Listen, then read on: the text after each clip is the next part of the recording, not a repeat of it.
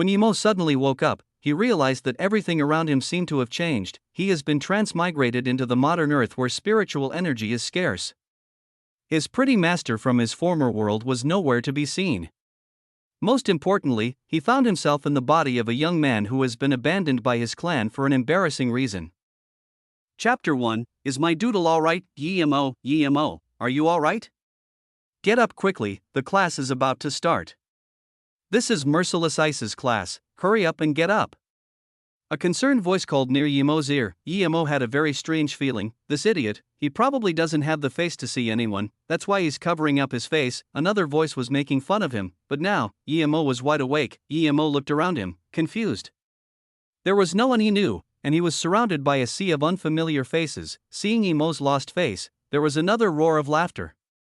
It was quite obvious that all these laughs were directed at him. Seeing that everyone around him was laughing at him, he didn't dare to question anything for the time being, but instead could only be vigilant in case someone attacked him. Yimo looked at the student sitting beside him. He was the only one who refrained from laughing at him, and it was the same person who woke him up. Where am I? Who are you? Why does this look like a classroom? Yimo asked in astonishment. Haha. There was another roar of laughter. Yimo, I think you're so angry that you have become dumb. Do you think Yen is someone you can write a love letter to? It was okay if you were still in the Yi family, but now, you're not. Be careful next time. The next class is English, and the teacher is Yunbing, 1. Don't be caught by her.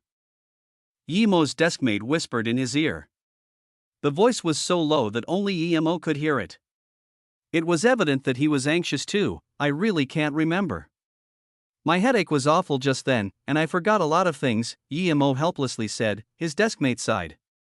Of course, he wouldn't believe that Yimo would forget everything in such a short moment. He thought that it was just that Yimo needed to save his face and that he still hadn't realized that he was no longer Yimo of the Yi family. Suddenly, Yimo felt a sudden pulse of pain in his head. He remembered that he was making the energy returning pill with his master Luoying. Then those bastards from the Western Flow group attacked and there were all sorts of explosions and battles. After that, his master carried him and used an escape paper charm. But how could he appear here? Was this still the Luoyu continent? Moreover, he was sitting here safe and sound, but what happened to his master? His master was only 3 years older than him, and the reason that the Western Flow group attacked them was that his master was too gorgeous. The young master of the Western Flow group wanted to marry his beautiful master, but alas, he was rejected. This had been the cause of their fight. If his master were in the hands of the Western Flow group, then the consequences would be unimaginable. Thinking about this, Yimo could no longer contain the worry in his heart and suddenly stood up. What is it? Don't you know the bell for the class has rung? A cold-faced young woman walked up to the class podium with a few books between her arms. She scanned the students laughing in the class with a chilling gaze, and immediately after, the laughter dissipated. Everyone knew this English class was run by Yunbing, and what she hated the most was students creating commotions. If she had her eyes on a student, then it was safe to say that nothing good would come out of that. Yimo had already felt that something was not right. Although he could understand these words, the language was obviously not what he had used before. Was this no longer Luoyu continent? Frowning, Yimo wanted to know more. Another wave of a headache came, and he suddenly recalled all sorts of information. Yimo was a member of the third generation of the Yi family. His father, Yuendian, had passed away 2 years before, and he had no recollection of his mother. After his father had passed away, he was exiled from the Yi family. This was because he was not Yi Wentian's biological son according to a DNA test conducted in the aftermath of his death. However, he still remembered his little sister Yi Ling and younger brother Yi Zifeng. Alas, they were both not of the same mother as him, but of the same father. 3 years ago, his father seemed to foresee the eventual exile of Yimo, so he asked his own father to request for a marriage with the Ning family. Since Yi Wentian had full knowledge of his poor health, he wanted to find a backup for Yimo. Thus, he found the Ning family of Beijing. Being able to have a marriage with the top 5 families of China, the Ning family was, of course, very glad to oblige. The head of the Ning family betrothed his granddaughter to Yimo. 3 years ago, Ning Qingxue, who was only 21 at the time, was already the prettiest lady in the entire capital. Meanwhile, Yimo became the disaster of the Yi family, and the reason was simple. In one hospital checkup, Emo was discovered to be naturally impotent. In other words, he couldn't reproduce. Although the Yi family tried very hard to conceal this matter, it seemed that all the people in the capital knew it in only one night. One of the 5 greatest families of China, the Yi family had a naturally impotent member, which made the Yi family losing a considerable amount of honor, arg. After his memory recovered to this point, Emo suddenly shouted in agony and stood up. He almost took his pants down to have a look immediately. He understood that he could have possibly reincarnated on someone also called Emo, but the worst was that he actually couldn't have sex. He'd rather die than be like this. What is your name, and how dare you yell in my class? Come to my office after the class. The pretty teacher was interrupted by Emo's scream. Causing her to become livid, all the other students in the class sniggered and smothered their laughs. Making a university student routinely visit her office was something only this English teacher could do. Furthermore, one had to go because their marks were at stake. Emo dejectedly sat down. Although he wasn't too sure about the warring amongst prominent families, he knew that he was probably kicked out of the Yi family because he was naturally impotent, rather than his lack of a biological link with his father. Plus, who knew what actually happened to the data from the DNA analysis? Emo wasn't concerned about being exiled from the Yi family.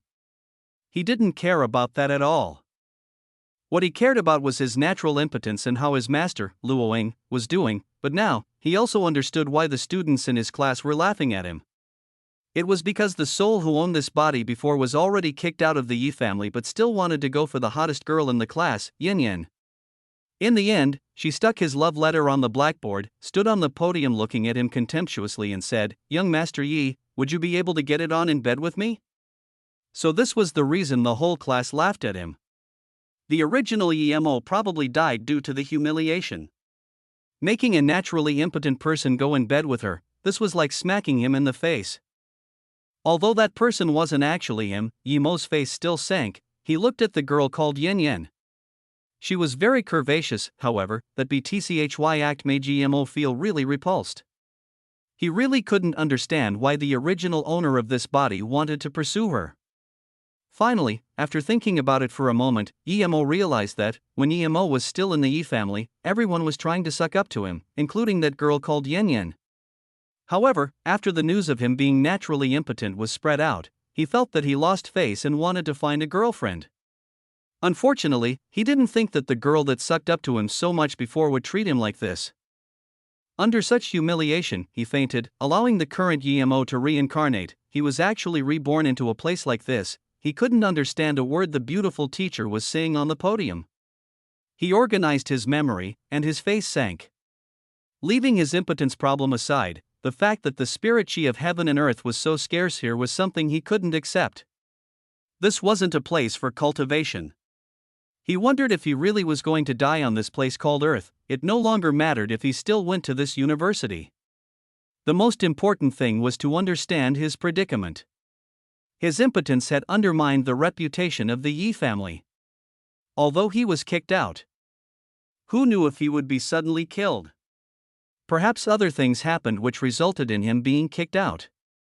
Right now, was he even safe? At the end of the class, Emo rushed out of school in a hurry, neglecting his trip to the teacher's office. He needed to find a place to check himself and see if he was really naturally impotent. The good thing was, there were quite a lot of alleyways around Ninghai University. Emo rushed into a deserted alley and hurried to pull down his pants. His doodle was indeed tiny, but Emo wasn't disappointed just because his doodle was small. Instead, he let out a real sigh of relief. He wasn't naturally impotent. It was because his doodle was too small that one of the meridians had been blocked from developing, creating this fake impotence. Before he cultivated on the Luoyu continent, he was a master in the medical field, so he knew what the situation was with only one glance. Unfortunately, it was impossible to break open this blocked meridian with the current technology on Earth. However, this wouldn't be hard for Emo. Although he didn't possess the ability to open the blocked meridian just yet, as long as he reached the 3rd stage of chi gathering, this meridian would open itself. However, Emo was beginning to get disappointed again. This was because the spirit chi was so scarce on Earth, and it would be a daunting task for him to reach the 3rd stage of chi gathering. In fact, He might not even be able to approach it his entire life. That way, his impotence would never change. After sighing, Emo just wanted to pull up his pants. Suddenly, a scream shook his heart. Scumbag. This was definitely a high-pitched woman's voice, and it sounded right in front of Emo. Just then, Emo was only focused on checking his doodle, so he forgot to look around at the situation.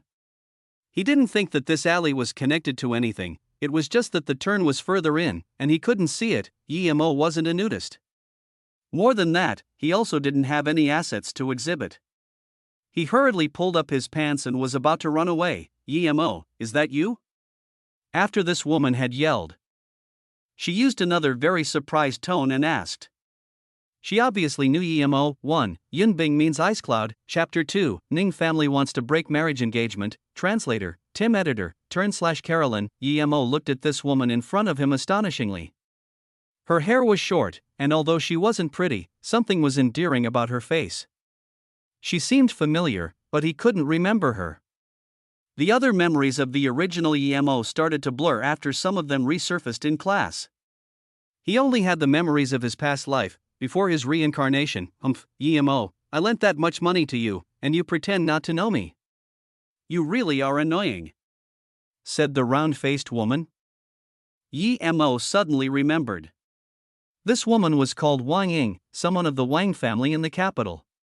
She was very outgoing and manly, as she usually talked without much consideration, but she didn't have an evil heart. Like Emo, she also studied at the Ninghai University. Emo wasn't welcomed in the capital initially and didn't know many people, much less after he was kicked out of the Yi family. The reason he was acquainted with her was that Wang Ying and his sister Yiling were classmates and often came to Emo's house to play. Although Emo was expelled out of the Yi family, many people who knew Emo pretended not to know him. However, Wang Ying was vivacious and wasn't so calculative. She didn't pretend that she did not recognize him. Instead, she even lent money to him when he had hard times in his life. Ugh, it's you, Wang Ying. I'm sorry, my head was dizzy just then, and I didn't recognize you. As Emo was speaking, he thought about the fact that he didn't even have the money to eat. Maybe he should ask her for a bit more. Just when Emo was thinking of an excuse to borrow money, Wang Ying spoke mysteriously. Emo, do you know who is the most famous after you in the capital? Oh, I shouldn't say most famous but most hilarious.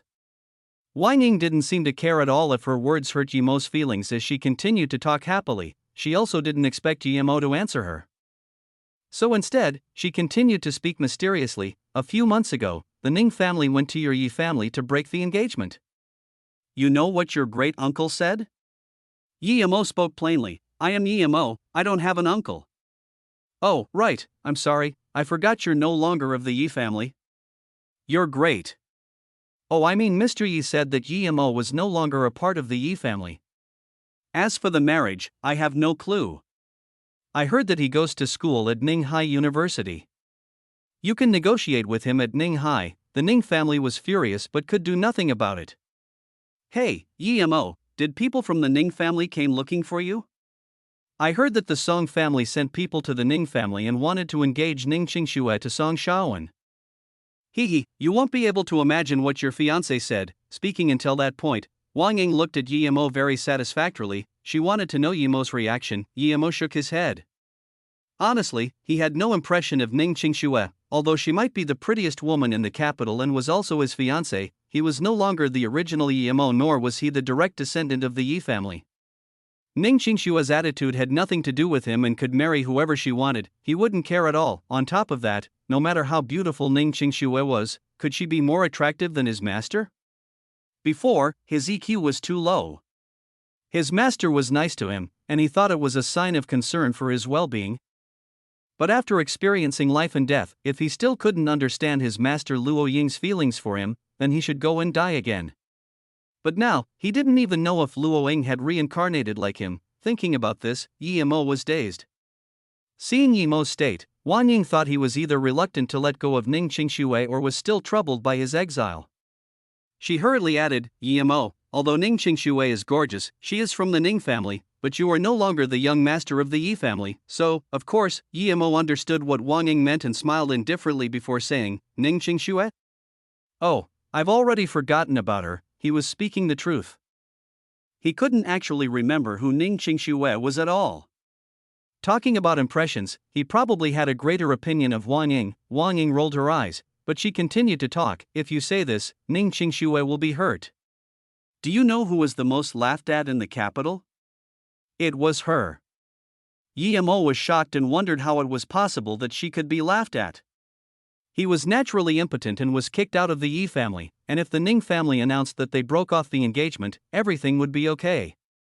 Could a lone ranger like him dare to ask for her hand in marriage? Wang Ying did not wait for his answer and continued. When the Song family proposed to Ning Qingxue, she announced in public, I am already Yi Mo's woman and wouldn't marry another person, unless. But she only said unless and didn't say anything else. I don't know what she meant by that, but after her words had got out, it was said that her father was so furious that he locked her up. I don't know if this is true or false. It is because she said this that people in the entire capital are laughing at her. Although everyone knows that she is using you as an excuse to reject the proposal. Do you know what people are saying about you? They are all saying that since she hadn't tasted a man yet, she doesn't know what natural impotence is, so when she learns about it, oh wait. I'm sorry, my words aren't directed at you. It's what everyone else is saying. At that point, Wang Ying finally realized that the person she was talking about was right in front of her. Just then, she thought that it was very likely that Yi Mo would take off his pants to check his thing. On the other hand, Yi Mo only thought that this Wang Ying was really immature, spilling the beans without considering the impact of her words. Fortunately now, he actually didn't feel anything because he wasn't naturally impotent at all. As long as he reached the third stage of Kai gathering, his blocked meridian would open up itself. Although it was very hard to reach stage 3, there was still hope for him. As for Ning Qingxue, of course, he wouldn't take her words seriously. Although Yi Mo hadn't seen her, with the title of the prettiest woman in the capital, she should be stunning. She probably didn't like Song Shaoan and thus used Yi Mo as a shield. However, what he couldn't understand was, why announcing it in a public environment? Wouldn't it be fine just to tell it to the Song family? But then, Yi Mo immediately understood, Ning Qingxue didn't want to be engaged with anyone right now and therefore said that publicly. It wasn't because she wouldn't marry anyone else besides Yi Mo, her word unless meant unless she wanted to marry someone. The woman was smart, and, here. This is for you. Wang Ying took out an envelope and gave it to Yi Mo. Yi Mo opened the envelope and found a stack of money inside. He looked at Wang Ying in surprise. He hadn't even asked for it, and she was already so generous in giving. This is from your brother, that Yi Zifeng. He said someone else asked him to give this to you but didn't say who. I think it was probably himself. Wang Ying's words reminded Yi Mo of the existence of his younger brother and little sister. It seemed that Ji Ling never looked to be happy with him, but his brother, Yi Zifeng, was actually kind to him. He needed this money right now and couldn't refuse it. He would pay him back in the future. Chapter 3, The Psychotic Who Sells Charms. Translator, Tim Editor, /Carolyn. After thanking Wang Ying, Yi Mo returned to school since he had nowhere to go now except there. He was unfamiliar with this place, but at least there were some things he could learn there. On top of that, the spirit chi here was very scarce, but it seemed to be richer inside the school. After the last class, he didn't go to his English teacher.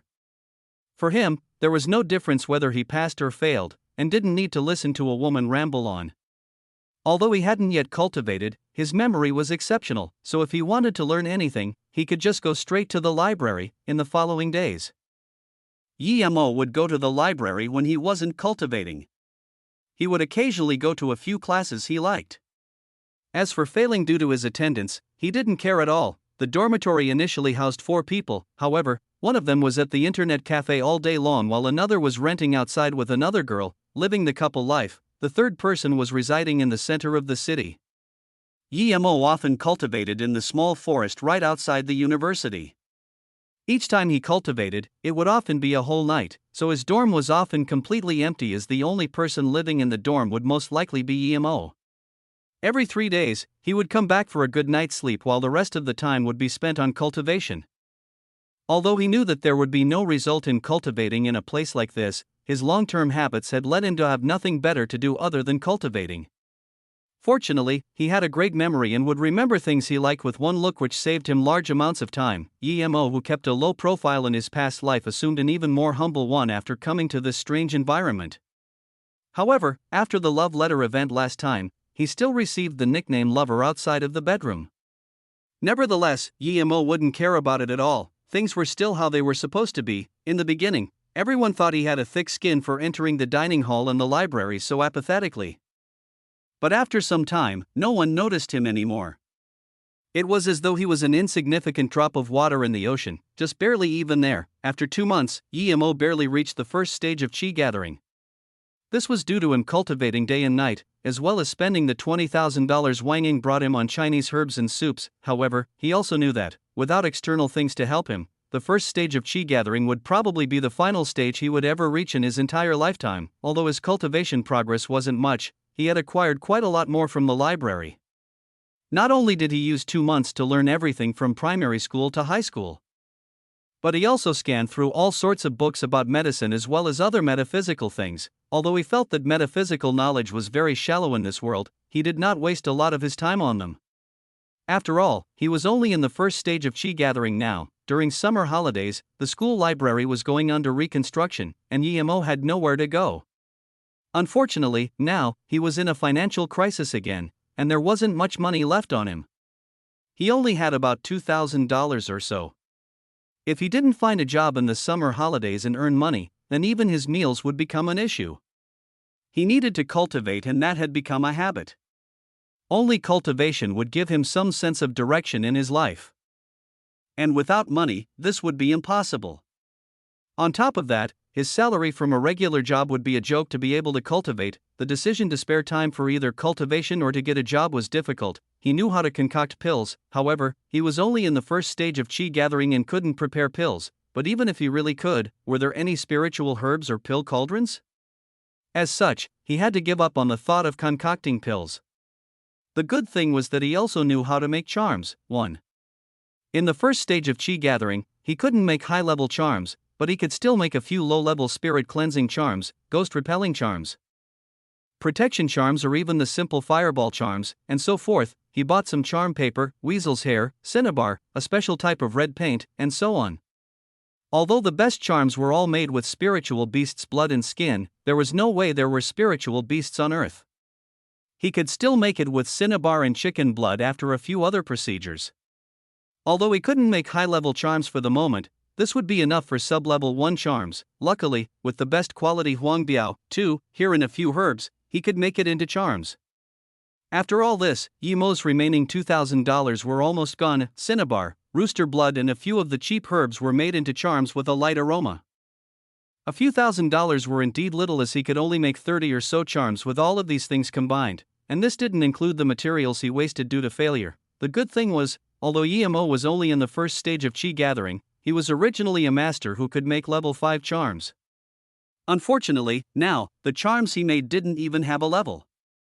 With material enough for 30 or so charms, he only made 8 charms.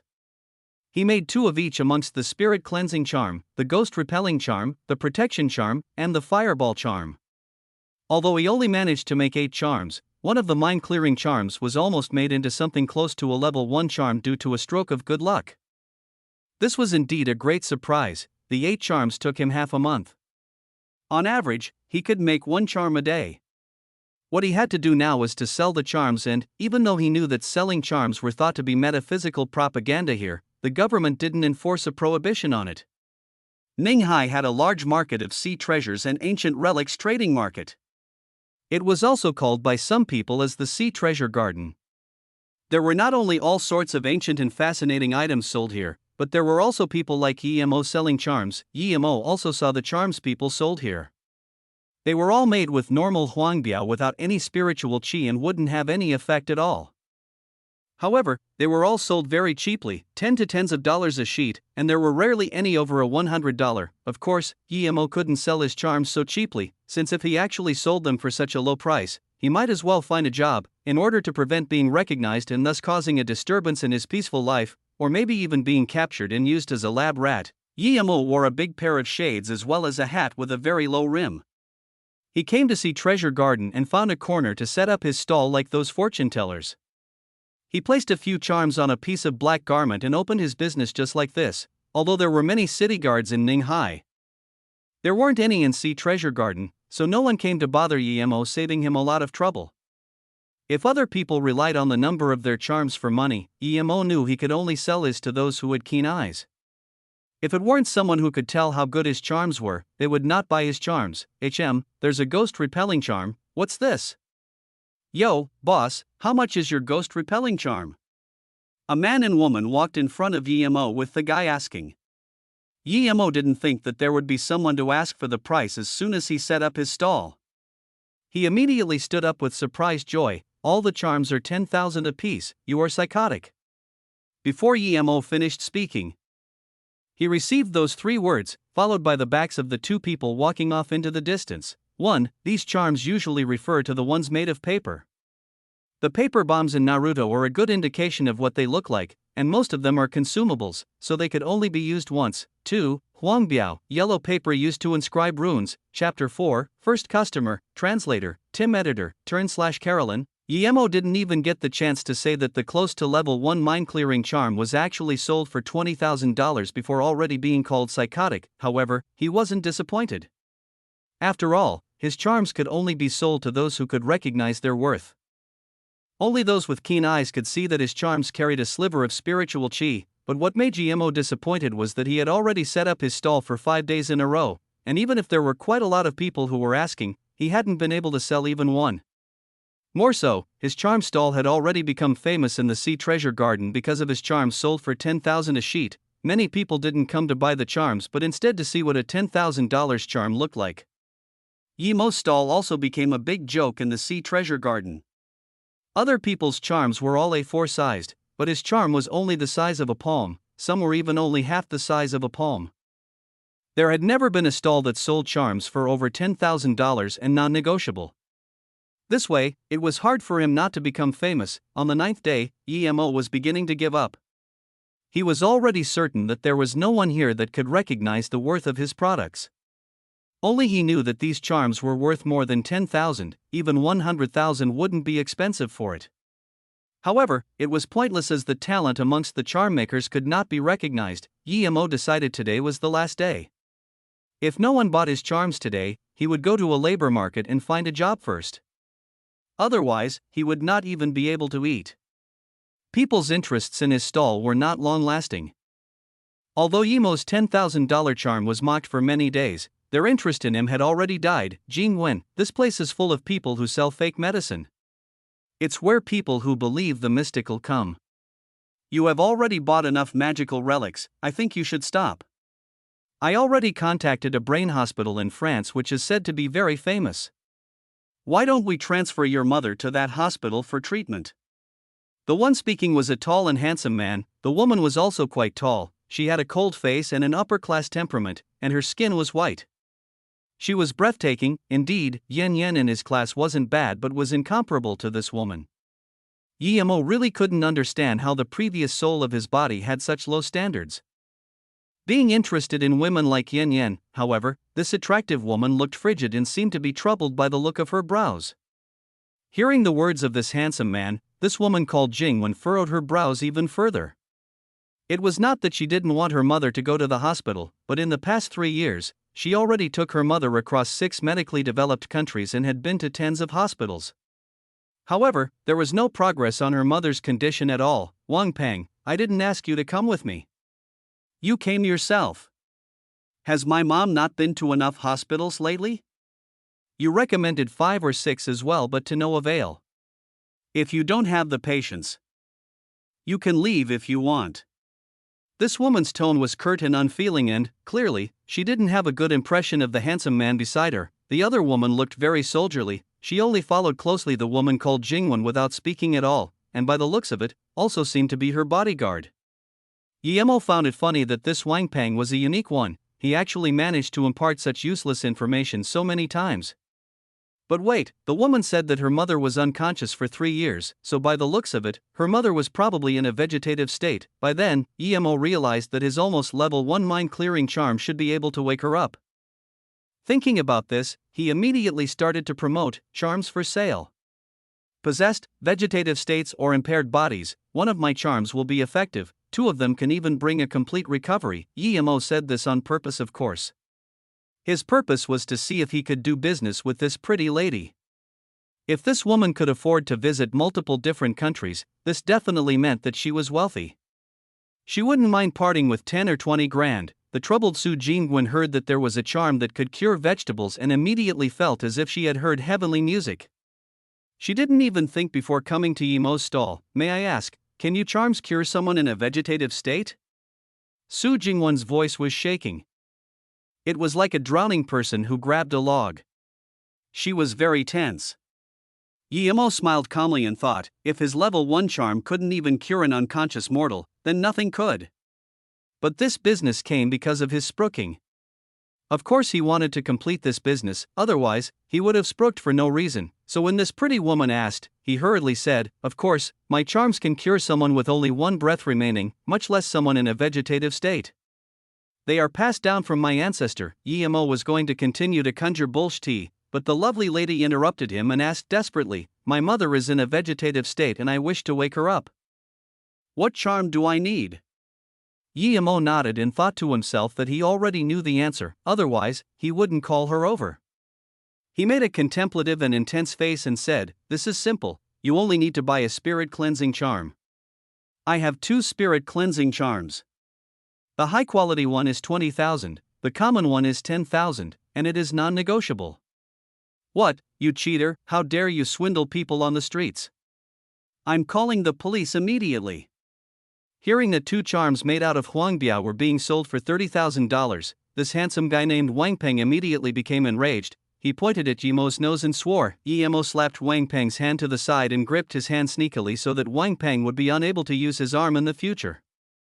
It wouldn't be seen now, but later on, when Wang Peng's hand would tense, his wrist would dislocate. Yimo's movements were completed in one swift motion.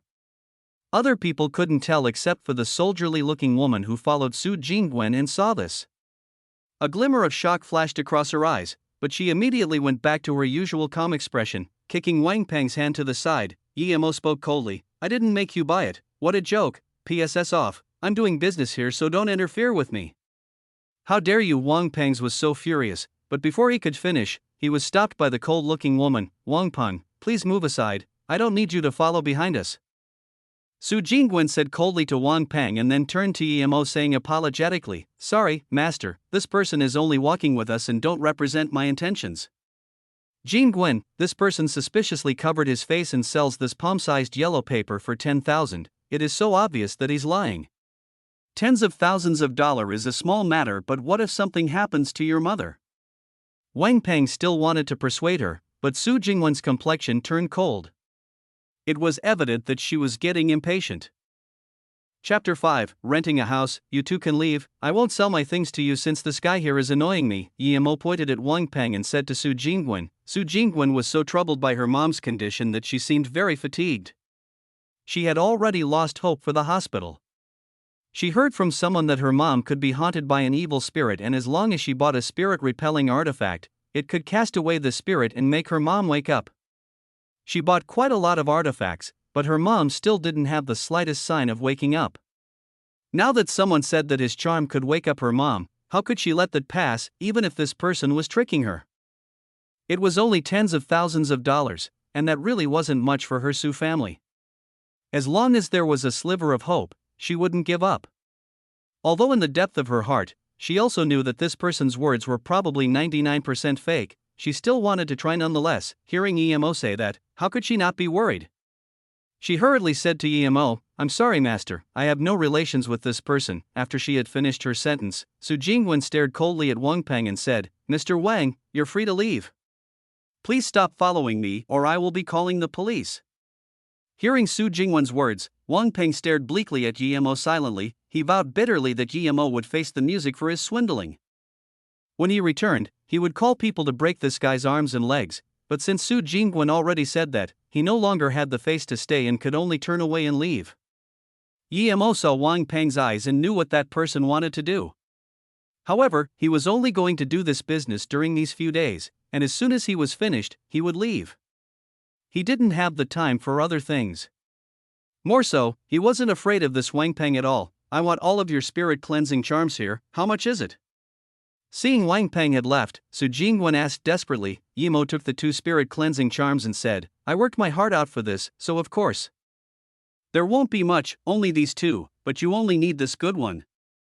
As for the other one, you can store it in a jade bottle and, usually, it would still be working in 10 years. It will be $30,000 for the 2 of them. As he spoke, Yimo took the 2 spirit cleansing charms and gave them to Su Jingwen. While showing her the one that was close to level 1, Su Jingwen took the 2 charms but gave him a $50,000 check. Since Yimo wasn't someone who liked to take advantage of others, he took out another protection charm and fireball charm and gave them to Su Jingwen. He said, since you gave me 20,000, I'll give these 2 to you as well. This one is a protection charm. When you go back, put it in a small pouch and wear it on your body. As for the fireball one, it's for self-defense. If you encounter someone who tries to harm you, just throw it over and say Lin, 1. Seeing that GMO didn't want to take advantage of her, Su Jingwen immediately had greater hopes for these 2 charms, and Yimo didn't look like a swindler anymore. After hearing Yimo's words, she hurriedly asked, Master, how do I use this spirit cleansing charm? Yimo took the check and said, just like the other one, simply throw the charm at the patient and say Lin. What is your last name, and would it possible for you to come see my mother with me? I will double that check as commission. Taking the spirit cleansing charm, Jiangli felt that her hasty mind seemed to be gradually calming. On top of that, this paper-looking charm weighed quite something, which gave her more confidence in Yimo, and that's why she thought about inviting him. Obviously, Yimo wouldn't go with Su Jingwen and waved his hand. I don't need to go, this charm will definitely save that person. When they saw that Yimo didn't want to go with them, Su Jingwen and the woman called Xiaoyu could only take the 2 charms and rush back to try them. When the 2 ladies left, Yimo turned and packed up his stall in order to cash out the money at a bank, as he desperately needed money right now. Sister Jing. This person was wearing a big pair of shades, and we couldn't even see his face. Wang Peng's words made sense, and I think he might be a fraud. Although she clearly thought that Yimo was a scammer, Xiaoyu still expressed it euphemistically. Su Jingwen sighed. She also thought that Yimo was a fraud, but even knowing that, she still had to try out of desperation. Even if she knew she was being cheated, she still had to try. Seeing Su Jingwen sigh without saying a word, Xiaoyu, as her bodyguard, seemed to understand her thoughts. Her face was also sad, but she didn't add anything further. The first thing Yimo did after getting the $50,000 was to find a place to live because he needed some herbs to make some serums.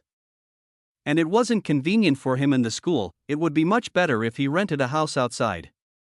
Although he would see his dorm mates only once in a few months, what he did was highly secretive, and he didn't want to expose it like that. It was very easy to rent a place in Ninghai as long as there was enough money, but he couldn't find a place that would satisfy him. This was because he needed, not only good living conditions but also a place where he could practice martial arts. It was already very hard for him to cultivate right now, but he didn't want to also forget his mortal martial arts from his past life. He needed some measures for self-defense. The Ningdu district and the Ninghai University where Yimo went to school were coincidentally on the north and south respectively. Although it was all in the same city, there were more than 30 kilometers of road in between. When Yimo had found Ningdu, it was already almost midnight. There were 2 reasons why he wanted to find somewhere to live far from the university. The first one was because he didn't want the people in the school to know his secrets, and the second was that he wished to run to the school in the future in order to train his body. Just when Yimo gave up on looking for a house for the night, a little yard with faint traces of spirit chi appeared in front of him. What gave Yimo an unexpected joy was that there was actually a sign saying for lease on the yard. Before even entering the house, Yimo had already decided to rent this place. Only because the spirit chi here was relatively decent. Who are you looking for? As the door was knocked open by Yimo, a woman in her 50s appeared and scanned him. Meanwhile, Yimo forgot to reply to this woman because he saw that there was actually a silver heartgrass here. No wonder spirit chi was emanating. He was surprised to see this herb here.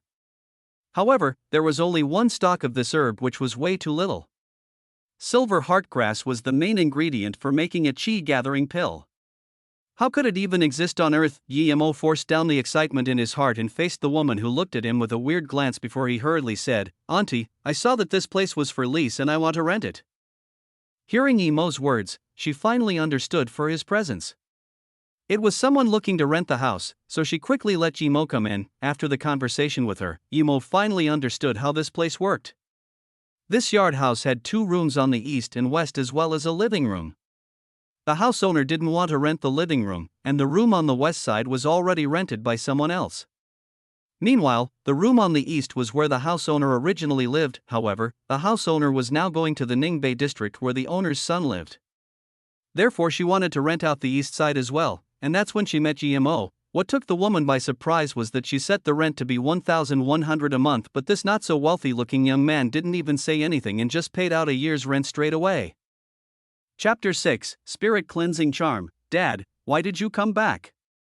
Su Jingwen returned to the private hospital, and the first person she saw was her father. Ever since her mother went into a vegetative state, her father invested almost all of his time into his career, while her mother's company was managed by Su Jingwen. However, due to her mother's illness, the company was a mess. Even so, her father didn't even ask about it and also rarely came to the private hospital to see her mother. However, Su Jingwen didn't know why her father suddenly came to the hospital today. If I didn't come back, I don't know how much trouble you would be causing. Buying all those random things, and this time you even believed a charm would cure your mother. Is your next move to invite a Tiaodishan, one? Su Jinzhong's face was very bleak. Obviously, he was disappointed in his daughter. Hearing this, Su Jingwen knew that Wang Peng had dobbied on her. She felt a surge of hatred towards this repulsive Wang Peng who was nothing but a pretty face. However, she was also very upset with her father, therefore remained silent and didn't want to reply. What, can't you talk anymore? Throw those useless pieces of trash away immediately. Su Jianzhang said with a commanding voice. Dad, after Mom got sick, what have you done? You only came to visit her once when she became unconscious. Where have you been all these years? Ask yourself. Have you treated Mom right? What I have done, I'm very clear about that in my heart, and I don't need you to control me. Mom never criticized you for the women you have outside, but what about yourself? Have you thought about Mom the slightest bit? After staying silent for a little while, Su Jingwen suddenly burst out, You. Su Jinzhong's face went red and white after hearing her words. He raised his hand and was about to give his daughter a slap, but seeing his daughter's stern yet fatigued face, he slowly put his hands down. He knew in his heart that he really didn't have the right to say anything about his daughter. He had indeed wronged his wife and daughter. His wife's company was entirely managed by his daughter. And he didn't help the least bit. Okay, I know I can't control you, but I hope this is the last time you are superstitious. Don't do this again. You have received high-order education, can't you understand this? Don't start a conflict with Wang Peng over a superstitious fraud on the streets, said Su Jianzhong helplessly. Su Jingwen cursed Wang Peng silently. Of course, she knew why her father wanted her to get close with Wang Peng. If her father wanted to progress in his career, then he needed the help of Wang Peng's father. Although her father was already a mayor, her father was not on the list for substantial investment in the Su family. Without the help of the Su family, Su Jianzhong would stay in that position for the rest of his life if he didn't find his own connections. In fact, Su Jianzhong did think like this. The Wang family's power was no less than the Su family, and, on top of that, the Su family wasn't one of those great families in the capital who received massive sponsorship from a multitude of investors, those families with limitless potential. He had really peaked in his career being a mayor and was almost 50 years old. If he didn't receive external help, perhaps he would gradually fade out of the Su family's line of sight. If he could borrow the Wang family's power and take one step higher, then maybe the elder of the family would re-evaluate his potential. Although she knew her father's plans, Su Jingwen didn't say anything. Even though Wang Peng was handsome. In Su Jingwen's eyes, he was only good-looking but useless. Seeing that it was her turn to enter her mom's room, Su Jianzhong opened his mouth and wanted to say something but withheld it. He knew that his plans were not beneficial for his daughter. He thought about it and also followed her, but halted at the doorway. He didn't have the courage to face his wife who had been unconscious for 3 years. On the bed laid a beautiful woman that appeared to be in her 30s. She was similar to Su Jingwen, but her eyes were tightly closed, and her eyebrows seemed to be slightly furrowed. Seeing Su Jingwen enter, the nurse who had been sitting at the head of the bed hurried to stand up and greet Su Jingwen before leaving. Looking at her still unconscious mother, Su Jingwen's eyes stung with tears. It had been a few years already and, although she still hadn't given up, she had no one to cry to and confide in about her pains. She could only cry at her mother's bedside in the depth of the night, taking out the spirit-cleansing charms that was worth $20,000. Su Jingwen's mind drifted. Although she knew that it was probably fake, she still couldn't suppress the excitement in her heart. It was as though her mom would actually wake up after throwing this charm down. Seeing his daughter driven to such desperation, Su Jianzhong shook his head but didn't continue to talk. He wanted to wait after his daughter used this charm and have a good conversation with her. Su Jingwen suddenly stood up and took 2 steps back. She raised her hand and threw the spirit-cleansing charm towards the woman that laid on the bed and, at the same time, she gently uttered the word Lin. Seeing his superstitious daughter, Su Jianzhong didn't have the slightest thought of laughing but was moved instead. There was only unrest and guilt in his heart. For her mother, his daughter who was well educated had started believing these things. However, Su Jianzhong immediately thought that there were problems with his eyes. The yellow charm his daughter threw out actually turned into many white rays after his daughter had said Lin. These white rays entered his wife's body as some ashes were raining down around her. If it wasn't for the whole room suddenly cooling down and his eyes feeling pain from the bright rays, he would have thought that he was hallucinating. What the heck is this? Su Jingwen was also shocked. She thought that after throwing the charm out and saying the word, it would continue to fall on her mother's blanket and then she would prepare to wake up her mother. However, things greatly exceeded her expectations. The charm she threw out turned into numerous, cool white rays which all went into her mother's body. Meanwhile, the charm she threw out all disappeared. In the blink of an eye, all she saw were some tiny specks of dust flying around. Su Jingwen felt goosebumps on her head. She knew that a lot of those frauds used chemistry occurrences to cheat people. However, she was a well-educated science student, and there was no way she could explain this phenomenon with any chemistry reaction. Could it be that this was really a charm? Thinking that this charm might actually be working, Su Jingwen's hands started to shake. If what that master who sold charms said was really true, then her mom should be about to wake up. Su Jingwen could no longer hold the excitement in her heart and rushed beside her mom. Chapter 7, Super Jinan 1, Translator, Tim Editor, Carolyn. Mom, I'm Jingwen, can you hear me? Mom! Su Jingwen agitatedly grabbed the woman's hand and called her name non-stop. The woman's hands moved and then her eyebrows twitched. Slowly, she opened her eyes. Confused, she looked at her daughter full of joy and tears and wanted to say something. However, Su Jingwen excitedly swooped into the woman's arms and cried, "Mom, you're finally awake, I won." The woman on the bed gradually woke up. She felt that a light and refreshing air was slowly circulating inside her body, making her spirit gradually recover. What happened to me, won? The woman on the bed was completely awake and struggled to sit up. However, the extended period of lying down made her limbs numb, rendering her unable to sit up. She did, however, feel a refreshing gust that was still recovering her limbs. Su Jianzhong stared at this incomprehensible scene with his mouth wide open in shock. He was speechless. This was the first time that he realized those unexplainable things in the world were real. Emo felt very pleased with his new residence. He still had tens of thousands of dollars on him right now, and for the moment, he didn't need to go out and earn money. Every day, he stayed in the yard to cultivate and also carefully moved the silver heartgrass into another flower pot. After a month, Emo also knew that the person living on the west side was a young woman in her 20s. However, Emo cultivated every night and went into the yard every morning to practice martial arts. Meanwhile, the woman also seemed to go to work very early in the morning, and by the time she got back each day, Emo had already begun cultivating in his room. Therefore, after a month, the two still didn't even see each other once. Emo didn't care at all what sort of woman lived on the west side. Although his life was mundane, he didn't even have enough time to cultivate each day, let alone time to chat up with a lady. Although Sue knew that the house owner also rented out the east side, she didn't know what sort of person rented the house. She only knew that this was a male youth that was about the same age as her. However, she went to work every day at 6 a.m., and by the time she came back, it was already nearly 7 p.m., but she had never seen this person. Because the director of the state hospital was doing work inspection this month, she didn't even get a day of rest on the weekends. Meanwhile, this youth never appeared before or after she went to work. If it weren't for the change in the flowers in the flower pot in the garden each day, she would have thought that this person didn't exist at all. But as time went by, she understood that the person who lived opposite to her room was probably a Jinan. There was still another half a month remaining before school started. This month of cultivation only made Yimo's chi purer, but it was still far from the second stage of chi gathering.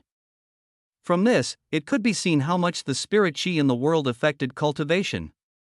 However, his mortal martial arts didn't lag behind, and he was becoming more and more proficient. Yimo also knew that if he wanted to reach stage 2 in this place, it would be impossible without the help of external things. However, those Chinese herbs in those shops were unable to help him break through. His only hope laid with the silver heartgrass in the yard. Yet, there was only one silver heartgrass, so Yimo wanted to keep this spirit grass alive. Ideally, it would bear seeds, and he could cultivate another batch. However, the growth period of the silver heartgrass was 2 years. Perhaps this silver heartgrass grew by itself and had only been around for a year. Even with Yimo's careful cultivation, it would be at least another 3 years before this one matured and he could harvest its fruits. However, hope was better than nothing at all. Yimo walked out of the house and saw that there was a 20-year-old or so woman washing clothes in the yard. With one glance, he knew it was the lady living next door. Before, she always washed clothes at night. How come she didn't go to work today and washed clothes in the morning? When Sue saw Yimo walk into the yard, there was a hint of a smile on the corner of her mouth. This damned Jinan. She'd been living under the same roof with him for a month but didn't get to see him in person at all. It was only because she was taking night shifts for colleagues who were getting married these few days that she got to see him. This guy was really shy, but he wasn't bad looking. How come he wouldn't come out? She wondered what job he did. Hello, my name is Sue, I live next to you, and I work at Likong Hospital. Sue was very open and greeted Yimo. Yimo also smiled and nodded. I'm Yimo, a jobless nomad. It was also Yimo's first time seeing Sue. She was a very gentle-looking lady, and the smile on her face seemed genuine. Her hair was curled up on top of her head and didn't appear to be very long. However, her skin was very white and, although she wasn't as pretty as the lady who bought the charm from him, she wasn't too far off. You don't go to work? Hearing Yimo saying he was a jobless nomad, Sue began to get tense in her heart. A youth in his golden years, not working yet, renting a house, staying there all day long. What did this mean? There was no Wi-Fi here, so he couldn't be playing games at home. Moreover, the way he looked at her didn't seem like normal Jinans who were fearful with catching glances. Instead, he scanned her closely. Could this person be a fugitive? At that moment, Sue's heart started to beat intensely. Meanwhile, Yimo didn't bother with what Sue would think. The first thing he did was to look at his silver heartgrass and then proceeded to care for all the other flowers as well. Then, he planned to practice a set of fist techniques. However, remembering that Sue was by his side, he greeted her and left. Seeing Yimo image walk out of the door, she finally let out a gasp of relief. Thinking about his focused state when he cared for the flowers, she thought to herself that she was thinking too much. Would a fugitive have the heart to care for flowers? Judging by his clothes, she understood that he wasn't someone well off. She really couldn't understand what he was doing all day. Qingdu Lake Garden was the closest garden near where Yimo lived. Not only was the area big, but there was also a clear lake. There were many elderly or those who liked to exercise here. Yimo also came here before, but initially, he only liked practicing martial arts in the yard, so today was his first time actually coming here to practice. The air here wasn't bad, and the environment was obviously better than the yard.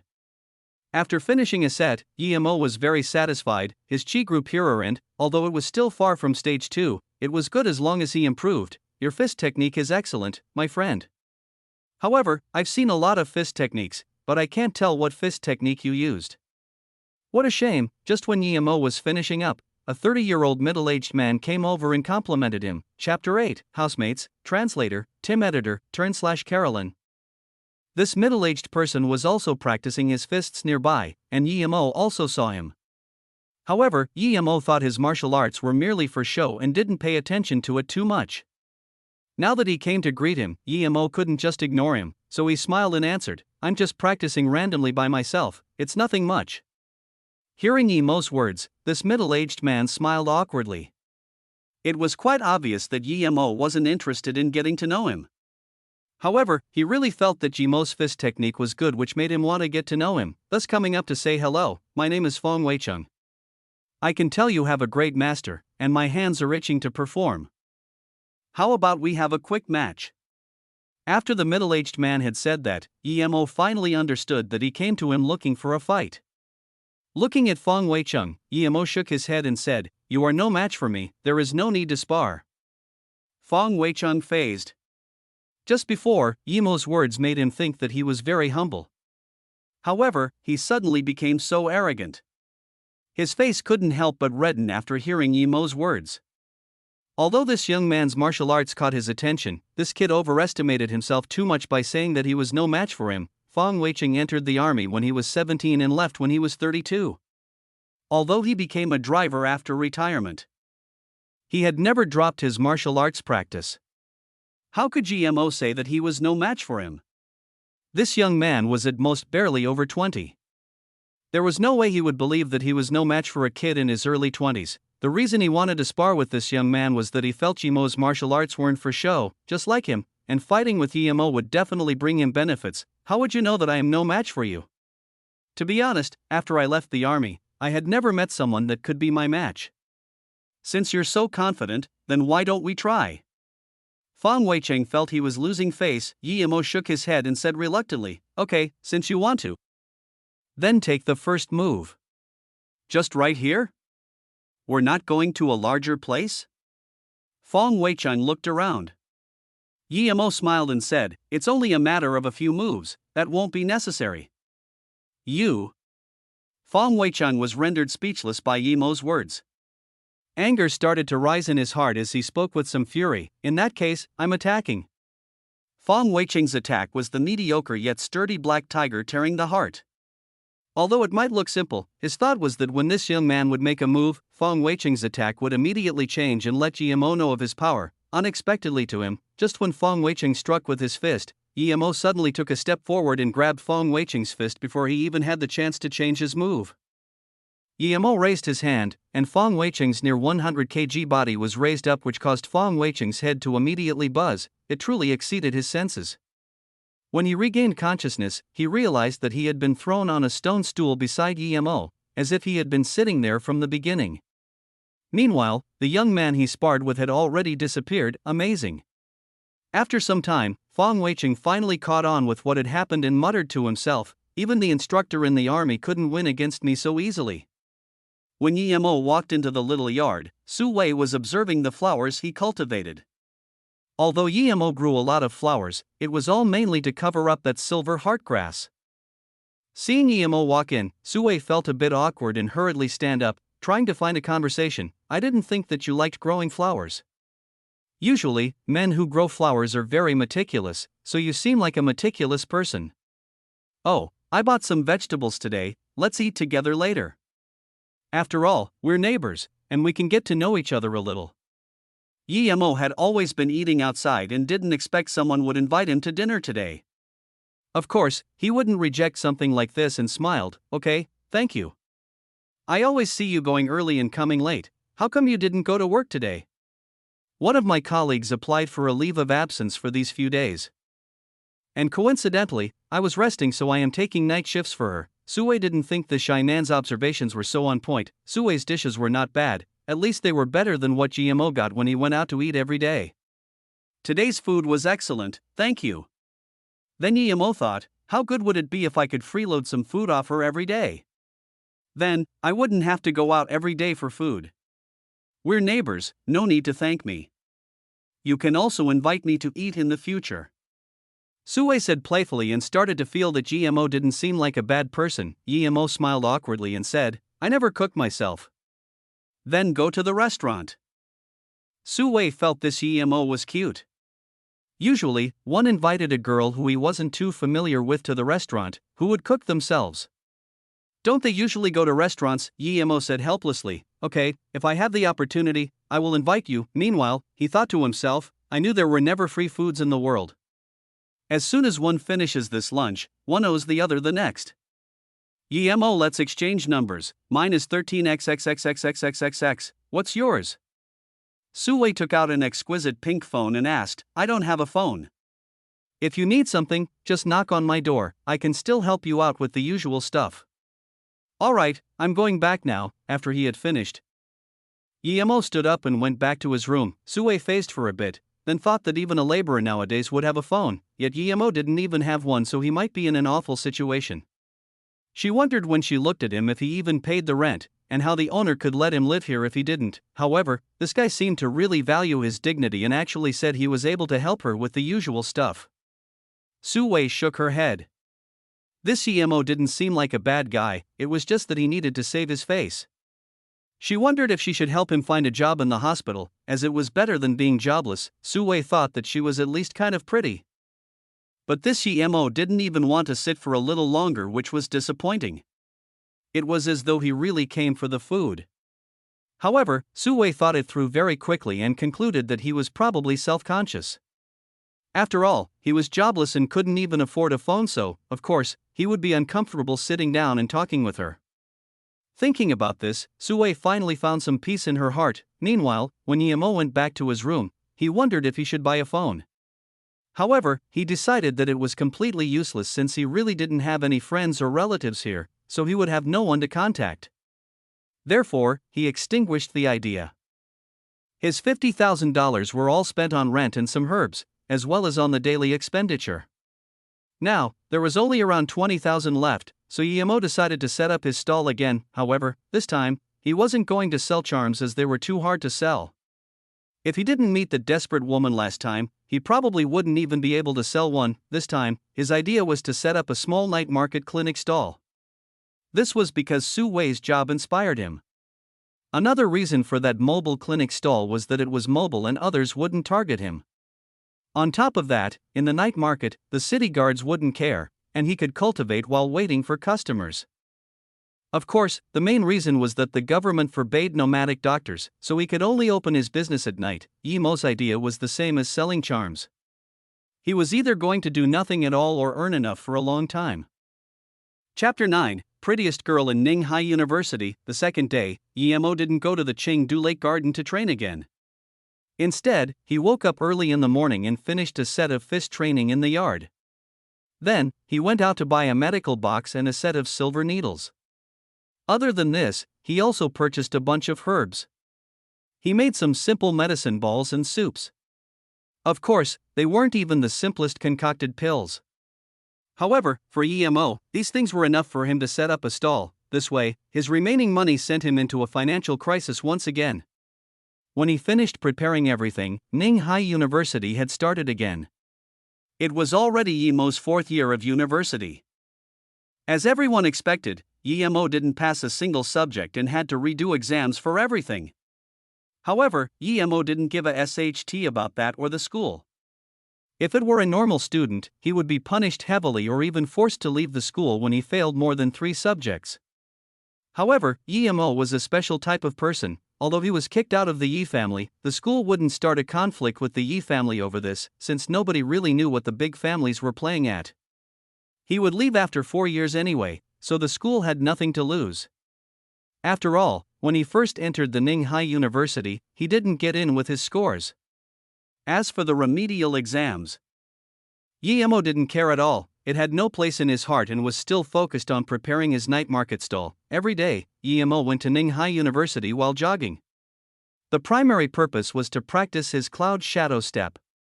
Right now, he had no progress in cultivation, so if he couldn't even cultivate mortal martial arts, then he would really develop a sense of insecurity. However, he didn't feel the danger of constant life and death battles that were on the Luoyu continent, which made him feel much safer. It was already the second week of school. Although Guillermo still hadn't set up the nomadic medical stall, he already felt huge improvements in his cloud shadow step. It appeared that leaving early and coming back late, covering 70 kilometers of distance, was beneficial for him. This morning, Guillermo woke up a little late as he slept an hour more than usual. When he arrived at Ninghai University, it was already 7 a.m. and, after going to the small restaurant outside the campus for some soy milk and a few buns, it was almost 8 a.m. Big brother, do you want to buy a flower? Outside the restaurant stood a little girl holding a bunch of fresh flowers. She looked tense and scared as she came up to Guillermo and asked. Guillermo looked at the little girl and observed that she had a rather thin layer of clothes on. It was September, and it was quite chilly in the morning. This little girl came out to sell flowers this early? Her family must be having some difficulties.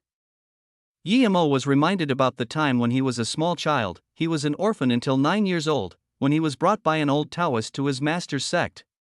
However, in only a year's time, the old Taoist died. After the old Taoist had passed away, he followed his teacher Luoying, and only then did his life completely change for the better. How come you're not going to school? Yemo thought to himself that this was about the time for class.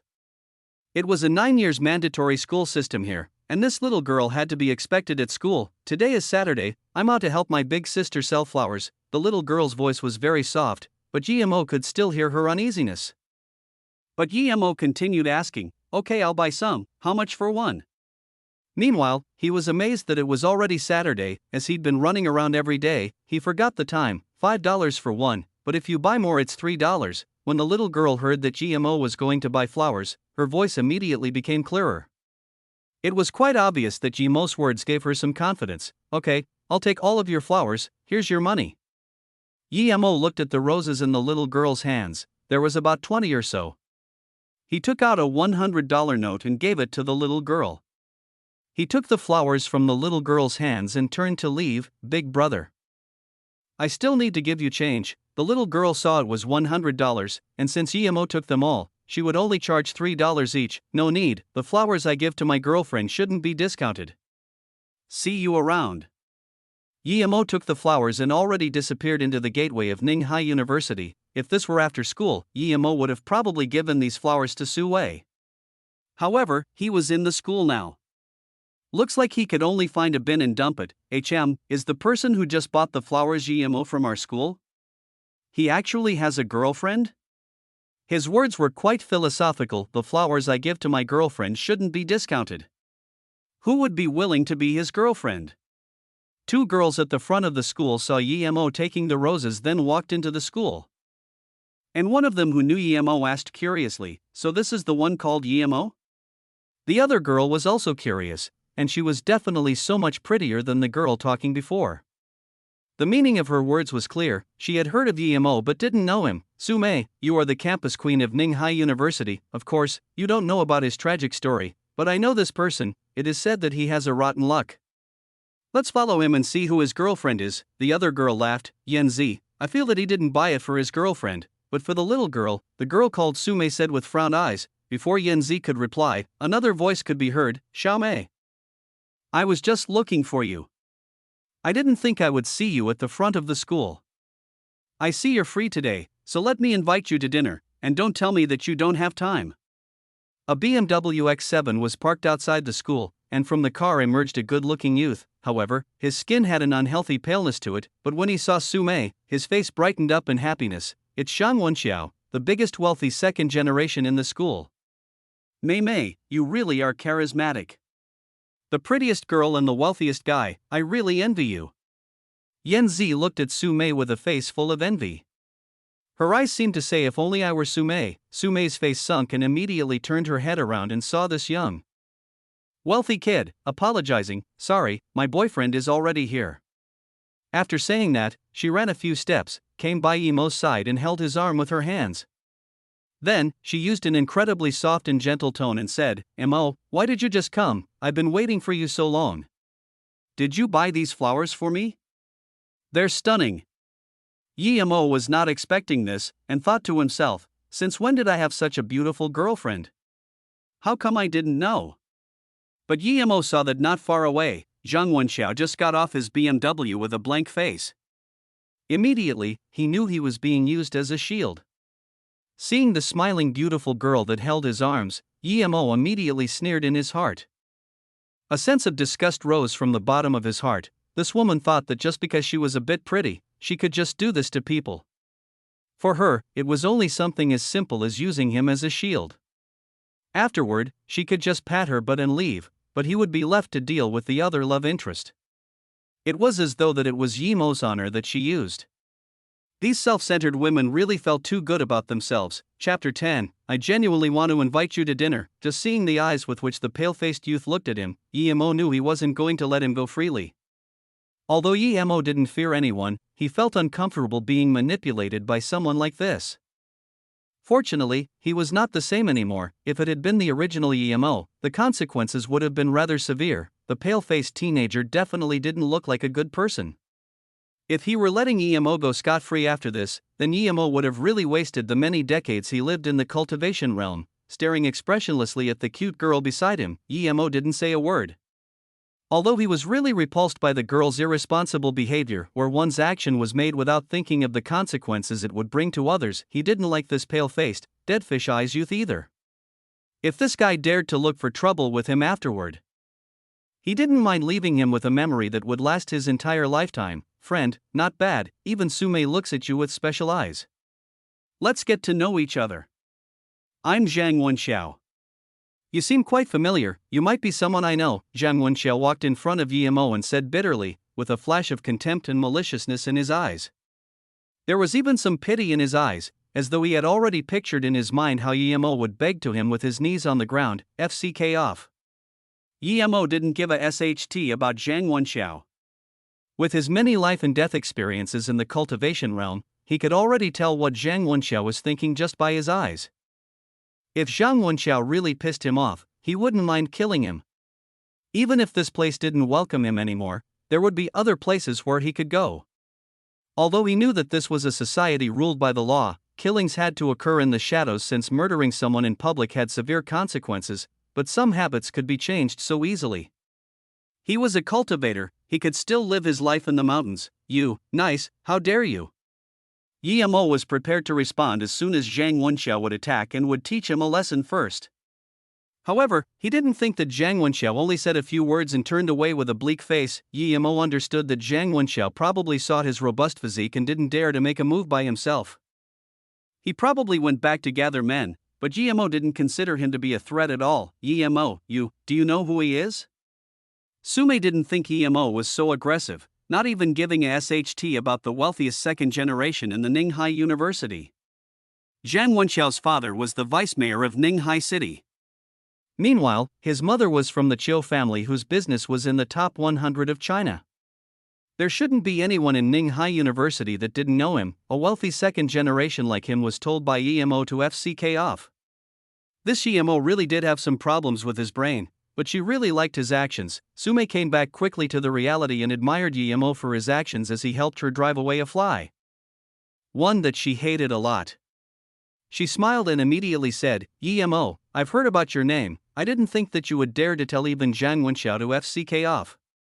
I'm really grateful to you today. How about I invite you to dinner? After Sume had said this, she thought it would be an immense honor that she was giving to EMO since no one else could make her invite her to dinner. Those who wanted to invite her out could line up from here to the outside of Ninghai City. In her mind, EMO would agree to her with surprise and joy, and then follow behind her while constantly thanking her for her invitation. She was once again surprised when EMO actually stared at her with disgust and didn't even reply before turning to the library as if she was just a gust of air. This left a dumbfounded Sume outside under the sun. After EMO went into the library for a while, Sume finally reacted. This guy would treat her like this. Since when did she receive such a cold treatment, especially since she was the one who invited him to dinner? Being ignored by such a trash of a person, she felt like she just ate a fly as her face switched from being pale to a bright red. No, regardless, she couldn't lose her face. She just didn't believe that she couldn't invite EMO. Thinking about this, Sume also walked into the library. Although it was Saturday, there were still a lot of people in the library. There weren't even spare seats left. Sume saw EMO as soon as she came into the library. He was standing next to a row of medical books, flipping through one of them. Sume sneered at how EMO was pretending to learn medicine but couldn't even get a seat. She was really contemptuous towards EMO, but as soon as Sume walked into the library, a few handsome guys were fighting to give her a seat.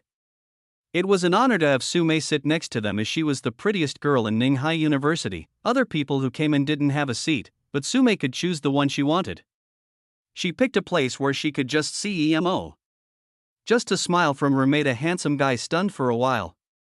Sume took a random book to read but was actually spying on EMO. In her eyes, EMO came in to be pretentious. He wouldn't last half an hour before leaving, but unexpectedly, quite a few half-hour passed but EMO still didn't have the slightest intentions of leaving and didn't even seem interested in finding a place to sit either. His reading speed was very fast, as he was just standing by the medical bookshelf. Each hour, he would switch up to 3 or 4 books, and Sume could see very clearly that GMO was reading each book extremely quickly, from the beginning to the end without leaving a single page out. However, she felt that the rate at which he flipped pages was too fast to be actually read. Keep pretending. With that flipping speed, it would be considered hasty just to look at the title, much less see the content and understand it. GMO was already immersed in these medical publications. The medical facility of Ninghai University was quite famous, so their collection here was quite complete. However, what disappointed GMO was that although there were unique aspects, they didn't actually extend to the out-of-the-box thinking. Whether it was Western or Chinese medicine, they were all the same. Despite so, GMO would still remember every information he read. His memory was already extraordinary initially, and now that he was in the first stage of chi gathering, he was developing some spirit sense. Therefore, he didn't waste much time at all reading these books. The contents of these were a far cry from cultivation technique contents. If he were in the foundation establishment state, he could read all the medical books in 5 hours. If he were in the golden pill state, he could read all the books in the library in 3 hours. Finally, if he were in the essence fetus state, he wouldn't even need to go inside the library, he would only need to scan with his spirit sense, and everything here would be read. Books were books after all. The contents were far from the contents inside a UGN 1. However, how would the essence fetus state even be possible when, even in his past life, he was barely a foundation establishment cultivator? Meanwhile, Sume was growing tired of waiting. It was already 3 in the afternoon, but GMO was still reading and didn't even eat lunch. Because she had to keep watch over him, she could only starve as well. She couldn't understand why she had to make him listen to herself. It was just inviting out to dinner, but when he rejected her, she felt very uncomfortable. Just when Sume could no longer endure, GMO finally put down the book in his hands and walked out of the library. Seeing this, Sume immediately followed him outside. "What else do you want?" GMO's voice was frigid. Obviously, he already knew Sume was following him. Sume was stunned by GMO's words but quickly reacted and said, "It's like this. Since you helped me in the morning, I genuinely want to invite you out to eat some food. I don't want to owe you anything, otherwise, I would feel very. GMO stared coldly at Sume once and sighed in his heart. Only those women who thought they were princesses would have such condescending self-satisfaction. She would not think at all of the consequences her actions would bring to others. All she could think about was her superiority. Chapter 11, Complicated Substitute. In her eyes, she probably thought that after she had invited him to dinner, she wouldn't owe him anything. Instead, he would be the one owing her. GMO did not like at all these girls who were so full of themselves. "You mean to say that because you feel that you owe me, you want to invite me to dinner, is that right?" GMO asked blandly. Yes, just like that." Sume finally felt happy after GMO had understood what she meant. She felt as though she was relieved. "How much are you willing to spend to invite me?" GMO's words fazed Sume for a bit. "Ugh. I was thinking of going to the Juwei restaurant in the school for a meal.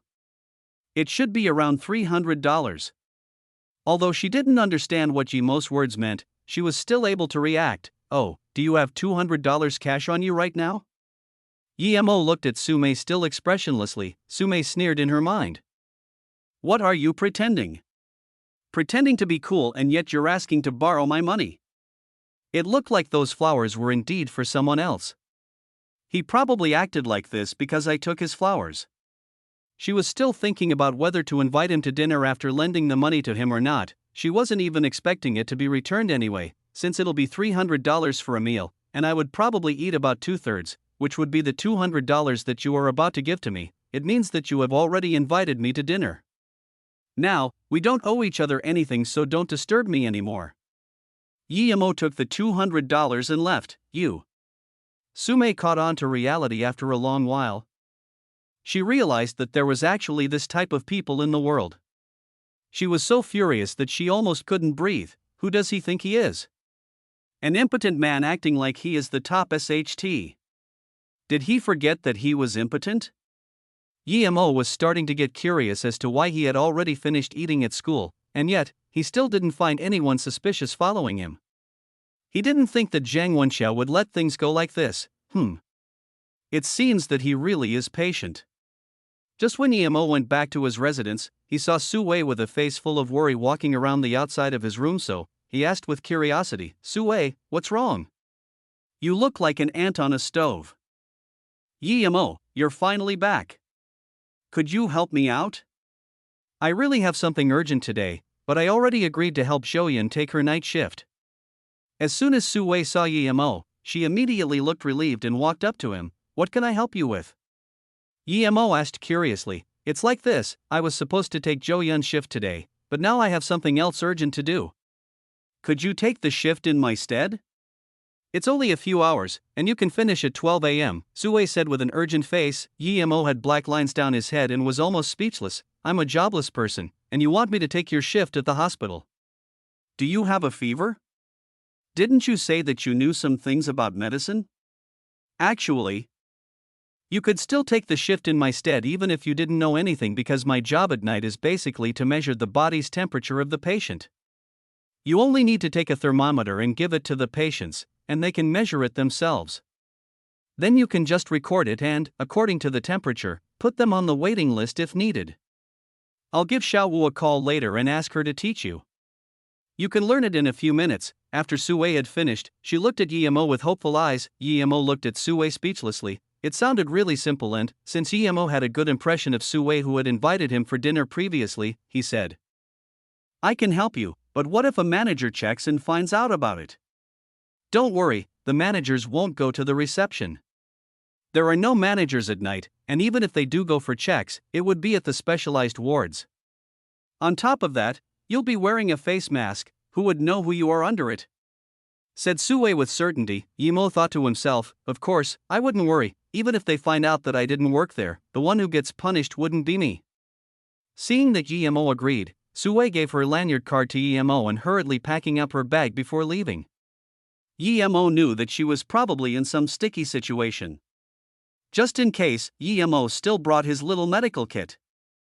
He didn't think that the medical kit he prepared for his stall, which hadn't even been used before, was going to be used for the first time in a proper hospital, probably because Sue called Xiaowu before. Xiaowu pulled down her mouth mask as soon as Emo came to the Likang Hospital reception. "You are Emo, right? Wear your white gown first. Let me tell you, it's very easy. This is the record and thermometer, and just leave everything else to me." Emo then understood how easy it really was, and there weren't many patients at night. Even if he didn't come, Xiaowu could probably have managed it herself. "We were just afraid that we would get a sudden burst of patients at night and I wouldn't be able to handle it by myself. Then we would get complaints, and it is a grave matter if a patient complained about a doctor not coming. Zhou Yun is still in her trial period, and that is all the more reason she had to come. Usually, it's mostly little children who come at night, either with a cold or a fever." Xiaowei seemed to see Emo's confusion and explained. Emo understood that the reason he was needed to take the shift was that they were afraid of the patients complaining about the presence of only one person at the reception. In that case, the one who didn't come would be punished severely. Xiaowu was a girl with a round face and 2 dimples when she smiled, which made her look amicable. As expected, just past 6 p.m., the patients started to increase, and it was just as Xiaowu said. They were mostly some little children either having a cold or a fever. If it were just Xiaowu by herself, she really wouldn't be able to take care of everything. At around 11 p.m., everyone was basically done with their work, and the hospital started to quieten down, leaving Emo and Xiaowu with some free time. When Xiaowu saw there weren't many people left, she said to Emo, "I'll go get something to eat quickly as I also have a night shift. Do you want anything?" Emo waved his hand as he wasn't hungry yet. Seeing Xiaowu walk out, he went to the toilet and also brought his medical briefcase with him. The reason he did so was that he understood how much its content was worth, and people were coming and going at the reception. Although it was at night, if someone just took it, then his few days of hard work, and tens of thousands of dollars spent, would have all been for nothing. "You, come with me, I have some things that I need you to help me with." A middle-aged doctor wearing a white gown coincidentally met Emo, who just came out of the toilet, and stopped him. Emo didn't even want to pay attention to this guy, but after thinking about how his tone sounded like a supervisor or something, if he knew he was taking a shift for Sue, then he would probably give Sue a hard time. He decided to follow him as he was already here to help Sue anyway. The doctor took Emo to the emergency ward and asked, "Which ward are you from?" Emo thought that, with this guy's age, if he told him which ward he was, he would probably know that he was lying. If he happened to say the wrong one, it wouldn't be good. Therefore, he could only say, "I'm here because," before EMO could even find an excuse, the doctor's phone started ringing. He picked up and only said a few sentences before getting angry.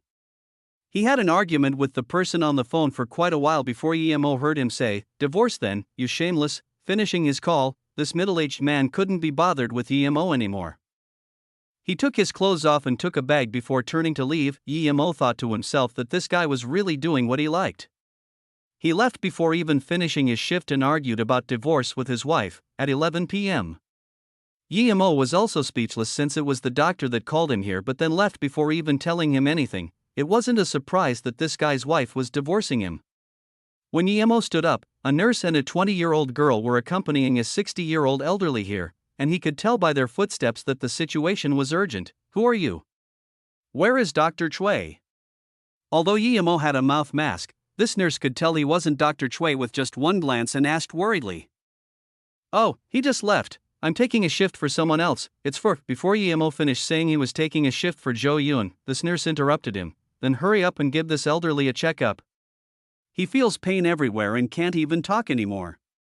The nurse helped the elderly with a pale face to the bed and was ready to assist him in the procedures. Chapter 12. Do you want to treat the symptoms or the disease? EMO looked at the elderly laying on the bed. When he first arrived, he seemed to be barely able to walk, but now, he was already unconscious. His face was conspicuously changing into purple pink. He looked at the worried nurse and the even more worried girl. Before he even had the chance to talk, the girl whimpered and said, "Doctor, please save my grandpa. It's my fault. I shouldn't have let him come to Ninghai secretly." EMO frowned. He took out a few silver needles from the case, then pierced the old man a few times, and his chi immediately flowed into the old man's body. The old man exhaled a clotted breath as the purple color started to disappear from his face rapidly. In the blink of an eye, everything returned to normal. He opened his eyes and said, "Xing Er, don't worry, this has already been an old problem by now." The nurse and the girl called Xing Er stared at EMO in shock and couldn't get a hold of themselves for a long while. What medical skills were that? Saving an old man on the border of death with just a few needles? The nurse still had a face full of shock as she was looking at EMO's mask. She was wondering who this substitute for Dr. Chui was, and thought that his medical skills were amazing. The other girl also came to reality and immediately rushed right next to the old man's bedside. "Grandpa, you scared me. I won't ever dare to bring you out on my own accord again." Before she even finished speaking, tears had already flowed out. EMO looked at this girl. She was clothed in expensive brands, a Donna Karan top that was probably worth tens of thousands and a pair of Chanel shoes. EMO's first impression of her was that of a wealthy girl. Then he looked more carefully at the girl who still had tears left on her face. She was breathtaking, and he could already imagine how much prettier she would be once she matured. It felt she was equally as pretty as the woman who bought EMO's charms last time. Perhaps due to her worry, her face had a tinge of redness which further complemented her snow-white skin and neck. This prompted EMO to look further down. A deep valley complemented by the perfectly suited Donna Karan further provoked people's imaginations. "Xing Er, I'm all right, help me sit up," the old man waved and said, "You are quite the astounding doctor. I know about my ailment, and there has been no one who could help me wake up in such a short time." Before the old man had finished talking, the girl called Xing Er seemed to have thought of something. She turned around and looked at GMO in shock as she spoke. "I didn't think your medical skills would be so amazing. Are you a Chinese medicine doctor? Do you use golden needles? Can you see what my grandpa's ailment is? We were lucky to have you beside us this time. I'm truly grateful." She threw out a series of questions without even stopping to catch her breath. However, this girl did not actually expect an answer, as she knew that her grandpa's condition had been examined by many other overseas and renowned specialists, but none of them could diagnose the exact illness. They just gave the old man a notice that he had half a year left to live based on the inexplicable rapid aging of his organs. She simply asked this subconsciously. She was mainly grateful towards this doctor for saving her grandpa. Luckily Li Kong Hospital was close, otherwise, the consequences would have really been unfathomable. If something happened to her grandpa, not only would she be devastated, she would also be unable to shoulder the responsibility for it. Yi Mo nodded and said, "I know what his ailment is. Obviously, he was aware of this illness but also knew that Earth didn't have the exact explanation to the cause of this disease. Therefore, he was sure that the old man's exact condition still hadn't been diagnosed yet because this illness was too rare. It was almost 1 in a trillion. In the cultivation realm, there was a mineral rock called purple coral. Purple coral was a type of mineral that could be used to make middle-grade magical artifacts, however, it wasn't commonly seen. But purple coral had a unique feature which after mining this rock, it had to be stored in a jade box or it would lose its powers. If someone left purple coral in their pocket, then in a day's time, the harmful substances in purple coral would seep into the body and the purple coral itself would become a useless piece of rock. It was evident that this old man was poisoned by a purple coral. He knew this when he used his acupuncture just then. Those who are poisoned by purple coral couldn't see the symptoms immediately. If the body were healthy, the symptoms would start appearing 10 years or even decades later. But if the symptoms started occurring and it wasn't treated correctly, then death would be the only path for them. The symptoms of the purple oral poisoning were the body showing tinges of purple everywhere, and the organs gradually aging into something coral-like, until eventually dying of suffocation. This old man had the typical symptoms of purple coral poisoning. If EMO wasn't a cultivator, he could remove the poison slowly with herbs. Fortunately, EMO was already at the first stage of chi gathering cultivator. He only needed to use chi to remove it. However, EMO didn't expect Earth to have such a mineral. If he could acquire it, it would be rather pleasing. What? You said you know what my grandpa's ailment is?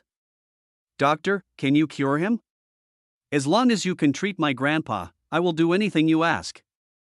The girl called Ching'er finally reacted after some time, and when she spoke, her hands were even shaking. The old man also had a face of almost disbelief. It was already astounding that this young doctor could wake him up. He didn't think that he would know what his ailment was. This is too absurd. The medical standards of Likan Hospital in Ninghai City are this high already? Even an emergency doctor knew of my condition. Is this possible? Meanwhile, Yemo thought about how the girl said that she would do anything and smiled. He was going to take this girl's words literally, and he also went to the conclusion that this girl's family was probably very wealthy. In that case, he didn't need to hold himself back. Since he needed money, it was also fair that he got some money. Thinking about this, Yemo said to the nurse, who still had her mouth wide open in shock, "You can leave for now as I need to have a talk with the patient and his family." After the nurse had left, Yemo knocked the table and contemplated for a while before saying, "I can cure this disease." The girl called Ching'er dropped her phone, and the battery flew out. She didn't even seem to realize at all that her phone might be broken by that drop. "Hey doctor, can you actually cure my grandpa's disease? Can you really?" Ching'er didn't have the slightest attention for her phone. Instead, she rushed in front of Yemo and grabbed his hands and asked with nervousness. The old man also looked at Yemo with a face full of shock. He didn't think that Yemo was lying because Yemo's actions before had already proved that he was a very competent doctor. Since he said so, it must mean that he knew how to cure him. Ching'er, don't be so excited, sit down and let's talk first." Yemo enjoyed having his hands grabbed by a beautiful girl. This Ching'er was even prettier than that Sume. If this Ching'er went to Ninghai University, then Sume would have to give over her title of the prettiest girl in Ninghai University. The main thing was that Ching'er didn't make people uncomfortable like Sume. Seeing that the doctor also called her Ching'er, the girl blushed and let go of Yemo's hands, then sat by the old man quietly. She had no idea that Yemo didn't know what her actual name was and just called her as the old man called her. The old man laughed, seeing his granddaughter being shy, and felt that the situation was quite interesting. "Do you want to cure the symptoms or cure the disease?" Yemo suddenly asked. What would curing the symptoms or the disease involve? "In the end, I still want to completely cure my grandpa." Seeing that Yemo came back to the topic of treatment, Ching'er immediately asked him about it while the ruddiness on her face retreated. Meanwhile, she thought to herself that this doctor's eyes were dazzling, but it was a pity that she couldn't see his face. Yemo said, "With my current ability, if we chose to cure the disease, I only have a 70% chance of success. The other 30% would be your grandpa dying early. But, if it's only curing the symptoms, then I have 100% success chance, and it would let your grandpa live healthily for another 3 years. No matter which treatment you choose, you must pay the treatment fees right now." The medicine belongs to me, as a private physician. Although Yemo was a bit conservative, saying 70% chance, it was still according to his current power. Although his medical skills were good, he only had the power of a first stage chi gathering. If he reached stage 2, then he would have a 90% chance, and at stage 3, he would have a 100% chance. How could this be? Grandpa. Xing'er apparently wasn't able to make the decision and looked at her grandpa with a troubled look. She hoped her grandpa could give her a good idea. Chapter 13, Not a Fraud. Hearing Yemo's words, there was a sliver of recognition flashing across the old man's eyes. Although he knew Yemo was capable, he still didn't quite believe that Yemo could completely cure him. Furthermore, this guy asked for money straight away without any medical morals. In the medical field, 70% success was already quite significant. However, Yemo said he had 70% chance of curing him with ease. This moved the old man's confidence for Yemo. However, thinking about how he only had a few months to live if he didn't receive treatment, the only loss in agreeing to treatment was some money, which was no object for him. Still, it wasn't going to be easy to trick him to give away his money. And thus the old man said, "You say you don't have 100% chance of success now, then when would you have 100% chance to successfully treat me?" 3 years, Yemo smiled blandly and said. Yemo thought in his mind that when his silver heartgrass was ready for harvest, he should be able to reach stage 3 of chi gathering no matter what. Although he didn't understand the old man's intentions in his question, he knew that the old man was getting doubtful of him. However, he didn't care as he only had this chance of earning money anyway. He wouldn't foolishly tell others about himself even if he didn't earn money this time. Yemo already knew what sort of place this was, and if someone found out he had special arts that couldn't be explained by the science here, nothing good would come out of it. With his current strength, he couldn't even run away.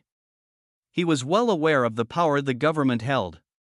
Thus, he could only earn his money in secret and couldn't publicize his abilities. Otherwise, he would probably be dissected like a lab rat. Then I'll choose to cure the symptoms, but how much money do you need? We don't have any right now, so we can only ask people to transfer it to you after you cure me, or you can come and get it with us. The old man was beginning to lose his newfound hope. He was already sure that this doctor was a fraud. Because no one would believe that the disease he couldn't cure now could be cured 3 years later. The reason he still wanted Yemo to try was because Yemo woke him up with just a few needles. On top of that, he also wanted to know if this doctor was going to cheat him. He worked at Likang Hospital. He could run away, but the hospital couldn't. Yemo immediately refused the old man's suggestions. Without a certain amount of power, he wouldn't expose his abilities. He knew the human heart was devious and had seen it all too many times. It could be said that other than his master Luoing, he wouldn't trust anyone. Plus, he didn't believe it at all that the girl didn't have money on her. How could someone as rich as her not have a single card? The old man's face immediately looked ugly as he realized doctors like this actually existed. Regardless of whether he was a fraud or not, how could he be requesting for money before he even treated him? This wasn't even bad medical morals. He had no medical morals. Grandpa, I heard all the doctors now are like that. They don't want to treat without money. Don't get angry. The girl called Xing'er felt better since her grandpa was starting to recover and instead came to comfort him. How much money for curing the symptoms? Xing'er wasn't dumb. Although she could tell Yemo had some abilities, this person was quite possibly bluffing, but facing the only one who claimed can treat her grandfather, she didn't want to miss this opportunity. 200,000. Yemo estimated that this girl's clothes were probably worth $200,000, so asking for this amount was probably easy for her. Meanwhile, the girl became a bit frustrated. She only had 50,000 altogether, yet this guy asked for 200,000. Did he ask for this much based on the value of her clothes? However, she didn't buy her clothes, and she couldn't afford it either. It was given to her by her auntie. I only have $50,000, and it's all in here. The password is 880,521. She gave her only card to Yemo. Yemo took the card and looked at the girl once. He thought to himself that she was really stingy. His heart protection pill was already worth more than 50,000. But it will do, he didn't care that much about it. With this 50,000, he wouldn't have to worry about money again for the time being. He took the card and didn't waste any time. He opened his medical case and took out a black pill and gave it to the old man. "Eat this heart protection pill, and then I'll help you with acupuncture." What medicine is that? Heart protection pill? Why does it look so ugly? Don't tell me you are one of those Chinese medicine physician. This is Li Kang Hospital. Xing'er blocked Yimo's hand and said worriedly, "It's up to you. If you don't want the treatment, I'll give the card back to you immediately," Yimo said displeased. The old man looked at Yimo's eyes and waved his hand. "Xing'er, move aside, give me the pill and I'll eat it." The old man took the pill and ate it without any hesitation. He sighed. He wasn't afraid of death, but if he could actually live for another 3 years, then he could settle a lot of things smoothly. Otherwise, if he suddenly died, his family might erupt into chaos and even start down on the road to failure, and that wasn't something he wanted to see. Although he was 90% sure Yimo was a fraud, he still wanted to try as long as there was 10% hope. Seeing the old man eat the pill, Yimo nodded and made the old man lay down as he began his acupuncture. Xing'er was already doubtful of Yimo and grew even more so after seeing him take out the black pill. But after seeing Yimo's acupuncture speed and her grandpa's gradually widening face, she began to have hopes for Yimo again. Although she hadn't seen acupuncture before in real life, she had seen it on TV. Normally, acupuncture was a slow and careful procedure. Meanwhile, this doctor was so fast that you could barely see his hand pausing. Her doubt for Yimo had disappeared completely as she observed that Yimo's forehead was covered in sweat beads. Suddenly, the young girl started to worry again because she saw her grandpa's complexion of pain. Just when she wanted to ask, Yimo suddenly grabbed the old man and flipped his body as he palmed the old man's back. The old man started to spew as he spat out a globule of thick, dark, and clotted liquid. Yimo gasped for air and said to the girl, "Your grandpa is fine now. There won't be any problems in 3 years. Tell the nurse to come in and clean up, I'm leaving." Before the girl could reply, he carried his little medical case and left. When Xing'er finally caught on and chased out, Yimo had already disappeared. "Grandpa." Xing'er hurried back into the emergency room. She suspected that Yimo was someone who cheated and ran. Perhaps he wasn't even from the Li Kang Hospital. When they just came in, the nurse said that he wasn't Dr. Chui. Now she remembered, but she couldn't even chase up to him anymore. The old man had recovered and wiped his mouth with a cloth. His eyes were peculiar as he looked at the young girl and said, "This doctor isn't a fraud. I really feel the lightness in my body, it's not like the burden it was before. I didn't think that there would be such a magical doctor. Go ask the nurse later what the doctor is called, we must get to know someone like this." Chapter 14, He Doesn't Exist. Yimo returned to his living place, but Suwei hadn't come back yet. Although he helped take her shift, he also earned tens of thousands of dollars, which was something to celebrate for Yimo, who had almost run out of money. However, this sort of thing could only be done once, otherwise, his identity might get exposed. Right now, he didn't have the ability for self-defense. Revealing his identity and some of his powers right now weren't the smartest thing to do. This world should be far more dangerous than it appeared to be. Suwei came back the second day. Her eyes looked red and swollen. Something seemed to have happened, but Yimo wasn't that close with her, so he didn't ask her what had happened. In the following days, other than going to school, Yimo cultivated and practiced martial arts. Because he had earned more money, he postponed setting up a stall in the night market again. Yimo found it to be strange that ever since Sume suffered from his treatment last time, she didn't come looking for him again. But this was for the better anyway and saved Yimo a lot of trouble. What Yimo didn't know was that some people were looking for him now. Other than Su Jingwen, who bought the charms from him, there was also the old man he saved at the hospital. On top of that, even Wang Peng was looking for him because ever since the charm selling guy kicked him, his wrist didn't have any strength left. As soon as he tensed it, it would dislocate, and even after relocating it, it would still behave the same way. Nevertheless, even the old man saved by Yimo was turning the entire Li Kang hospital over and still couldn't find someone called Yimo. It was though this person just appeared and disappeared from thin air. Not only was Dr. Chui questioned, they even gathered all the doctors and nurses in the Li Kang hospital and asked. But they just could not find that doctor who carried the medical case. Xiao Wu was suspicious of Yimo because that event occurred when he was taking the shift. However, she didn't notice if Yimo carried a small case with him, and when she had learned from Su Wei that Yimo was a jobless nomad, she had lost all of her suspicions. If it weren't for the old man's identity and the fact that his disease was actually cured, people would have thought that this whole thing was fabricated by them. Su Jingwen's mood had been great recently. Not only was her mother's condition cured, that annoying Wang Peng hadn't appeared lately as well. Even her father, who always pressured her to get closer with Wang Peng, didn't say anything. Su Jingwen was grateful towards the person who sold her the charm from the bottom of her heart. He helped her change everything. Wenwen, did you find that person who sold you the charm?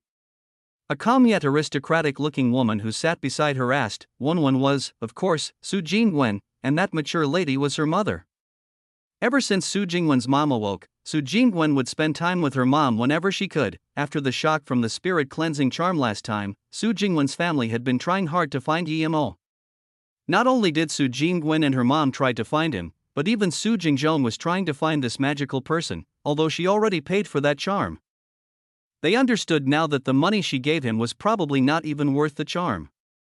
It was because she recognized the rarity of Yemo's charms that Su Jingwen stored the remaining charm carefully and kept it by herself. The reason she wanted to find Yemo was because she wanted to compensate him with more money. Nothing, I've been to see Treasure Garden many times but haven't seen him once. It seems that the Wang family is also looking for him, and I'm afraid he might get into trouble with them, replied Su Jingwen. Yemo's figure with shades and a low rim hat had already appeared in her mind countless times. The mature lady smiled and said, Jingwen, do you think someone as magical as him would be afraid of the Wang family? You don't need to worry. Just try to notice him in the future. If you see him again, you must bring him back. I must thank him personally. But even if he doesn't want to come, you must still treat him well. Su Jingwen had great curiosity towards Yemo in her heart, and ever since she started to wear the ghost-repelling charm, she felt much more comfortable at heart. There were also countless times when she wanted to test the fireball charm, but she resisted the temptations as she only had one and there would be no more if she used it. Of course, Yemo didn't know that there were so many people looking for him, but even if he knew, he would pretend that he didn't. He had quite some money right now. But the things he needed for cultivation couldn't be solved in a few days' time. And with money, he didn't even need to go to the night market, so he was living very comfortably. He would spend every day between home and school. His life couldn't be simpler. However, when he walked out the library today, Yemo felt that someone was following him. When he walked out of the school, this feeling grew more intense. In a corner not far from the gates of the school, Yemo immediately saw a parked Range Rover which seemed to have more than one person inside, and they were all paying attention to him. Yemo jeered. It appeared that he was stalked by the people in this car. Ever since reincarnating here, Yemo had been keeping a low profile. Usually, if no one came looking for trouble with him, he wouldn't look for trouble with others either. His only problem right now was with this guy called Zhang Wenxiao, so it seemed that the people on this car might be related to that Zhang Wenxiao. Yemo was wondering whether he should walk up to them or lead them to a distant place and beat these people up when two yellow-haired youth got out of the Range Rover. These two youth walked up to Yemo and stared at him with a slanted eye. After some time, one of them said, You are Yemo? We need you to come with us. You cannot refuse because if you do, you will die painfully. Yemo smiled. He overestimated this Zhang Wenxiao. He could only get a few lackeys to do his dirty work. The two youth blocked Yemo and kept him in the middle, obviously preventing Yemo's escape. Just when they thought Yemo was going to refuse and prepared to teach him a lesson first, unexpectedly, Yemo said, Lead the way. Phased for a bit, one of the yellow-haired youth reacted and looked at Yemo. You've got balls. Yemo didn't care what these two yellow-haired were saying and just followed them at a normal pace into their Range Rover. It was as though these two people were really here to greet him. When Su Jingwen drove her car to the front gates of the Ninghai University, she saw Yemo apprehended into the car by two blondes and shook her head. Of course, she knew that this student must have offended someone and was taken away. However, these things happened every day, and there wasn't anything she could do about it. However, when she scanned across Yemo's face, her heart moved as she started wondering why this person was so familiar to her. She realized that she had probably seen his figure somewhere, and he had this indescribable temperament. She should have seen him before and even talked to him. Su Jingwen saw someone she potentially knew, and of course couldn't just neglect what she saw. No matter what, she needed to at least confirm his identity. Su Jingwen immediately called the police and told them the direction the Range Rover took as it turned and followed them in her car. But she didn't dare to follow too closely as she was afraid of being discovered by the car ahead. She followed them from afar and took out a pair of binoculars to look at the Range Rover. As expected, the Range Rover kept driving farther and farther away and was nearly in the rural areas. Su Jingwen knew that these people wanted to find a faraway place to deal with the student, which could lead to his death. Right now, the Range Rover was already shaking. Perhaps these people were already torturing him, so she was getting worried, but the police still hadn't arrived. After the Range Rover had gone for another 10 minutes or so, the shaking was getting fiercer by the moment. Jingwen's worry grew and grew until a police vehicle finally drove over at a moderate pace. Chapter 15, Sent to Police Station. Before reaching their destination, Yemo had to begin educating the hoodlums earlier because one of them had decided to attack him first. There were only 5 people in the Range Rover including the driver, and none of them could withstand Yemo's beatings. However, in a short moment, all the hoodlums bowed before Yemo's feet with broken arms or legs, except for the one driving, who only received 2 slaps across the face. This was because Yemo understood that he couldn't just kill people here. Otherwise, he wasn't totally sure if he wouldn't kill these hoodlums. Yemo was wondering how the police car came so fast since, from the beginning to the end, he didn't allow even one of the hoodlums to pick up their phones. He didn't believe that Zhang Wenxiao would be so nice as to call the cops for him, so he felt uneasy. Naturally, the person who called the police gave them precise details, and the police car caught up with the Range Rover really quickly, pulling it over. Yemo looked at the hoodlums that were moaning in the car and said coldly, "Go back and tell Zhang Wenxiao that I will come and find him." As he got off of the Range Rover, "What happened? Wasn't it you who called the police?" 2 police officers got off their car. The one speaking was a middle-aged police officer whose face was dark due to smoking and had a look of impatience plastered on his face. "I didn't make the report, but these people really kidnapped me. I resisted, and this is the result. I suppose it must have been some good Samaritan who called the police." As Yemo pointed at the hoodlums lying in the car and explained, "You brother, it was this guy who forcefully went into my car and forced me to drive to the rural district as he punched and kicked the few of us." The driver, who was the only one who could still walk, saw the black-faced police officer and behaved immediately as though he saw his own dad. He immediately started to talk as he pointed at Yemo with his finger. The black-faced police turned his head, looked at the yellow-haired driver and nodded his head. It was obvious that he knew this yellow-haired person. Yemo sneered inside his heart as he could tell from the way the police was addressed that there was something between this guy and the hoodlum. As expected, before Yemo finished thinking, the black-faced cop stared coldly at Yemo, then turned his head to the driver and asked, "You said he forced his way into your car and even beat you? Did he want to rob your car in broad daylight?" Yes, this person wanted to steal our car and beat us up. If it had been just a while longer, he would have definitely thrown us off the car and drive my Range Rover away." This driver was unkempt due to being slapped by Yemo in the face twice. Now that he received a hint, he quickly told the black-faced police that Yemo wanted to rob the car. Yemo didn't say anything. He had the thought of killing these few people and leaving, but he knew that with his current power state, it would be a dream to escape the government's strong search network. However, he was quite annoyed at whoever called the police. "You're suspected of attempted robbery and assault and battery. I need you to come with me to the police station." As the black-faced police officer was talking, his hands were already on his gun. This young person beat those few people up, meaning that he practiced martial arts, so he had to be wary. The younger police frowned and moved his lips but eventually didn't say anything. Yemo didn't want to kill them and run, so he could only follow the police onto the police car. However, he thought to himself that if someone tried to harm him illegally, he would run immediately. He only needed to go back and dig out that silver heart grass. Eventually, he would one day come back and seek revenge. Su Jingwen found things were strange when she looked through the pair of binoculars. The police came but instead took away that student-like youth. Meanwhile, the Range Rover just drove away. This seemed too odd to overlook. When she called the police, she had said very clearly that those few hoodlums on the car wanted to abduct the student, but how was the final result like this? At that moment, Su Jingwen finally remembered where she had seen the student with the familiar figure.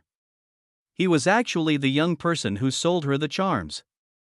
Although he was wearing shades and a duck-mouth-shaped hat at the time, his figure seemed very close to the student taken away by the police, so there was a chance that it was him. Regardless, Su Jingwen decided to have a look first. The police car drove back to the police station, and the black-faced police signaled to the two young police officers with his eyes and said, "Let him rest for a bit, we'll submit his charges later." Emo narrowed his eyes and didn't say anything. He already understood that this black-faced cop wouldn't be so nice since it was him who accused Emo of attempted robbery and assault and battery. As expected, he wasn't taken to the restroom and was instead pushed inside a large temporary detention center for prisoners. When Emo came inside, there were already 7 or 8 people, however, 4 men were surrounding each other. They were all very bulky, and from the tattoos on their arms, it could be seen that these were fierce men. The other few people crouched in the corners and only peeked one glance at Emo before paying no further attention to him. Very soon, Emo reached the conclusion that this cell wasn't made for keeping prisoners, it must only be temporary. There would probably be another place for locking them up after confirming their charges. Emo looked at the 4 strong men and knew why the black-faced policeman locked him in here. He probably wanted them to beat him up first. Seeing the reserved-looking Emo come in, the 4 men immediately turned their eyes and stared closely at Emo unexpectedly. He waited for a while, and the 4 men turned their eyes back. No one came looking for trouble. One of them had a knife scar on his chin. Quite obviously, he was the leader of the 4. Emo saw the scarred man signal to the people around him with his eyes, and they returned to talking. Emo only shot these people a few glances and didn't have any interest in them again. He was looking at this prison cell and thinking about the method he could use if he wanted to escape. However, Emo's hearing was very strong. And he heard one of the 4 men quietly talk, "Dow brother, why don't we give this little white face a beating and make him respect us?" The one talking was the slightly shorter man. "This guy isn't simple, since we only have a few days before we are released, there's no need to start trouble. Those guys probably want us to beat this little white face, but I just won't do as they wish. Did you see, when he came in, he was fearless, and his eyes were also very cold. He is definitely someone strong, remember, don't start trouble with him." The Dow brother with the knife scar on his chin immediately warned them. Emo looked around.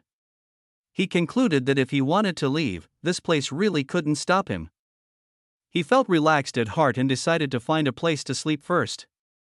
However, Emo looked around the entire room, and the only relatively clean place was the bed where the guy with the knife scar was sitting, next to the window where the air was fresher. "Move over, I need to sleep for a while." Emo walked to the scarred leader and said something that made everyone's jaws drop in shock. "What did you say?" The knife-scarred face man stood up in disbelief. He didn't look for trouble with Emo, but he came instead. Emo's voice turned cold suddenly. "I said I want you to move, I'm going to sleep, you didn't understand?" Chapter 16, Su Jingwen's Tantrum, You're Asking to Die.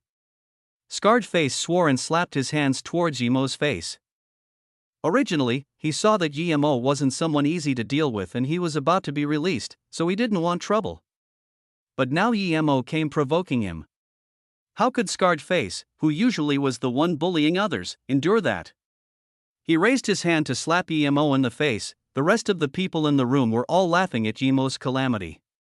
The few men crouched up against the corner were all shaking their hands, thinking this guy was dumb. Scarred Face didn't start trouble with him, but instead, he goes up to start SHT.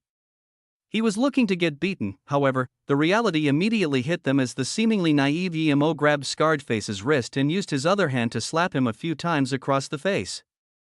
This wasn't the end of it as Emo kicked Scarred Face in the stomach. Not only did the strong-figured Scarred Face not have any means of retaliation, but he was actually kicked flying by Emo as he smashed onto the metal doors, making a crashing sound. The black-faced cop outside heard the banging noises, and a cold sneer tugged at the corner of his mouth as he immediately called someone. "Hello, young Master Zhang?" "Yes, it's me. That guy is locked up and is being taught a lesson by Scarred Face. It has nothing to do with us." "Oh, yes, I will let him have a good time before he goes to trial. I will make him shed a layer of skin." When Blackfaced heard there were voices outside, he immediately hung up and pretended to do his duty as he walked to the entrance. Scarred Face himself didn't even believe that he would be defeated so effortlessly. He had been in the mafia industry for many years and immediately knew that Emo wasn't someone to be easily messed with. Although he looked ferocious, he wasn't an idiot. If he pissed Emo off, there wouldn't be anything good for him. This little white face was so strong that Scarred Face was sure that even if all 4 of them jumped him, they would still be no match for him. Otherwise, he wouldn't be provoking them. Emo walked slowly towards Scarred Face and said, I want to sleep on the bed close to the window. Do you have any objections? Originally, when Scarred Face saw Emo walk over, his heart was beating fast as he thought Emo was going to attack again, but he didn't think Emo just said he wanted to sleep on that bed. He felt relieved and said, "No objections, no objections, please take the bed." Scarred Face saw the situation and immediately put on a smile. He even ignored the pain of being smashed against the metal door. Seeing how Scarred Face was so careful in giving a smile, the other few robust men didn't even dare to make a bigger sound. What a joke! The usually invincible Scarred Face didn't even have the ability to defend himself in front of this man. If they went looking for trouble with Emo now, this would be no different to ask for a beating. When Su Jingwen made her way towards the police station, the more she thought about the figure, the more she felt that he looked like the person who sold her the charms. This further made up her mind to bail the person out. But what took Su Jingwen by surprise was that the people from the police station actually refused to let her see Emo. He's not a prisoner. What right do you have to refuse? And what right do you have to lock him up? Although Su Jingwen didn't know the truth about the story, she definitely knew there was a problem. Otherwise, they wouldn't only take Emo to the police station and let the people from the Range Rover off free.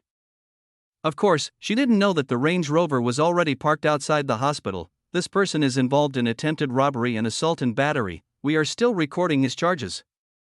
If you want to see him, come tomorrow. The black-faced cop saw that Su Jingwen had an upper-class temperament and was a beautiful woman, and thus tolerated her. Really? How come it isn't the same as what I saw? I clearly saw a Range Rover take my friend away. Eventually, nothing happens to the Range Rover, but my friend is taken to the police station. What is the meaning of this? Su Jingwen demanded, "Don't say things you can't prove. This is the police station, we need evidence for everything. If you still try to mess around, I will arrest you for obstruction of police duties." The black-faced police officer didn't expect this woman to have witnessed the scene. Immediately, his face went taut and his tone grew hard. "So tough, I want to see how you are going to apprehend me." Su Jingwen's face suddenly grew cold. This arrogant officer was fabricating the truth. The youth that was taken in must not be in a good situation right now. "You, come in with me and record your charges. I suspect you to be in the same group with the suspect of attempted robbery." The black-faced cop pointed his finger at Su Jingwen and said pointedly, "Yemo's apparels didn't seem to be worth much. Since this woman appeared to be related to him, their background couldn't possibly be significant. He would show her who was the boss first. "Are you a cop or a fugitive?" Su Jingwen was angry. This person was too cocky. "If you don't like it, you can report me." "My name is Huang Shu, please don't forget it," the black-faced cop said contemptuously. "Captain Huang." The younger cop couldn't watch it any longer and walked up and called him. He felt that Captain Huang's actions were like that of a bandit, but he didn't dare to say much. Before Huang Shu said anything, another voice came through the door. "Since when did our police department become a place for bandits?" The sound was thick and had an irrefutable tone. "Gung Suwa." Huang Shu and the younger cop both saw the person talking at the doorway and hurried to call out to him. "What's this?" The middle-aged man scanned Huang Shu and asked, "Oh, you are CEO Su, why are you here?" The middle-aged man saw Su Jingwen with one glance and immediately realized who she was. "You are the driver Gung Shuabin? How did you become a cop?" Su Jingwen also recognized the person in front. A few years ago, he was her father's chauffeur. She didn't expect him to be a cop now and seemed to be the manager of this station. He had been climbing the ranks surprisingly fast. "Yeah, I followed the arrangements of the authority." "Oh, by the way, what happened just then?" The middle-aged man remembered what had happened and immediately had a bad hunch. CEO Su was the daughter of Mayor Su.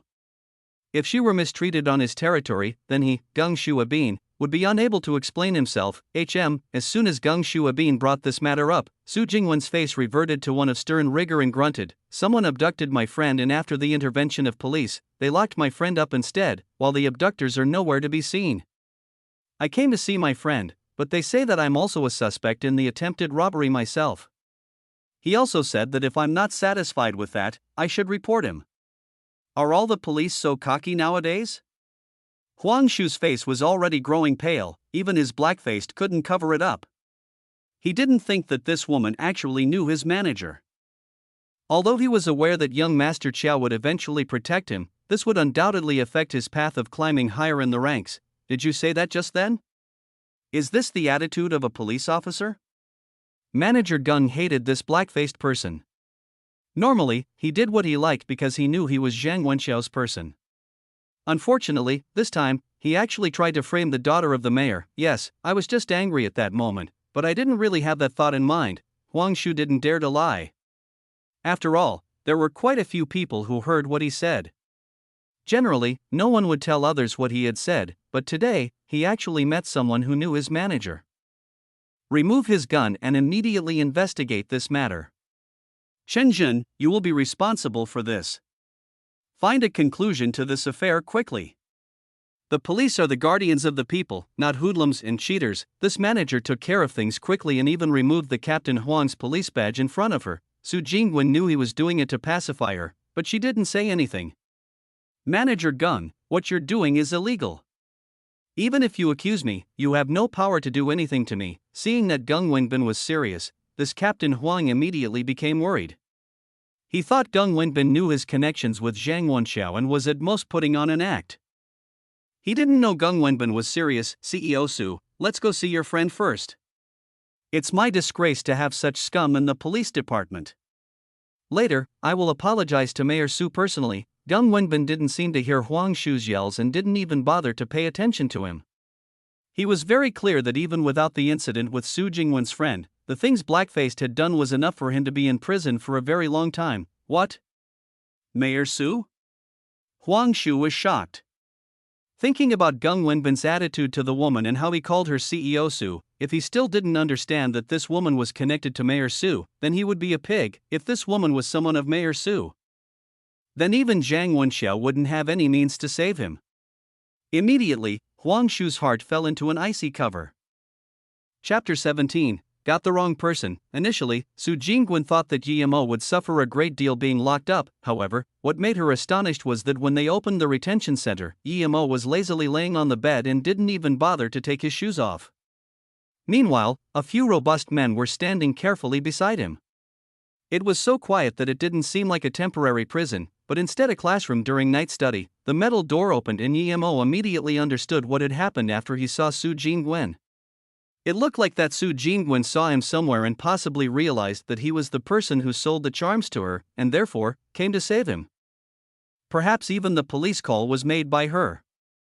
However, if that was really her, then she was causing more trouble instead of helping him. Hello, you might know me, I'm Su Jingwen. When I saw you being taken away by some people at the entrance to Ninghai University, I called the police. When Su Jingwen saw that Yimo was alright, she immediately felt relieved in her heart. It wouldn't be surprising if it were really him since his charms were so powerful. How could he be afraid of a few hoodlums in here? Yimo thought to himself that things were exactly as he had thought. Su Jingwen was acting out of goodwill so he wouldn't blame her. However, her words sounded like she wasn't too sure if he was the person who sold the charms to her or not. Since she wasn't sure, Yimo would definitely not admit it as he knew how much ruckus it would cause if he did. But now, he didn't even have the means to leave the police station and had even thought about killing and escaping. If someone with greater powers came down on him, there would be no good result for him since his powers were still too low. Yimo sighed in his heart. Seeing how Yimo was hesitating to say something, Su Jingwen hurried to say, "This isn't a place to talk, let's go." Gung Wenbin personally helped write down Yimo's released paper before sending Yimo and Su Jingwen to the front gate. Su Jingwen's car was a red Mercedes. When Yimo entered the car, he immediately felt that the smell was very pure. It was a faint woman's aroma. Yimo immediately knew that she rarely ever took people into her car or possibly never brought anyone in, but since Su Jingwen told him to get on, he wouldn't refuse. Could we enjoy a dinner together tonight? Su Jingwen already took Yimo as the master who sold her the charms, so her words were rather hospitable. After leaving school, Yimo still didn't eat anything, so when Su Jingwen invited him to dinner, he agreed casually. The restaurant Su Jingwen took Yimo to was called Westlake Family. This restaurant was relatively tranquil, and the decorations were very elegant. There weren't many people in the restaurant, making it very serene. When Yimo first stepped in, he immediately felt this place was a good place to eat. Usually, he ate from fast food restaurants on the side of the road and wasn't fussed about what he ate. Jingwen, long time no see. A plump yet elegant woman saw Su Jingwen come in and immediately came up with a smile. Sister Fong, I had some things recently and were not able to come over. Today I brought a friend over for dinner. Is there a private room available? Su Jingwen smiled. She spoke casually, and it was clear that she was quite familiar with this Sister Fong. Hearing Su Jingwen's words, this lady with an elegant temperament glanced at Yemo once curiously, but then immediately pretended that it was nothing as she said, yes. The good friend room is still available. Sister Fong wasn't very pretty, but the mass in front of her chest was quite huge, and she had a pair of peach flower eyes. Usually, this type of women gave people a sense of flirtatiousness, but Sister Fong's elegant manner showed people that she was a well-educated woman, and the element of flirtatiousness was not there. However, when Su Jingwen said Yemo was her friend, Yemo still caught the changes in Sister Fong's eyes. The good friend room was dimly lighted and honestly didn't seem like a place to eat. It was more like a place for two lovers to have meaningful conversations. Yemo didn't really like this environment and immediately pulled the curtains open. The dusk sunlight shone in, and the room instantly became clearer. Jingwen, you can order first. I'll go now to prepare some tea. Sister Fong took out a menu and placed it on the table before turning to leave. Yemo thought to himself, they need the female owner of this place to make tea? Where are the waiters? Although seeing through Yemo's confusion, Su Jingwen said, Sister Fong is a master in the art of tea. Those who come to eat here are all regular customers, and usually, Sister Fong makes the tea herself. The menu is here, pick your dishes. As Su Jingwen spoke, she passed the menu in her hands to Yemo. Yemo flicked through the menu. There weren't much variety, but the image of each dish was very attractive and exquisite. Why isn't there a price? Yemo found out that there was no price on his menu, regardless of what dish it is. They are all 300 a dish, so there is no need for a price. Every regular customer knows about that. Su Jingwen smiled sweetly. Yemo phased for a moment as he thought that a plate of celery cost 300 too. But he didn't say this. He wasn't wealthy, but that didn't mean other people were not. Yemo didn't know that the most expensive thing here wasn't the dishes. He wasn't too fussy about food, but Yemo knew Su Jingwen was wealthy. Since the prices were all the same, he ordered a few randomly. Yemo wasn't into tea, but this didn't mean he didn't understand tea. After drinking Sister Fong's tea, the aroma remained on the lips and tongue, making people have the urge to drink a second time. Seeing that Yemo seemed to like the tea here, Su Jingwen smiled faintly and asked, You are the master that sold me the charm last time, right? Su Jingwen's unexpected way of questioning was very effective usually, but it was useless to Yemo. He didn't expose anything in his mannerism and didn't show a very calm face. Instead, he asked with surprise, What charm master? I'm only a student, look, this is my student ID. As he spoke, Yemo took out his student ID and showed Su Jingwen. Yemo, Ninghai University, 05, Biology Specialization. He was a fourth-year university student. Su Jingwen returned the ID card to Yemo with disappointment. She didn't think that she got the wrong person.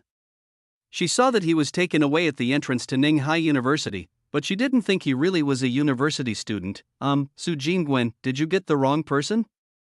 You took me to such a high-class restaurant for food. I'm quite embarrassed. Although Yemo knew Su Jingwen wouldn't regret over a mere few $1,000s, he still needed to say this. It doesn't matter, you look very similar to my friend. Plus, even if I got the wrong person, it's not that important. The first meeting might be unfamiliar, but during the second meeting, we will be familiar, and we will know each other in the future, won't we? You're younger than me, so you can refer to me as Sister Jingwen. Calling me by my full name sounds a bit weird. Su Jingwen smiled once again. Yemo didn't give her a bad impression because Yemo was a handsome young man, and the eyes he looked at her with were very clear and didn't make her feel uncomfortable. Then Sister Jingwen, I'll benefit from you and enjoy this meal. Yemo wouldn't be reserved for the dishes brought to him, and he didn't feel bad for eating this without paying. He was sure that his spirit-cleansing charm that he sold last time saved Su Jingwen's mother, because he was confident of his charms, and he could tell from Su Jingwen's attitude towards him. Su Jingwen took out a name card and gave it to Yemo. This is my number. If those people still look for trouble with you, you can call me. Yemo took the card and thought inwardly, if it wasn't for you this time, there wouldn't be that much trouble. I probably won't be calling you after this meal. You are you, I am me. We wouldn't have anything to do with each other.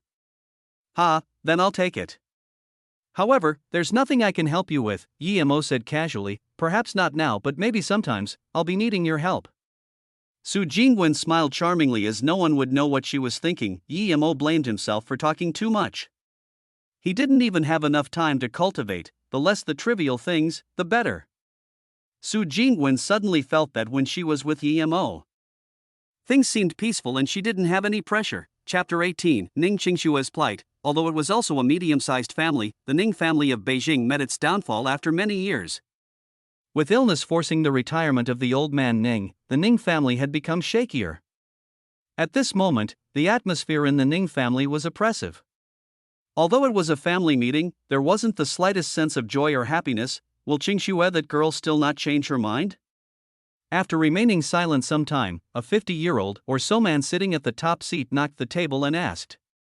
He was the current head of the Ning family, Ning Zhongze, and the eldest son of the old man Ning. He was also the governor of the Beijing River District. With Beijing being such a huge international city, a district governor was already better received than some vice-state governors from other states. But in a place like Beijing, a district governor wasn't anything.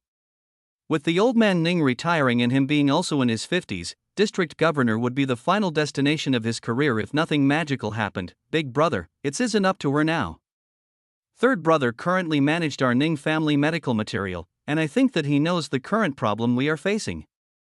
Our original biggest supplier, the American Sika company, is being controlled by that businesswoman from the Song family, which is lethal to our Ning family.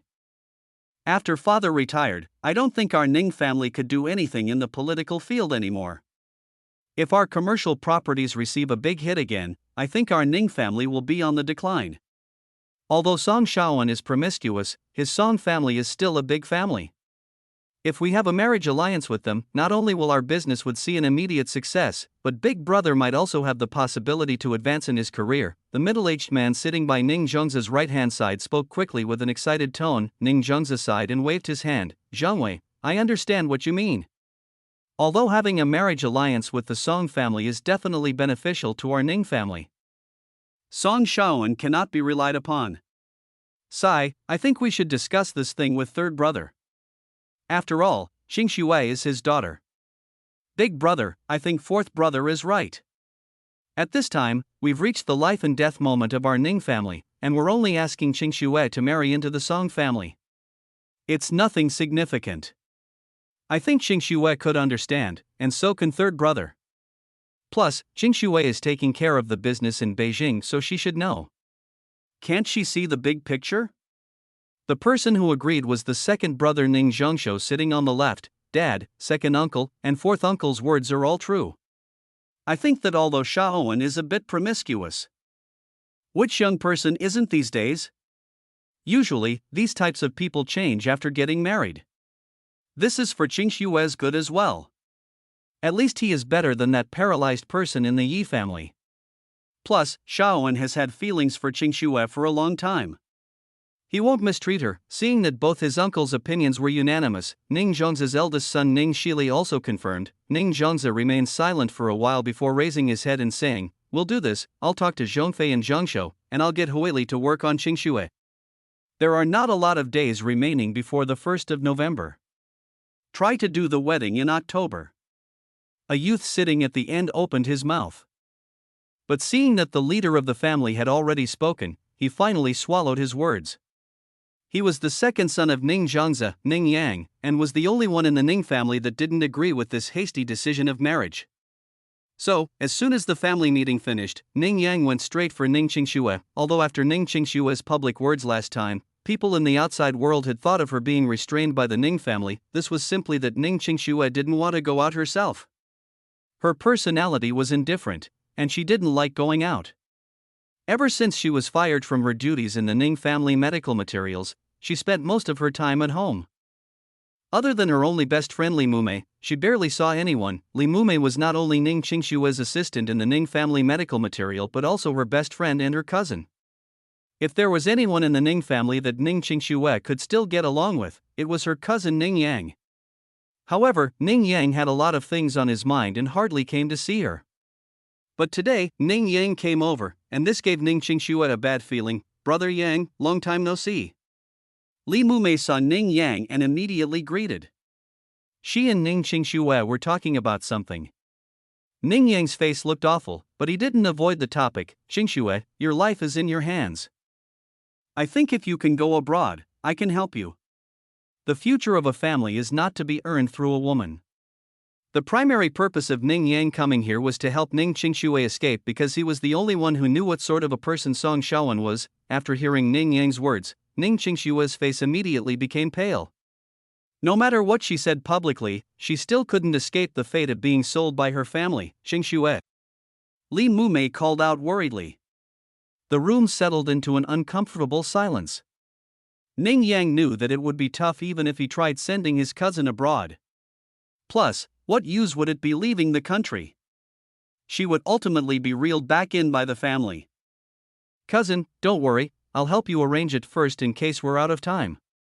"Mumei, Qingxue is going to need your help." Ning Yang stood up and left hurriedly. If Ning Qingxue wanted to go abroad, this had to be done as soon as possible. If his uncles learned about it, they would not let her go out. Seeing Ning Qingxue's wooden face, Li Mumei felt great sympathy for her. She and Qingxue were best friends. It was just because she was too beautiful that she didn't have freedom. Who didn't know what sort of person Song Shaoan was in the Beijing circle? He was juggling public affairs with multiple women and was photographed countless times doing so. If it weren't for the Song family's power and their authority in disguising such shameful truth, probably the whole world would have known already. This person also had a disgusting taste. He liked to give the girls he was bored of playing with to other people.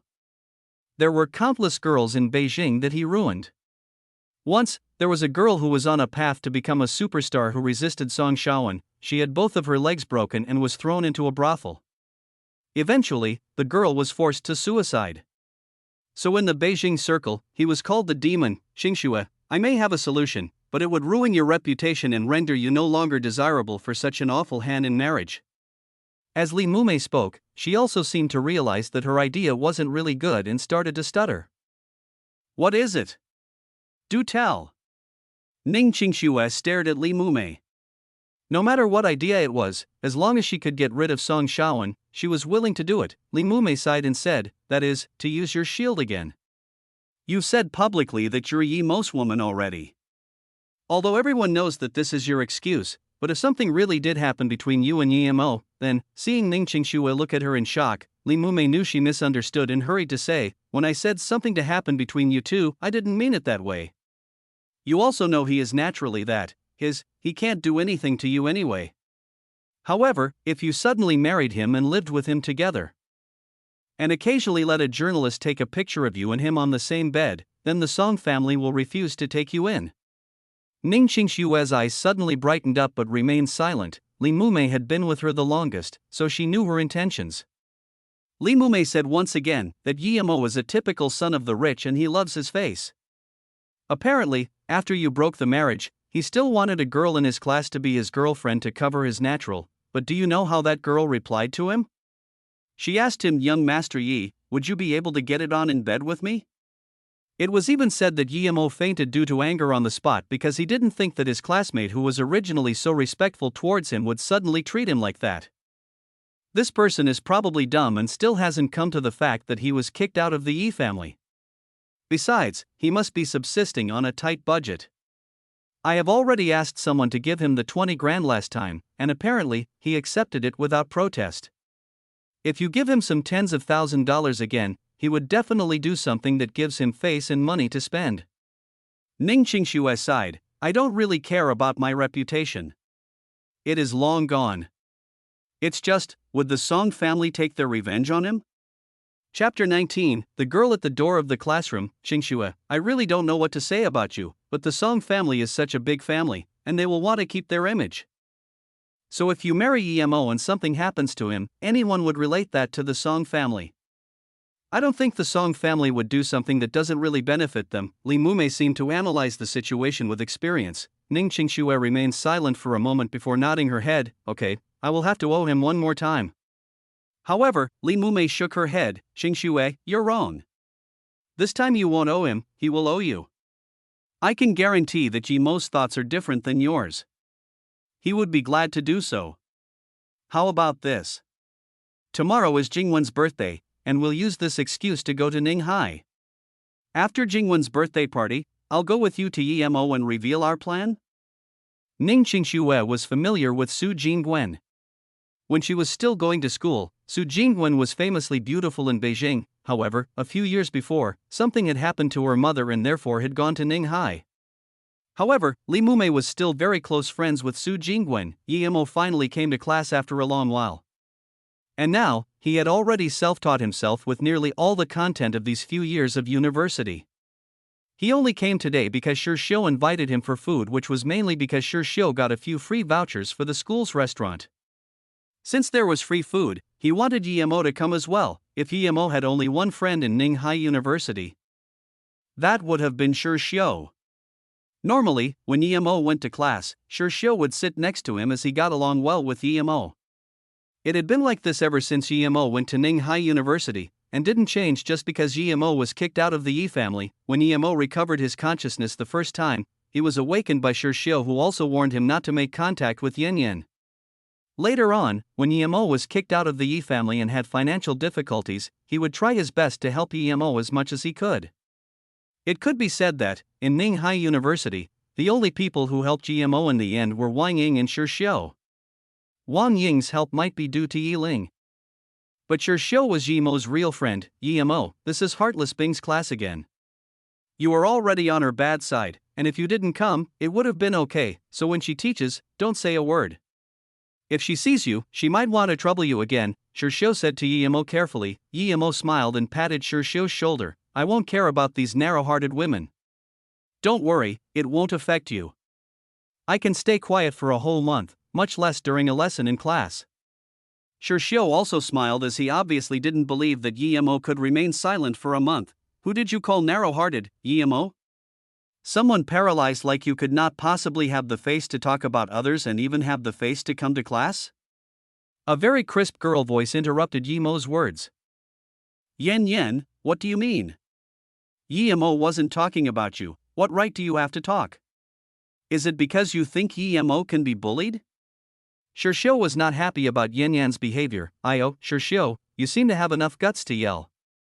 Yan saw the goody-goody Shirshio dared to yell at her, and immediately went on the defensive. However, Yimo pulled Shirshio aside and said, why taking her seriously, just pretend as if it was a harmless dog barking. Yan pointed at Yimo and was about to swear. Yimo sneered, and before Yan could respond, he said, being ugly isn't your fault, but showing off your ugliness is your bad. Oh right, didn't you say last time I couldn't go in bed with you? I'm sorry. I'm not interested in a dinosaur like you. Yimo was avenging the former soul of the body. Yan was too cocky. Yan was originally going to start swearing, but she suddenly laughed. Yimo actually called her ugly. Although she wasn't the prettiest in the school, she was easily the most beautiful in the class, and she immediately fought back. I'm ugly? Yimo, you're blind. Open your eyes and look. Do you know someone prettier than me? Do you? If you do, then I'll admit that I'm ugly. If not, at this moment, a soft voice at the door of the classroom interrupted her. Yimo, come out. I've come looking for you a few times already, but I couldn't find you. Almost everyone looked towards the doorway. And all the male students' eyes immediately stared dead straight. A stunningly beautiful girl stood at the doorway. This girl at the door was like a flower that rose from the water. There were no signs of makeup. With shapely eyebrows and her faint smile and beautiful face, you didn't even need to look at her curvaceous body to know that she was a rare beauty. If this girl were a Ninghai University student, then the prettiest girl in the university wouldn't be Sumei, but the girl in front of their eyes, Yan, was like a chicken grabbed by its neck. Her rambling suddenly stopped. She was just saying that Yimo didn't know a woman prettier than her, and then immediately came a woman that was far above her league. Even worse, this woman was calling out to Yimo. Yimo stared coldly once at Yan. He didn't need to take this woman seriously and didn't want to be affiliated with her in the future. Jingwen, is there something up? Yemo didn't think that Su Jingwen actually came to the classroom to find him. From her words, it sounded like this wasn't the first or second time she was doing this. Seeing that GMO didn't call her sister Jingwen but just called her Jingwen, Su Jingwen rolled her eyes but didn't say a word. Due to her father, Su Jingwen had a skewed view towards men. However, she was a lot less guarded around Yemo. Although Yemo wasn't the person she was looking for, he resembled that person. On top of that, Yemo looked at her with clear eyes and didn't have any vulgar intents. He was easy to read, just like an open book. Plus, Yemo was a student, and all these factors combined made Su Jingwen have a good impression of Yemo. Can't I come looking for you when nothing is up? Do you have time? How about we talk outside? Su Jingwen smiled and said. Yemo nodded helplessly. He knew that free food wasn't to be earned so easily. He needed to be careful accepting offers next time. Eating one meal meant that he had to take a shift for someone till midnight, and now Su Jingwen came looking for him. He thought about it and just stood at the doorway, telling Shishio not to wait for him tonight. Let's go. Just when Yemo said that to Su Jingwen, he saw the English teacher Yin Bing walk in with a few textbooks. Her face was full of disgust when she saw Yemo leave the classroom, but when she looked at Su Jingwen, her face had a sliver of surprise which turned into pity. Of course, Yemo also saw Yin Bin, but he didn't care about his grades, so he couldn't care less what this woman did. It didn't matter even if she failed him. Chapter 20, Invitation. Yemo, I want to ask for your help. Su Jingwen's tone sounded like she was embarrassed. Yemo thought to himself, I knew this was going to happen. However, his impression of Su Jingwen wasn't bad. From the first time when he saw her desperate to save her mom, he knew this woman was someone worth helping. Besides, although he went to the police station because of her last time, she was just acting out of goodwill. Tell me, if I can help you, and if it doesn't take a long time, I will definitely do my best to assist you. It is my honor to help a beautiful lady, Yemo smiled. Actually, Yemo, you look nice when you smile, you need to smile more. Su Jingwen suddenly popped up with an entirely irrelevant sentence. Yemo became flustered for a bit. Although he understood people and how things worked in his new reincarnated surroundings, there was a barrier in the depth of his heart. When he entered the police station last time, this defense grew stronger.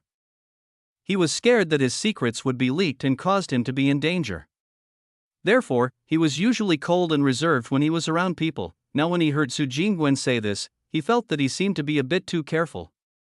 As long as he didn't expose his real secret, he wouldn't need to be so careful. Yemo, I've looked you up. Su Jingwen stopped and subtly looked at Yemo's expression. Seeing that his face was normal, she gasped a sigh of relief and continued, I have a cousin who is also in Ninghai University. Her name is Su Mei. I've heard about you from her.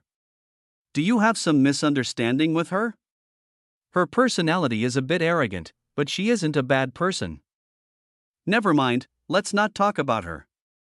I don't understand her that well either.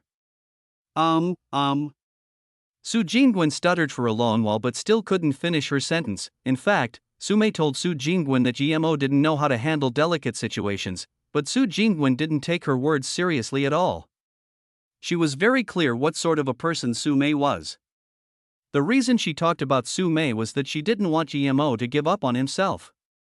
She still wanted to say that she knows someone very powerful who can even cure a person in a vegetative state. If she could find this person, then perhaps his problem would be cured too. However, she wasn't able to say this. After all, although she was a bit familiar with Yemo, it wasn't to the degree where they could say anything.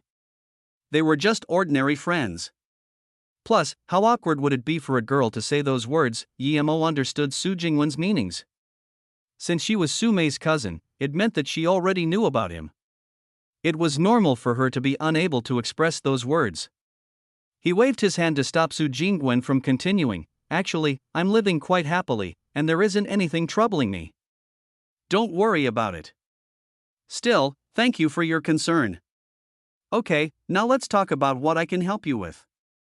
Su Jingwen had a faint blush on her face and thought, although Yemo's expression said that he really didn't care about his condition. Was he really thinking that way and didn't care about it at all? However, Su Jingwen secretly made up her mind that if she met the person who sold the charms, she would ask if she could buy a charm that could cure Yemo. Although she hadn't known Yemo for long, she felt very comfortable being with him. Not only was Yemo handsome, but his personality was quite friendly and open. He didn't make her feel the slightest pressure. This was the reason she was willing to help Emo. Today is my birthday, and due to family reasons, I haven't had a happy birthday for many years. I want to invite you to come to my birthday party tomorrow night. I wonder if you would be willing to come. What she really meant to say was that she needed a male partner for a dance. But she hadn't found the suitable person. Asking this innocent Emo to help her out was perfect for this. Emo became dazed, and some warmness rose in his heart. Su Jingwen knew that he was the abandoned son of the Yi family, and yet she still invited him. This showed that in her heart, she had the same thought as Shi Xiu, treating him as a true friend without exterior motives. Of course I would be willing to, thank you for inviting me to your birthday party. I'll come for sure, Emo agreed happily. Su Jingwen gave an invitation to Emo and said, I won't have the time to call you that night, but it is at 6 p.m. at Yuan private place, and the address is on top. I need to go to the airport to pick up my friends. So I'll see you tomorrow night. Seeing Su Jingwen's Mercedes disappear, he thought that if he wanted to go to her birthday party, he needed a gift for her. He couldn't go empty-handed. Although he had some money on him, Emo wasn't an idiot. He needed to save the money for cultivation. At last, Emo bought a very ordinary jade from the market and made it into a magical jade bracelet artifact. Although it was a bracelet, there were only 6 pea-sized beads of jade on it. They were sculpted into circular shape from the jade Emo bought and made into a magical defensive artifact. Although this magical defensive artifact didn't even have a level, it could still defend against some simple attacks. However, there were only 6 jade beads on this bracelet. Each time it defended against an attack, it would damage a jade bead. Although it didn't look very refined, it was practical and helpful. With Yemo's current ability, he could only finish 6. Hopefully, Su Jingwen would not need a bead from this bracelet in her whole lifetime. For someone as rich as Su Jingwen, a few $100s of jade was nothing to her. The bracelet Emo was going to give looked a little ugly, and she might not even wear it. However, regardless of whether she was going to wear it or not, Emo wouldn't mention the magic enclosed in this artifact. When he returned to his home, Su Wei still hadn't come back. Emo cared for his flowers and grass a little. There was a month before he might be able to harvest the seeds of silver heartgrass. After finishing these, Emo then went toward Yuan private place in high spirits. Ninghai Zhongqiao Airport. Su Jingwen saw Li Mumei, but there was a gorgeous girl beside Li Mumei who even rendered some sort of spiritual sense. Su Jingwen was wondering who was this girl. If it weren't for the faint worry on her face, she would have taken her as a goddess from out of this universe. Su Jingwen was not the only person attracted by Ning Qingshue's beauty, and, when Su Jingwen walked over, many people set their eyes on the 2 women and thought, these 2 women are breathtaking. In comparison, Li Mumei, who was usually considered beautiful, could only be viewed as normal. Jingwen. Oh, happy birthday, I traveled especially to celebrate with you. Li Mumei saw Su Jingwen, who was walking over here from a distance, and started to speak animatedly. Mumei, I'm so happy that you can come to Ninghai. And this is... Su Jingwen immediately grabbed Li Mumei's hands and gushed excitedly. Jingwen, hello, I'm Mumei's cousin Ning Qingxue. I heard about you, and I wish you a happy birthday. Ning Qingxue smiled and said, thank you. So you are Qingxue, you really are pretty. No wonder they say you are the prettiest lady in Beijing, even I'm a bit entranced. Su Jingwen didn't think that the girl in front of her was Ning Qingxue. But when she saw Ning Qingshue's somewhat dim eyes, she immediately thought of Emo and stopped talking. Li Mumei seemed to notice the atmosphere was a bit cold and hurried to say, Jingwen, Qingxue, there are a lot of people staring at us, we should go quickly. Chapter 21, Su Shingun, 1. As Su Jingwen was driving the car, she thought, why did Ning Qingxue come? I am very familiar with her. Usually, someone like Ning Qingxue wouldn't come to a birthday party when she wasn't invited. Oh no. Su Jingwen suddenly remembered something important. Emo is also coming tonight. What would happen if they see each other? Jingwen, what's wrong? Your mind doesn't seem to be here. Li Mumei saw that Su Jingwen appeared to be a bit distracted and hurriedly asked, oh, nothing really, I suddenly remembered something, but it's fine now. Oh right, Mumei, you didn't tell me that Qingxue was coming. Qingxue, have you taken over your father's business by now? I heard some people saying that you were already at Ning Family Medical Materials.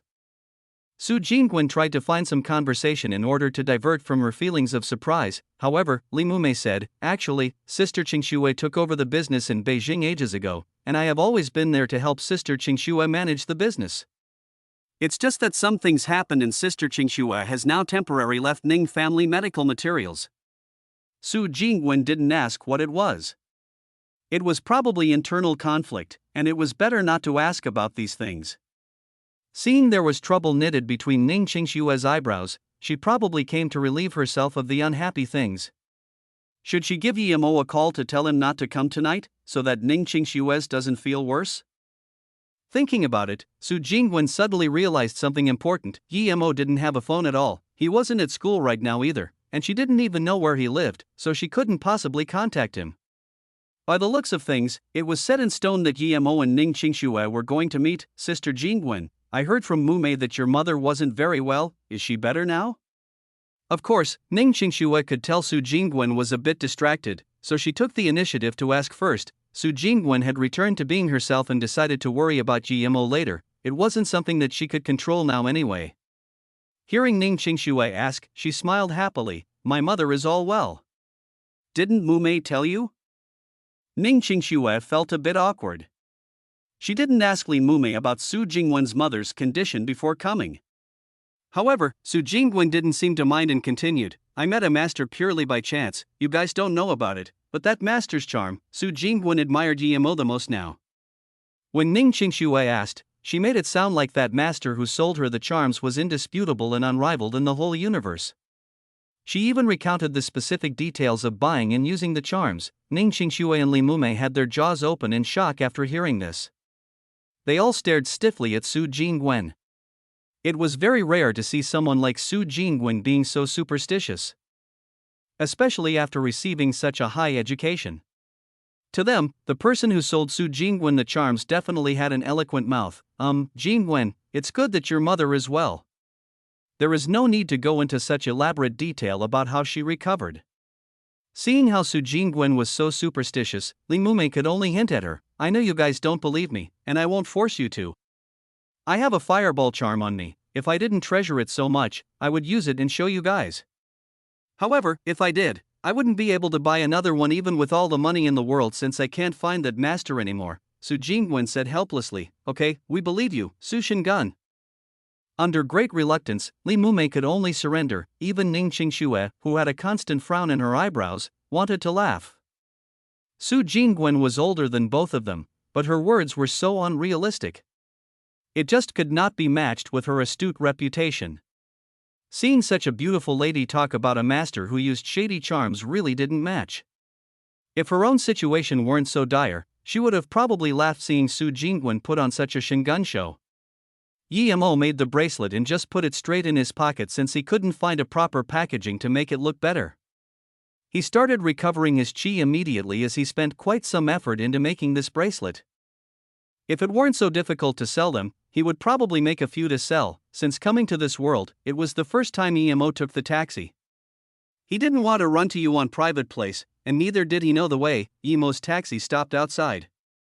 The guard at the door saw Yemo take the taxi over and was surprised as he didn't look like someone wealthy. Although he was wearing neat and clean clothes, his hair wasn't groomed and was unkempt. Moreover, he was wearing a normal pair of Vans. These shoes couldn't be worth more than $30 to $40, so he immediately stopped Yemo. "Sir, this is a private place, it isn't open to public." Before the guard finished his words, Yemo took out the invitation and handed it to the guard as he didn't care. With this appearance, it was normal for the guard to keep a close eye on him. The guard looked through the invitation a few times, and after confirming, he returned it to Yemo with surprise. "Apologies, please go in." Just when Yemo went into the yard, a red Porsche pulled into the yard. In contrast with his entrance, this time it was as though the guard was just purely for display. The red Porsche dashed past Yemo, before slowly reversing back to where he stood. The driver was evidently quite arrogant. This was a big yard, not a high-speed freeway. One glance could tell that this was a very cocky person. Just as Yemo thought this, a girl jumped off the car, clad in a red top and tight jeans. Her womanly features were clearly outlined and an air of superior arrogance and glamour was evident. Sumei. Yemo wasn't surprised to see her here. She was Su Jingwen's cousin after all, and it was normal for her to come to Su Jingwen's birthday party. However, although this woman was arrogant at school, she still seemed reserved. However, he didn't think that outside of school, she didn't bother to hide it at all. Emo? Stop. What are you doing here? Sume was rejected without reason last time and lost several $100s to Emo, which made her feel very uncomfortable. Emo stared at Sume in a feigned bafflement. I came here because I was invited. Is this place yours? Do I need to report to you before I come? At this moment, another girl jumped off the car. She dressed similar to Sume, but what made her more eye-catching was that her hair was dyed yellow. What's wrong, Mei? Who is this guy? This girl asked Sume and scanned Emo with a haughty side glance. Sume sneered, and before she could talk, a military-plated Audi parked at the door but didn't come in. Instead, a 20-or-so-year-old youth got off. He also saw Emo and walked over. Mei, long time no see, what's wrong? You don't seem to be happy. This youth had a smile and greeted her from a far distance. Sume saw this boy coming over, and her face immediately turned into a smile. Brother Wang Shu. You didn't even come to see me, yet you say long time no see? Chapter 22, If life was just like first meeting, I came now didn't I? Jia Jia is here too. This youth had a calm tone and didn't have that impetuous temperament youth usually had. I thought Brother Su didn't recognize me. The yellow-haired girl pretended to be angry. Emo saw them and thought that, although this man looked very gentlemanly, there was a sense of ferociousness in his temperament, even a faint sense of a killer's chi. Ordinary people would be unable to discern this killer's chi, but Emo killed many people and monsters in his past life. He could tell with one glance that this youth definitely killed before. And he killed blatantly. He should be even proud of doing it, otherwise, he wouldn't have this type of killer's chi. However, Emo didn't have any business here, so just as he turned to leave, this youth turned his head and extended his hand saying, I'm Wang Su, you are? Emo saw this youth extend his hand with a face full of mockery and immediately knew what he was trying to do. He extended his right hand slowly and casually said, Emo. Seeing Emo and Wang Shu shake hands together, the happiest person was Sume because she knew Wang Su had a quirky habit. Whenever he met a man for the first time, he would test their strength through a handshake. Once, her classmate shook hands with Wang Su and screamed in agony. Afterward, that guy didn't have the face to come after her again. Now, Emo and Wang Su were shaking hands. What would the result be? Sume was even looking forward to hearing Emo scream. Crack! Just a few sounds resounded. Wang Su felt he crushed Emo's hands and even heard the sound of bones breaking. He didn't even know when Emo took his hands away. He was shocked and regretted his actions. He thought that he used too much power and couldn't control it. He actually broke someone's hand. Sume and that yellow-haired girl called Jia Jia were also shocked. They didn't think Wang Su was cruel enough to actually break Emo's hands. The uncomfortable sound of bones cracking gave them goosebumps. Ah, Wang Su brother, why did you break his hand? He was invited by Sister Jingwen. Where's Emo? When Sume said this, she just realized Emo had disappeared. Wang Su also knew things had grown serious. He didn't think Emo was so fragile. He just shook his hand and didn't even use his full power, yet Emo's hands broke. What was this? Hearing Sume's exclaim, only then did he see that Emo had disappeared, but none of them actually saw when Emo left. He's just a deprecated student. Give him some money and tell him to go to the hospital himself. What a useless thing, the girl called Jia Jia said immediately. This valiant youth smiled bitterly. Now Sister Jingwen is going to tell me off. He definitely went in. I'll go and check up on him. Sigh, I didn't think his hand was so frail. Emo really didn't want to waste his time talking to these people who had nothing better to do. He came for Su Jingwen's birthday party, and having a conflict with the people here would only give Su Jingwen a hard time. However, he was also very satisfied with his bone retraction technique. Although his cultivation didn't progress much and was still only in the first stage of chi gathering, his mortal martial arts improved a lot. Emo didn't know what degree the strongest person in this world was, but since he couldn't cultivate normally, he might as well practice mortal martial arts to make himself stronger and safer. However, he knew that even if his martial arts were trained to the absolute limit, there were still all sorts of weapons from which he would not be safe, while the trio of Sume, Wang Su, and the other girl was still discussing Yimo's injuries. Yimo had already entered the building. There was still a waiter at the entrance to the door. He glanced at Yimo's invitation and let him inside. There was already a lot of people. Su Jingwen made the event huge. It was probably to celebrate her mother's recovery as well while meeting up with friends she hadn't been with for a long time. Yimo, thanks for coming to my birthday. Come, sit over here. Su Jingwen saw Yimo as soon as he came in and hurried to take Yimo to a table. Of course, I said I would be coming, didn't I? Yimo smiled and was ready to take out his present when he heard someone say, "Ah, Jingwen, who is this handsome man? Is he your boyfriend?" But when he saw Yimo's normal Vans and Yimo's apparels, he stopped his latter half of the sentence and stuttered to say, his dressing is really unique." Su Jingwen was afraid that Yimo would feel bad and hurried to say, "He is my friend, Yimo." Su Jingwen then realized that Yimo was staring straight behind her back and didn't seem to hear what she said. She hurried to turn around. It was Ning Qingxue and Li Mumei walking over. Su Jingwen groaned to herself and thought, how could they have met so early? She didn't have the chance to explain things clearly to Yimo yet. Yimo looked as Ning Qingxue made her way over. This woman wore a faint yellow petticoat which struck him in his heart.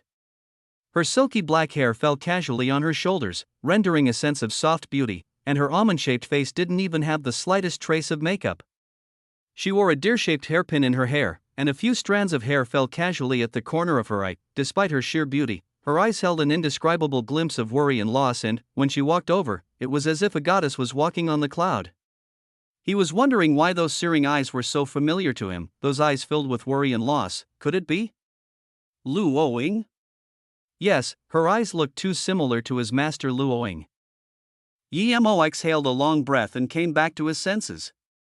He knew this girl wasn't his master Lu Oing, but yet her eyes drew him in. Just like Lu Oing's eyes, Yimo's complexion returned to the calm he normally had.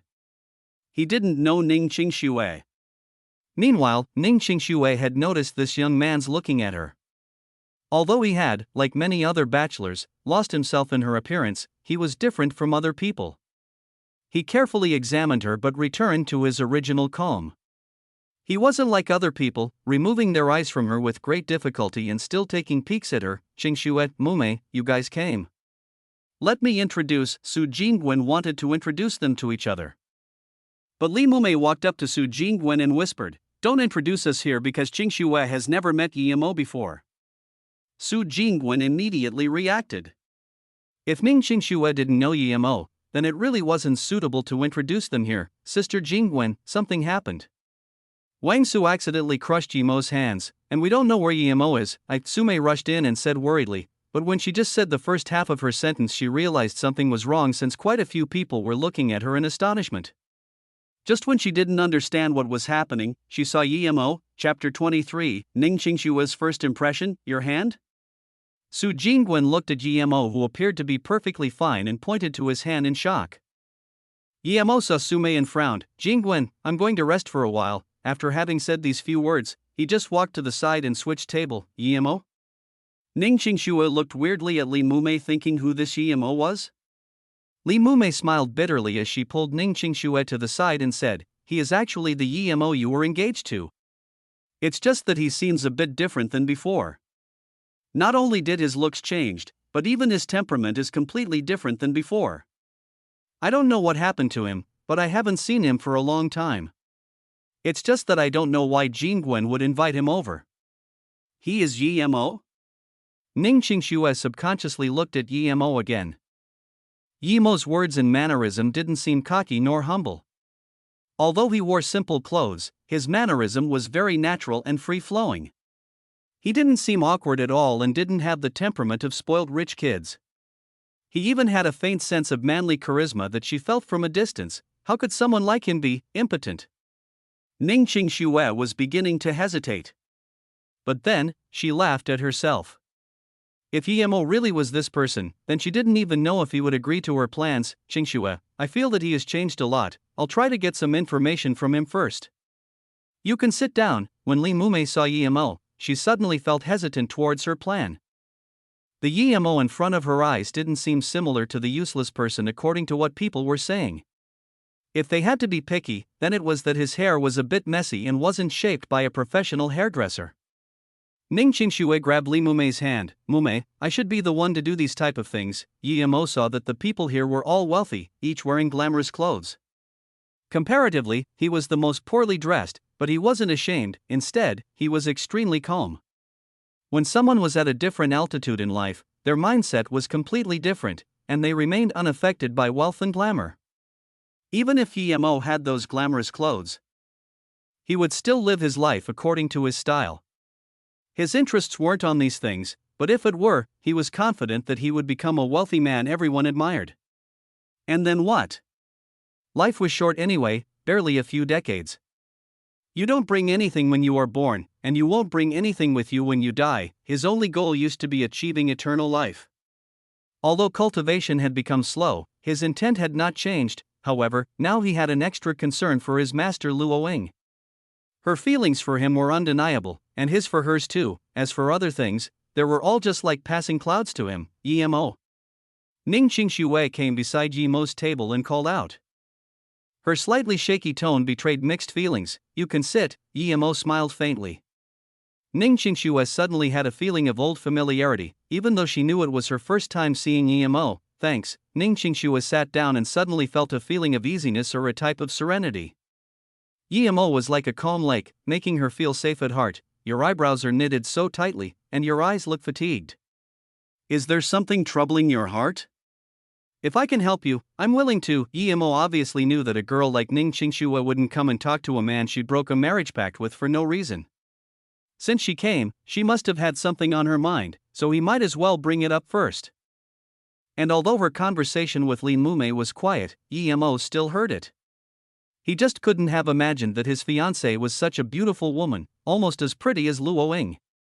He didn't have a negative impression of Ning Qingshui, or rather, he didn't feel anything towards her. But when he saw Ning Qingshui's troubled eyes, he was reminded of Luoying. Ning Qingshui looked at Yi Mo in surprise.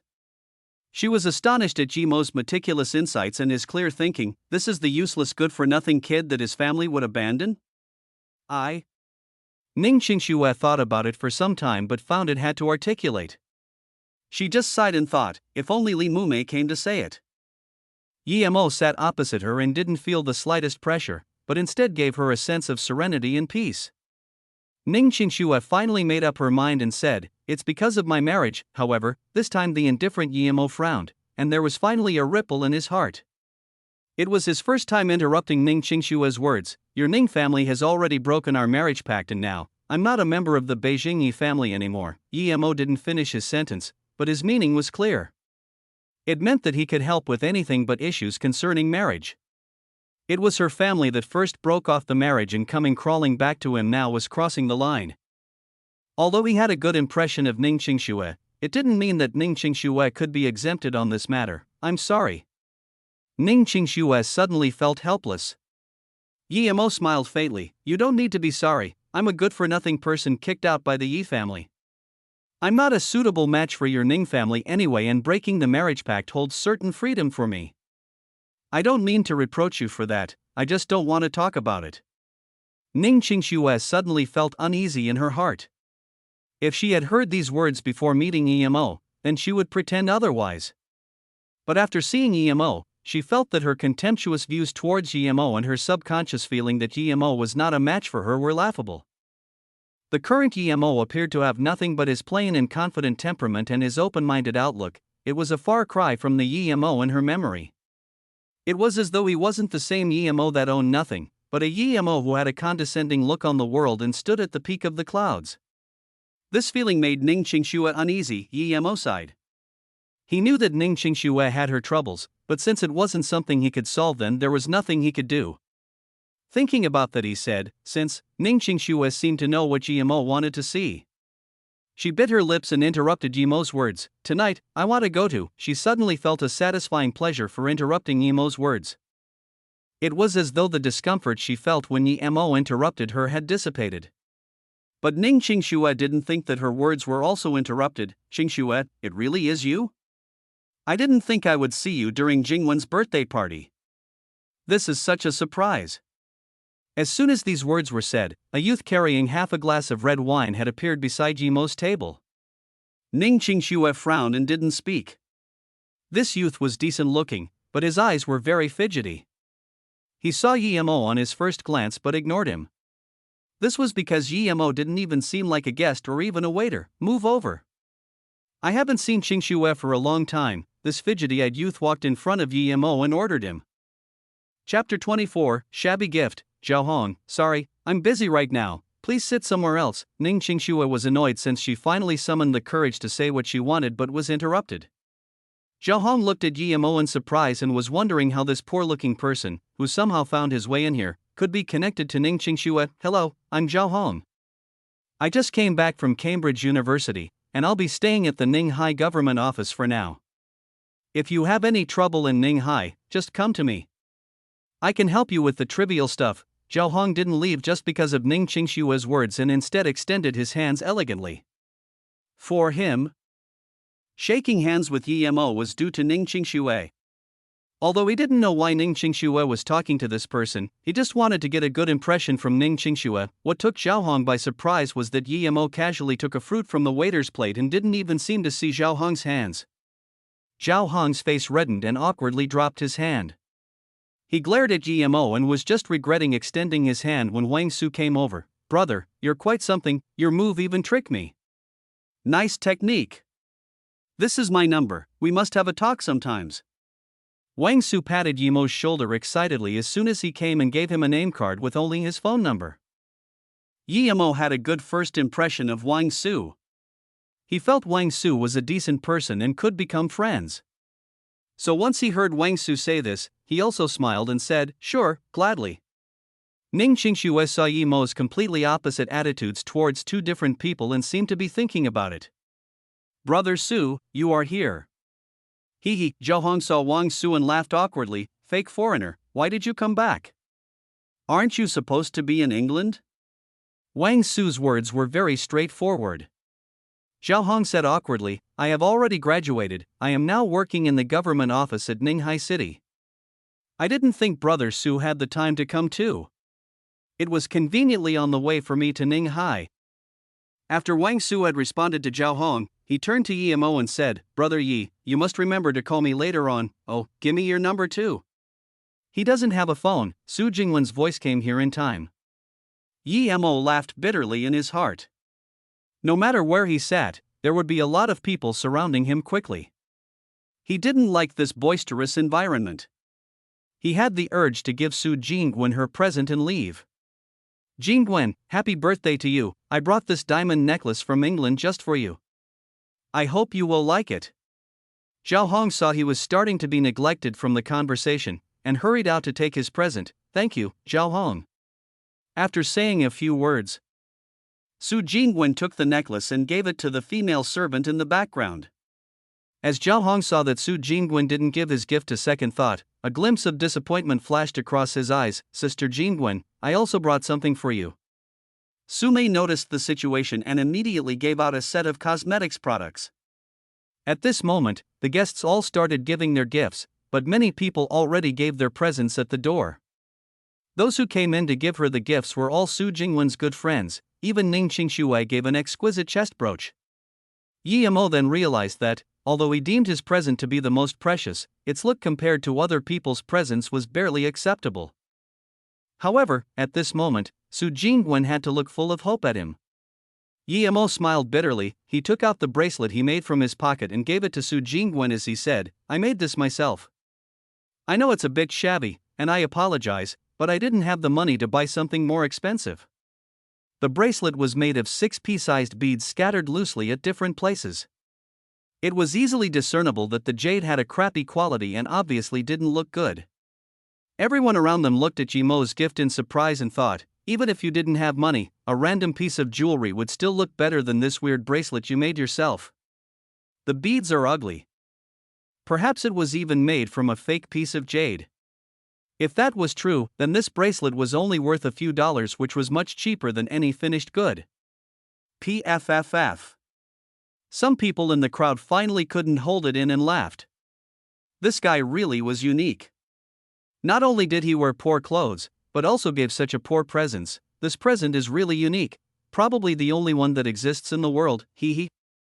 Zhao Hong saw Yemo offering this gift and finally found a chance to ridicule Yemo. Su Jingwen rolled her eyes towards Zhao Hong but happily accepted Yemo's bracelet while she wore it joyfully on her wrist. Thank you. Thank you for making a present for me yourself. I really like this bracelet. Does it have a name? Yemo smiled and said, I named it the Six Harmony. Six Harmony? This name is really quite unique. Sumei looked at the sanguine Su Jingwen and wanted to say something about Yemo but resisted the urge to. Ning Qingxue saw Yemo giving such a cheap present yet still had a calm face without any sign of uneasiness, and when she looked at Su Jingwen's joy of receiving the present, Ning Qingxue suddenly felt a weird feeling that she couldn't explain. Soft music played, and the first dance was coming. Just when everyone started guessing who Su Jingwen would get to dance with her for the first song, Su Jingwen looked at Yemo and said, Yemo, would you dance with me for this tune? He is Yemo? Zhao Hong obviously heard about the things between Yemo and Ning Qingxue, and his expression became weird. From Su Jingwen accepting Yemo's present and wearing it on her hand to inviting Yemo to dance with her, even those who didn't know Su Jingwen knew that Yemo was probably someone Su Jingwen pushed out to be a shield. It was to defend against those who wanted to dance with her tonight. However, Ning Qingxue didn't think this way. She felt that Su Jingwen genuinely wanted to invite Yemo to dance. Although she didn't know why Su Jingwen would do something like this, there was an unreasonable feeling of annoyance in her heart. She immediately felt confused about her feelings. Yemo also didn't think Su Jingwen would invite him to this gathering for this and said awkwardly, Unfortunately, I don't know how to dance at all. Su Jingwen became dazed for a moment. She considered everything else except for the fact that Yemo couldn't dance. Although Yemo was abandoned by the Yi family, he was still once a young master there, and he was a student of Ninghai University. How could he not know how to dance? Only Li Mumei knew that Yemo really didn't know how to dance. In the past, although Yemo was boastful, he never seemed to go to the dance floors or clubs. He barely had any friends and only liked to show off and be arrogant. Chapter 25, The First Dance, I Can Teach You, Su Jingwen responded. She also knew this was an excuse, but she would find it hard to reject if someone else offered to dance with her first. Of course, as soon as Su Jingwen said those words, the surrounding people looked at her. Teach him to dance? Could this be learned in such a short moment? Jingwen, how about this? The first dance is about to begin. I'll dance with you first, and I'll call a few professional dancers to teach Yemo how to dance later. The one speaking was Wang Peng. When did he come? Yemo thought as he looked at Wang Peng, whose eyes were watching him back coldly. The warning was obvious in his eyes, however. Yemo became vigilant. It was not because Wang Peng showed animosity towards him, but because Wang Peng's hands were healed. Yemo knew his technique. He left a sliver of Kai inside Wang Peng's bones and, with the modern medical standards, there was no method to remove it. If he wanted to have his wrist completely cured, he needed a master who had already cultivated Qi or a cultivator that cultivated Qi. There were masters like this? It looked like he needed to be careful in the future. He didn't know what the masters here were capable of, so he had to stay vigilant.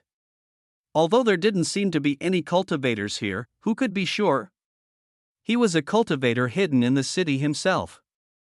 And even normal cultivators were no match for some people who cultivate mortal martial arts to the absolute limit.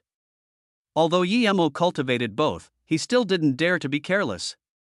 After all, his powers were still relatively low. No need, Yemo, let me teach you. Su Jingwen immediately refused Wang Peng's suggestion and did not take her eyes off Yemo, who smiled faintly. If Wang Peng hadn't arrived, he would have probably said that he was not able to learn it in such a short time, but since Wang Peng came and targeted him, Yemo wouldn't back down. Okay, you don't need to teach me, just tell me once. Hearing Yemo's words, Wang Peng was even more annoyed at Yemo. He can learn it just by being told once? No one would believe that. Even Su Jingwen didn't believe him. But she only needed Yemo to complete the dance with her. She didn't really think that Yemo only needed to be told once to learn it without any practice. However, since Yemo had already said that, Su Jingwen explained to him the moves of the waltz and even showed him a few moves. That's enough. Seeing Su Jingwen had finished, Yemo smiled and stopped her. At this time, the first dance music was already beginning. Everyone looked at Yemo and Su Jingwen walking into the dance pit. They wanted to see how Yemo would perform, and some people were waiting to see Yemo be embarrassed. Ning Qingxue looked at Yemo. She had a feeling that Yemo's smile meant that he was confident on the matter. Yemo grabbed Su Jingwen's hand, and a faint aroma wafted to his nose, engulfing him in a complex, indescribable feeling. Other than the moment he fled with his master, he had never been so close to any woman. His heart started to beat faster. Although Luoying carried him to escape in his last life, that moment was too short and didn't even have the chance to react before he fell unconscious. Today, it was different, for he was grabbing Su Jingwen's hand and even moving with the music. Yemo, you cheated me. You said you didn't know how to dance, but your dance moves are perfectly fine. I won't believe that you could dance so well with me, just telling you once. When Su Jingwen started to dance with Yemo, she immediately felt that Yemo was not someone dancing for the first time. His moves were agiler and more in sync with the music than hers. Yemo didn't explain why he would know just by being told once. It was useless to, even if he did anyway. Could he tell Su Jingwen that he had spirit sense? These moves were way too simplistic compared to what he cultivated. Instead, he just asked, "Do you often dance?" Yemo held onto Su Jingwen's hand and passed on his body temperature. Occasionally she would brush against Yemo's body. Su Jingwen felt like she was playing with fire. The masculine charisma from Yemo's body made her feel lost, yet his light breath on her made her feel great calmness. Was he really a student? Everyone around saw Yemo and Su Jingwen dancing moves charged with chemistry, and everyone came to the realization that this Yemo was only pretending not to know how to dance. In this era, which young master didn't know how to dance? Wang Peng's face was pale with fury as he felt played and cheated. This made him very annoyed, and soon, he put Yemo in the same position in his heart as the person who sold the charms. A gruesome fate would await him. Ning Qingxue looked quietly at Yemo and Su Jingwen's synchronized dance moves as she listened to the soft music. It was unknown what she was thinking, but her face seemed calm. After the tune was over, Su Jingwen appeared to linger in the mood. But after hearing the claps around her, she realized the song was over yet couldn't help but reminisce. The music started playing again, and everyone began to look for a dance partner as they entered the dance pit. Just when Wang Peng wanted to invite Su Jingwen again to dance, he suddenly saw Ning Qingxue, and his eyes immediately brightened up. He hurriedly walked over and asked, "Hello, my name is Wang Peng, may I have the honor to dance with you?" Ning Qingxue looked coldly at Wang Peng and didn't even reply. Instead, she walked in front of Yemo and said, "Yemo, I didn't have the chance to finish what I was saying before. Could we continue this conversation?" Wang Peng became even angrier. And his face grew paler. Su Jingwen already knew that Ning Qingxue and Yemo had broken their marriage pact, but she didn't know why Ning Qingxue kept asking for Yemo. Was there something else? Just when Su Jingwen wanted to say something, Li Mumei walked over and pulled Su Jingwen. "Jingwen, I have some things I need to talk to you about. Let's go." Seeing Su Jingwen, who was already far away, Yemo looked at Ning Qingxue and said, "Okay, we'll sit for a while on the side." Yemo was originally planning to leave after finishing this dance, but could only stay due to Ning Qingxue. Wang Peng looked at the beautiful goddess like Ning Qingxue being taken away by Yemo. Although he was livid, there was nothing he could do. All he could think about was when he would teach this guy a harsh lesson. After finding a far-off corner to sit, Yemo spoke straightforwardly, "I'm no longer a member of the Yi family in Beijing, we are now two people from two worlds. What do you need me to do?" Ning Qingxue stayed quiet for quite a while before saying, "Yemo, I don't want to say it here. Could we go to where you live tonight? I'm sorry, but I really need your help." "What?" Yemo thought he heard wrong. A girl like Ning Qingxue would take the initiative to ask to go to his place at night? No matter what it was, this didn't seem to be right. Chapter 26, Taking Ning Qingxue Home. What? Qingxue wants to marry Yemo? How is this possible? Su Jingwen was also shocked by Li Mumei's words. She didn't think that Ning Qingxue had such a crazy idea. Her first reaction was actually to oppose the decision, and Li Mumei looked at Su Jingwen with some degree of shock to her response to the situation. Su Jingwen also seemed to realize that her reaction was inappropriate and ridiculed herself. "I'm only saying Qingxue is such an excellent girl, how could she, or rather, why would she decide to marry Yemo?" Even if she wanted to avoid the marriage arranged by her family, she shouldn't do that to herself. Li Mumei sighed and replied, "It's because Yemo is disabled that Qingxue would make such a decision. Sister Qingxue is really unfortunate. However, today I saw Yemo, and he is completely different from the Yemo in my memories. I had no idea a person could change so much. Sai, if he weren't kicked out of the Yi family and didn't have a problem with his body, then everything would be perfect." Su Jingwen sunk back into silence. She didn't know why, but unconsciously, she just wanted to disagree with Yemo marrying Ning Qingxue, but she couldn't find any reason. Was it just because he danced with me today? Or was it because he looked like that master who sold me the charms? What's wrong? Jingwen? Li Mumei saw Su Jingwen become silent and hurriedly ask, "Huh? Oh, nothing, I was just wondering if maybe I could help with something?" Su Jingwen was dragged back into the reality by Li Mumei. Li Mumei didn't know why Su Jingwen's mind always wandered off, so she could only say, "I will send you some photos of Ning Qingxue and Yemo sleeping together in pajamas to you. You just need to find an entertainment media outlet to release them and then find some journalists to interview them about their marriage." Su Jingwen looked at Li Mumei with her eyes wide open and said after a while, "You thought of such a wicked idea? You will damage Qingxue's reputation." Li Mumei sighed once again before responding, "Even if her reputation was damaged, it is better than being in the hands of Song Shaoan. Your Su family is also in Beijing. I think you know what sort of hungry wolf Song Shaoan is. If Sister Qingxue had a choice, do you think that she would want to do this?" Su Jingwen already knew what sort of person Song Shaoan was. Saying he was bad was the understatement of the year. He was a demon that ate humans without spitting the bones, and countless girls in Beijing suffered in his hands. She also understood why Ning Qingxue would make this decision. After a few moments of thinking, Su Jingwen replied, "However, this way, wouldn't Yemo be the victim? He's innocent here. I also know that he is innocent, and initially, I thought that by giving him some money, he would be glad to do it. But I almost couldn't recognize the Yemo of today compared to the Yemo from the past. Could a person really change this much after experiencing hardship? I can no longer be of any help with this situation. We can only wait and see if Yemo wishes to help Ning Qingxue, and if he doesn't, then there's nothing we can do anymore," Li Mumei said helplessly. Su Jingwen opened her mouth but eventually didn't say anything. At this moment, both of them were silent. "What would be so important to you that we would have to go where I live for you to say it? Can't you say it here?" Yemo looked at her with surprise. Ning Qingxue lowered her head. She couldn't bear to explain the plan to Yemo. If Yemo didn't agree to Li Mumei's plan, would leaving the country even work? After thinking for a while, she grounded her teeth and said, "I want to go to your place tonight because there's something I have to talk to you about privately." Seeing how she suddenly popped this sentence with tightly frowned eyebrows, Yemo sighed.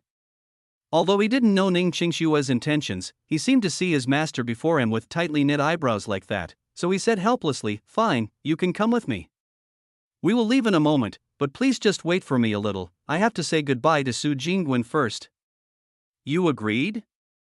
Ning Qingxue stood up in pleasant surprise.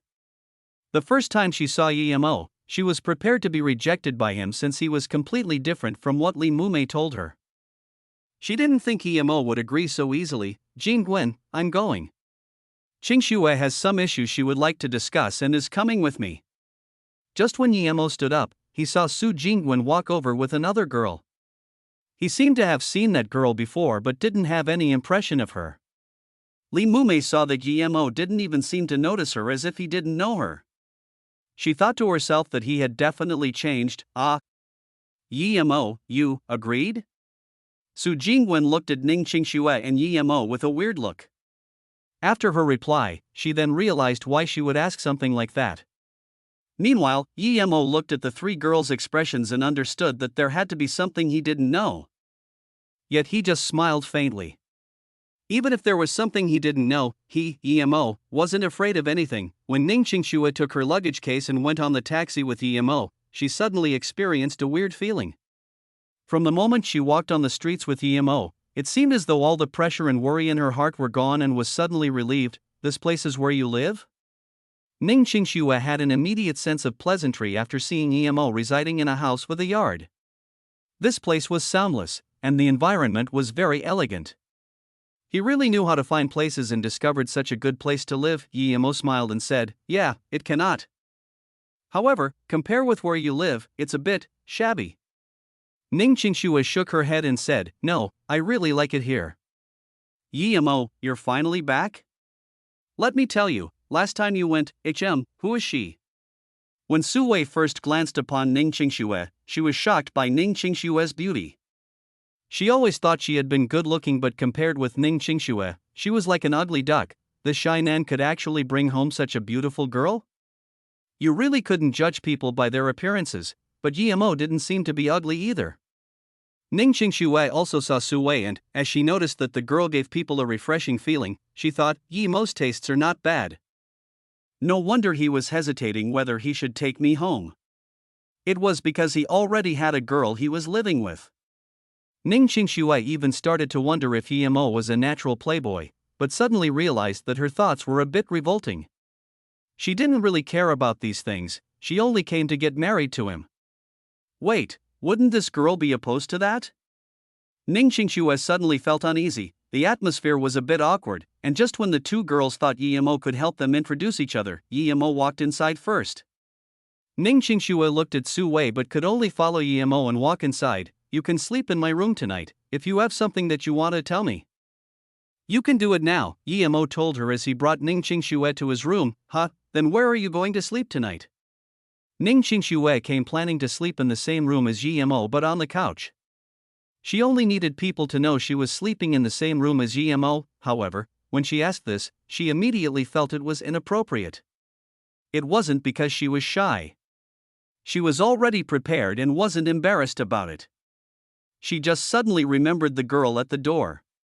She didn't think Guillermo already had a girlfriend and was living with her.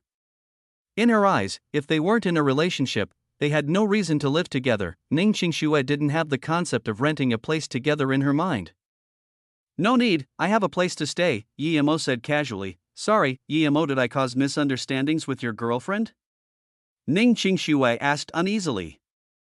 Her words were also meant to test and see if that girl was his girlfriend or not. Guillermo waved his hand calmly and didn't bother explaining to Ning Qingxue as he felt that he didn't need to. Instead, he said, "You have something to tell me. Now that we're here, you can say it." Chapter 27, Is this a business deal? Seeing that Guillermo didn't deny, Ning Qingxue sighed. He had a girlfriend, and she knew this thing couldn't be done. However, he didn't seem to be living with her. Now that she came, she instead gave him the opportunity to live with his girlfriend. "Because I want to get married to you," Ning Qingxue couldn't find a proper way to put it, so she just said it straight out. What took her by surprise was that Guillermo didn't seem shocked at all. Guillermo's appearance did make Ning Qingxue feel strange. She saw that Guillermo was very calm and didn't say a word, so a moment later, she asked quietly, "Aren't you curious?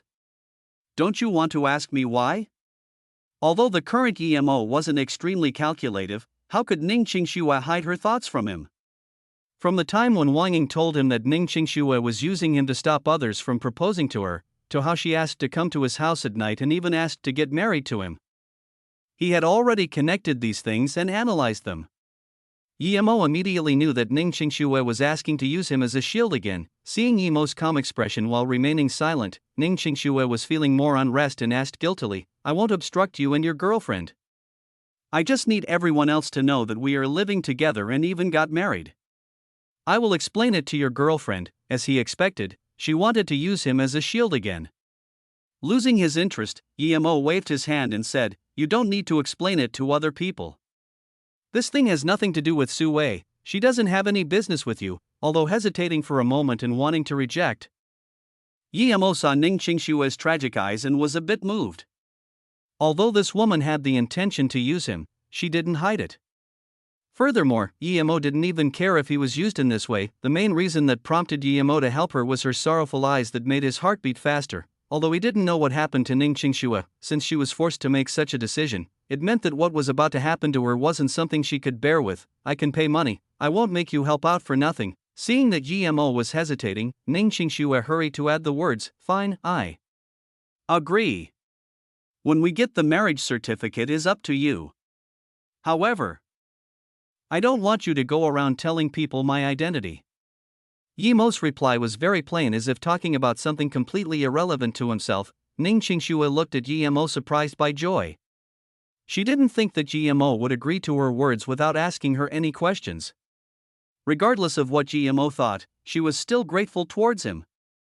As for Yimo's last sentence, she took it as not allowing her to tell Sue, this card contained $500,000. You can use that for now, the password is 575757. Ning Qingxue took out a card and gave it to Yimo. Yimo took the card and laughed at himself as he said, very well, since you have paid now, this is a business deal between us. When you feel the agreement is over, you can leave yourself. I'm going to rest now. Seeing Yimo's desolate back figure, Ning Qingxue's heart suddenly squeezed. It was as though she did something wrong. What did she do wrong?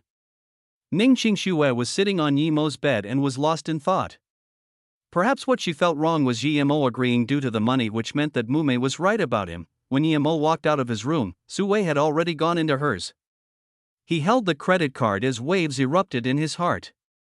The instant he took the credit card, he had the urge to throw the card in her face and tell her to piss off. The only reason he let Ning Qingxue come in and even help her was due to the striking resemblance between his helpless master and Ning Qingxue's eyes filled with melancholy. Shaking his head, he started wondering to himself what Ning Qingxue did wrongly. Probably in her mind, she thought that what she did was right. Anyway, he already gave his room to Ning Qingxue, so Yimo had nowhere to go. Luckily, he had always been cultivating on the north side of the yard, which was near the back. In this spot, there was an old tree, and every time Yimo cultivated under it, he felt more peaceful. Yimo sat under the tree cultivating for an entire night. He felt his chi getting stronger and couldn't help but to smile faintly. All the annoyance from last night had dissipated, and, from today onwards, he decided that it would be pretty good to cultivate here each night. It looked like people needed to be pushed to be motivated. Before Ning Qingxue could even discuss when they would get married, Yimo went straight to school. When Yimo had already run to the school, Ning Qingxue and Sue finally got up. After they had greeted as they saw each other, both of them became a bit shy. For them, Yimo was sleeping with the other the night before. Perhaps it was more strange for Ning Qingxue, as she knew that Yimo was impotent and wondered how he could sleep with someone, but obviously, she would be too embarrassed to ask such a question. After studying for half the day in the library, Yimo went to the dorms and slept during the whole afternoon. At night, he was dragged by Shio to the restaurant for food. The main reason was that he still got a free coupon for the Juwei restaurant at the school. Yimo, you were really cool yesterday. Did you know? After you had left, Yen Yen was so angry that her face was pale. If it wasn't for merciless Bing who helped her out, I think she would have tried to find a hole in the ground to crawl into. By the way, who was the woman that came for you yesterday? She was really pretty. Could she be a star? No, even a star isn't as pretty as her. Shio said with a face full of excitement. He would only make such an exaggerated expression with Yimo. Yimo smiled as he patted Shio's shoulders and said, I've slept the whole afternoon. And I'm hungry already, let's go eat. Shio suddenly sighed and said, Yimo, to be honest, I'm concerned about you. Aren't you worried yourself at all? We're almost graduating, but you already had to retake the exams last semester. You probably can't even get a graduation certificate, much less a degree, and yet, you still sleep every day, sigh. Yimo said in disagreement, is there any use in worrying? If worrying were useful, I would worry every day. Put your mind at ease, I have my way. If you graduate and can't find a job, you can come to me. I'll be responsible for getting you a job and get you fed. Pfft, never mind. What I want is not just a job that will get me fed. My relative says that he can help me find a job at a government department. I bet you are jealous. Let's go, I can already smell the aroma of Juwei restaurant. Shio quickly pulled Yimo into Juwei restaurant. Juwei restaurant was the most famous restaurant in Ninghai University. The dishes were excellent and had a particular taste. Although it wasn't as good as Westlake Family's, Yimo still liked their style. Shio only had a $200 coupon, but that was enough for the two of them. Although Yimo was close with Shio, they barely had the chance to eat together. Yemo asked for another 2 bottles of white wine, and the two kept eating until 7 to 8 p.m. Sure was a lightweight.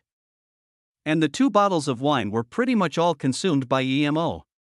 When Yemo took the tipsy Sure and left Juwei restaurant, he actually saw Zhang Wenxiao, who went to the toilet.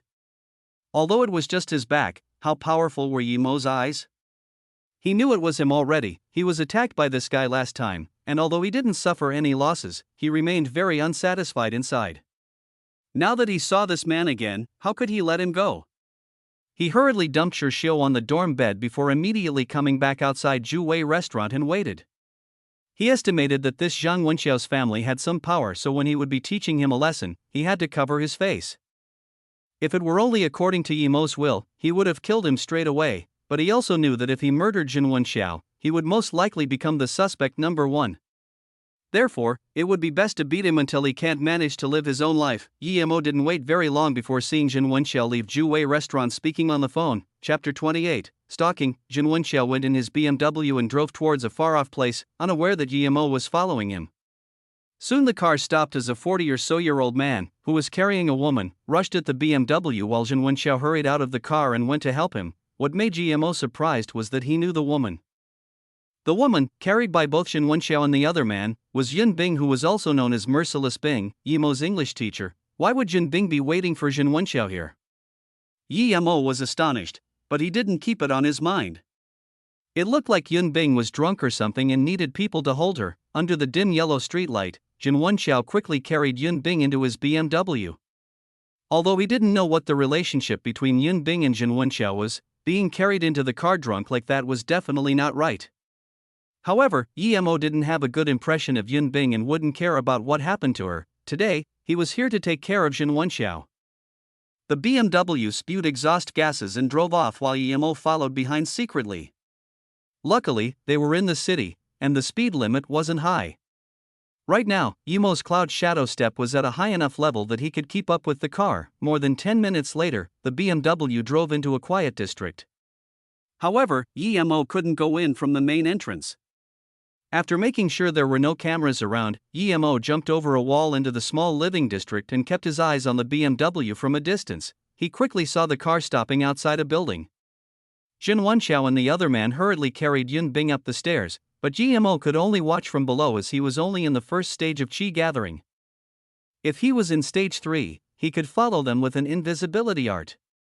However, if he followed now he would be seen, and it wasn't suitable to teach Zhang Wenxiao a lesson in the stairways. It would be better inside. Yemo waited down there for some time, and before long, a light in a room on the 4th floor lit up. Yemo immediately knew where they went and didn't hesitate to climb up through the window, and soon, he entered the lit-up room through the kitchen. "Young Master Chow, I am ready." Hearing that voice, Yemo knew this was the other man talking. "Start when I go on this woman. Remember to film it clearly and capture all the specifics, especially when she moans. I want all of it. I don't believe that she won't cooperate after all that." After Zhang Wenxiao's words, Yemo heard a ripping sound, like clothes being shred. So, these two want to gang rape Merciless Bing and also want to record it. He wondered whether she had had a conflict with the two in the past or if she had some incriminating evidence against them in her hands for the situation to be like that. Yemo originally thought the ripping move was done by Zhang Wenxiao, but when he kicked the door open, he found out the shredding movement was made by Yun Bing herself. Yun Bing's face was ruddy and steaming, and it was obvious that she was under the influence of some potent aphrodisiacs. She had already ripped off half the clothes in front of her chest, showing 2 snow-white balls that were firm and plump. And even Yemo was a bit phased after seeing them. "Who are you?" As Yemo kicked open the door, Zhang Wenxiao and the cameraman were immediately frightened. However, when they saw a single man walking in with a covered face, they immediately gasped a sigh of relief. Zhang Wenxiao was aware that the man behind him knew martial arts and was quite proficient at it. "Friend, what do you want to do? If you just want money, we don't need to cross paths, and we can let you play after we finish enjoying ourselves. This is a high-quality woman."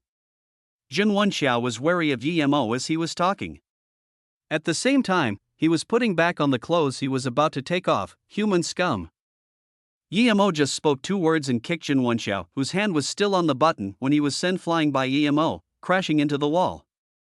When he fell down, he immediately fainted. The middle-aged cameraman saw this masked person attacking with dexterity, so he immediately threw his camera aside and took out a knife from his waist, stabbing towards Yemo. His moves were reasonably agile, however, his opponent was Yemo. In Yemo's eyes, this guy was even worse than Fong Weicheng, who wanted to fight him in the park last time. He made 2 consecutive kicks and used only one move to send flying this person, who Jin Wenxiao thought was quite powerful, while the middle-aged man flew. He sent the camera beside him flying into the ceiling and crashed, shattering into pieces. Meanwhile, the middle-aged man fell on top of Jin Wenxiao. "Hold it, friend, do you know who he is? He is the son of Mayor Zhang, aren't you afraid?" This middle-aged man was kicked to the ground and yet still wanted to threaten him. Yemo sneered and kicked this man on the head. He fainted promptly, as if on command. Yemo looked at the room. On the wall hung a picture of Yun Bing, and another one was of her carrying a little girl. He thought that this was Yun Bing's room and that Jin Wenxiao was really sinister. If he had done these things with Yun Bing in her room and made it into a video, Yun Bing would likely be forced to suicide or to comply with Wenxiao's every need. He wondered what Jin Wenxiao wanted from Yun Bing. It couldn't be just purely wanting to go in bed with her. Yemo didn't want to bother with these things and carried the unconscious middle-aged man and Jin Wenxiao. He didn't want to teach them a lesson in her room, and Yun Bing didn't look very appropriate. Just when Yemo walked to the door, Yun Bing's moan sounded, and there was another ripping sound of clothes. Yemo turned around and saw Yun Bing had stripped down to 3 spots that were barely covered. The almost completely nude Yun Bing laying on the bed with her almost uncovered 3 spots and her pink translucent underwear made Yemo's heart beat really fast. However, Yemo immediately knew things weren't right. The aphrodisiac Yun Bing was seemed to be too potent. He estimated that without sex, her body would probably be greatly damaged or even debilitated, and cursed at how evil Jin Wenxiao was. Yemo looked at Yun Bing's white yet ruddy-looking body inside. He dumped the 2 men outside and walked next to Yun Bing's bed as he wanted to help her push out the remaining drug power. However, just when Yemo walked in front of the bed, he was bear-hugged by Yun Bing like how a drowning person clutched to a wooden stump. The soft and aromatic body pushed into Yemo's arms, and Yemo uncontrollably felt aroused. Yun Bing seemed to exhale a comfortable breath and scratched Yemo's back with her fingers. She kept pushing her body onto Yemo as though she was pushing herself inside Yemo. Yemo's heart was burning with fire, but he was already in the first stage of qi gathering. After the short temptation, he immediately reacted and palmed Yun Bing's head. With the use of qi, a faint aroma of gas was pulled out of Yun Bing's body. As Yemo continued to use qi to pull out the aphrodisiac component in Yun Bing's body, Yun Bing gradually settled down. After a long time, Yemo was full of sweat but finally managed to push out the remaining components from her body. He was relieved and took down the black clothes to wipe the sweat from his head. However, Yun Bing woke up coincidentally at this exact moment. Abruptly, she felt she was almost completely nude and opened her eyes in horror, seeing Yemo, who was wiping his sweat, and, under embarrassment and rage, she fainted once again. Chapter 29, Ning Qingshua's second impression. Yemo was fatigued and didn't realize that Yun Bing had already woken up once. He pulled a quilt over Yun Bing's body and said to her, "You've been lucky today. With your attitude towards me, I didn't want to save you, but I'm in a good mood today." Yemo closed the door and once again carried the middle-aged man and Zhang Wenxiao and left. He stripped bare Zhang Wenxiao and the middle-aged man and beat them up. Then he kicked them till their private areas were busted before dumping them on the back seat of the car, stacked on top of each other. Then, he drove the BMW away until he came to the Genesis Square, and parked it in a frequented and conspicuous place. Before he left, he didn't forget to leave all the windows open. Yemo went out for the whole day while Ning Qingxue was getting a bit worried in the yard. She was planning to get the marriage certificate that day, but Yemo still hadn't returned. It was as though he had forgotten what he agreed to her. When Su Wei and Ning Qingxue saw each other in the morning, it was a bit awkward.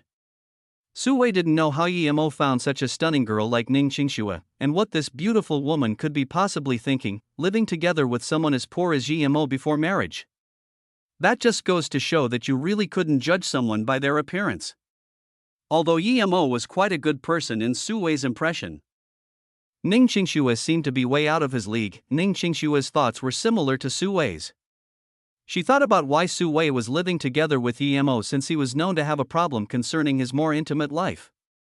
However, she couldn't really ask this, and both of them thought they were in the right. Seeing that Su Wei had gone to work, Ning Qingxue felt uncomfortable staying in this unfamiliar yard by herself. However, she waited for a long time for Yimo to no avail.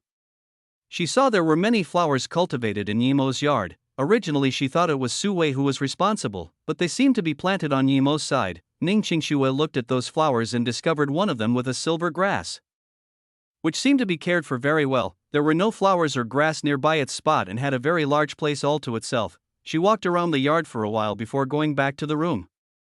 Yimo's room was simple. Other than a bed, there was just a desk. The only thing she didn't understand was that there was a small box and a pot seemingly used to cook herbs. As for what was inside the box, Ning Qingxue didn't know and didn't have any desire to open it. She didn't like to invade other people's privacy. As for that peculiar pot, she didn't have the urge to look at it either. She suddenly felt that Yimo was different from what Li Mume said about him, but at the same time similar to her description. This gave her an odd, uncanny feeling. She didn't know how Yimo knew Su Jingwen, but she seemed to have a good impression of him. Ning Qingxue thought about when she first saw Yimo dancing so flawlessly in synchronization with Su Jingwen, and when he gave a present to Su Jingwen. To her own surprise, she had felt uncomfortable, even perhaps a little jealous, watching the event unfold. She couldn't help but laugh at herself. Now, she saw with her own eyes that Yimo lived with the girl next door, and oddly she felt very calm. Thinking about how Yimo took her $500,000 card without hesitation made her feel that Yimo fit Li Mume's description perfectly, and just like that, her last remaining guilt towards Yimo was gone. Now, she could only wait until Yimo returned and get a marriage certificate with him. Then she would get Li Mume to copy the certificate and release her private photos with Yimo to the public. If after all that, she still couldn't get rid of the Song family's pestering, she wouldn't know what to do anymore. When Yimo returned to the yard, Su Wei and Ning Qingxue had gone to sleep already. Seeing that both lights were turned off, he didn't go in but instead returned to the spot with the tree in the back of the yard and cultivated under it. Ning Qingxue heard the sound of the door and knew Yimo came back.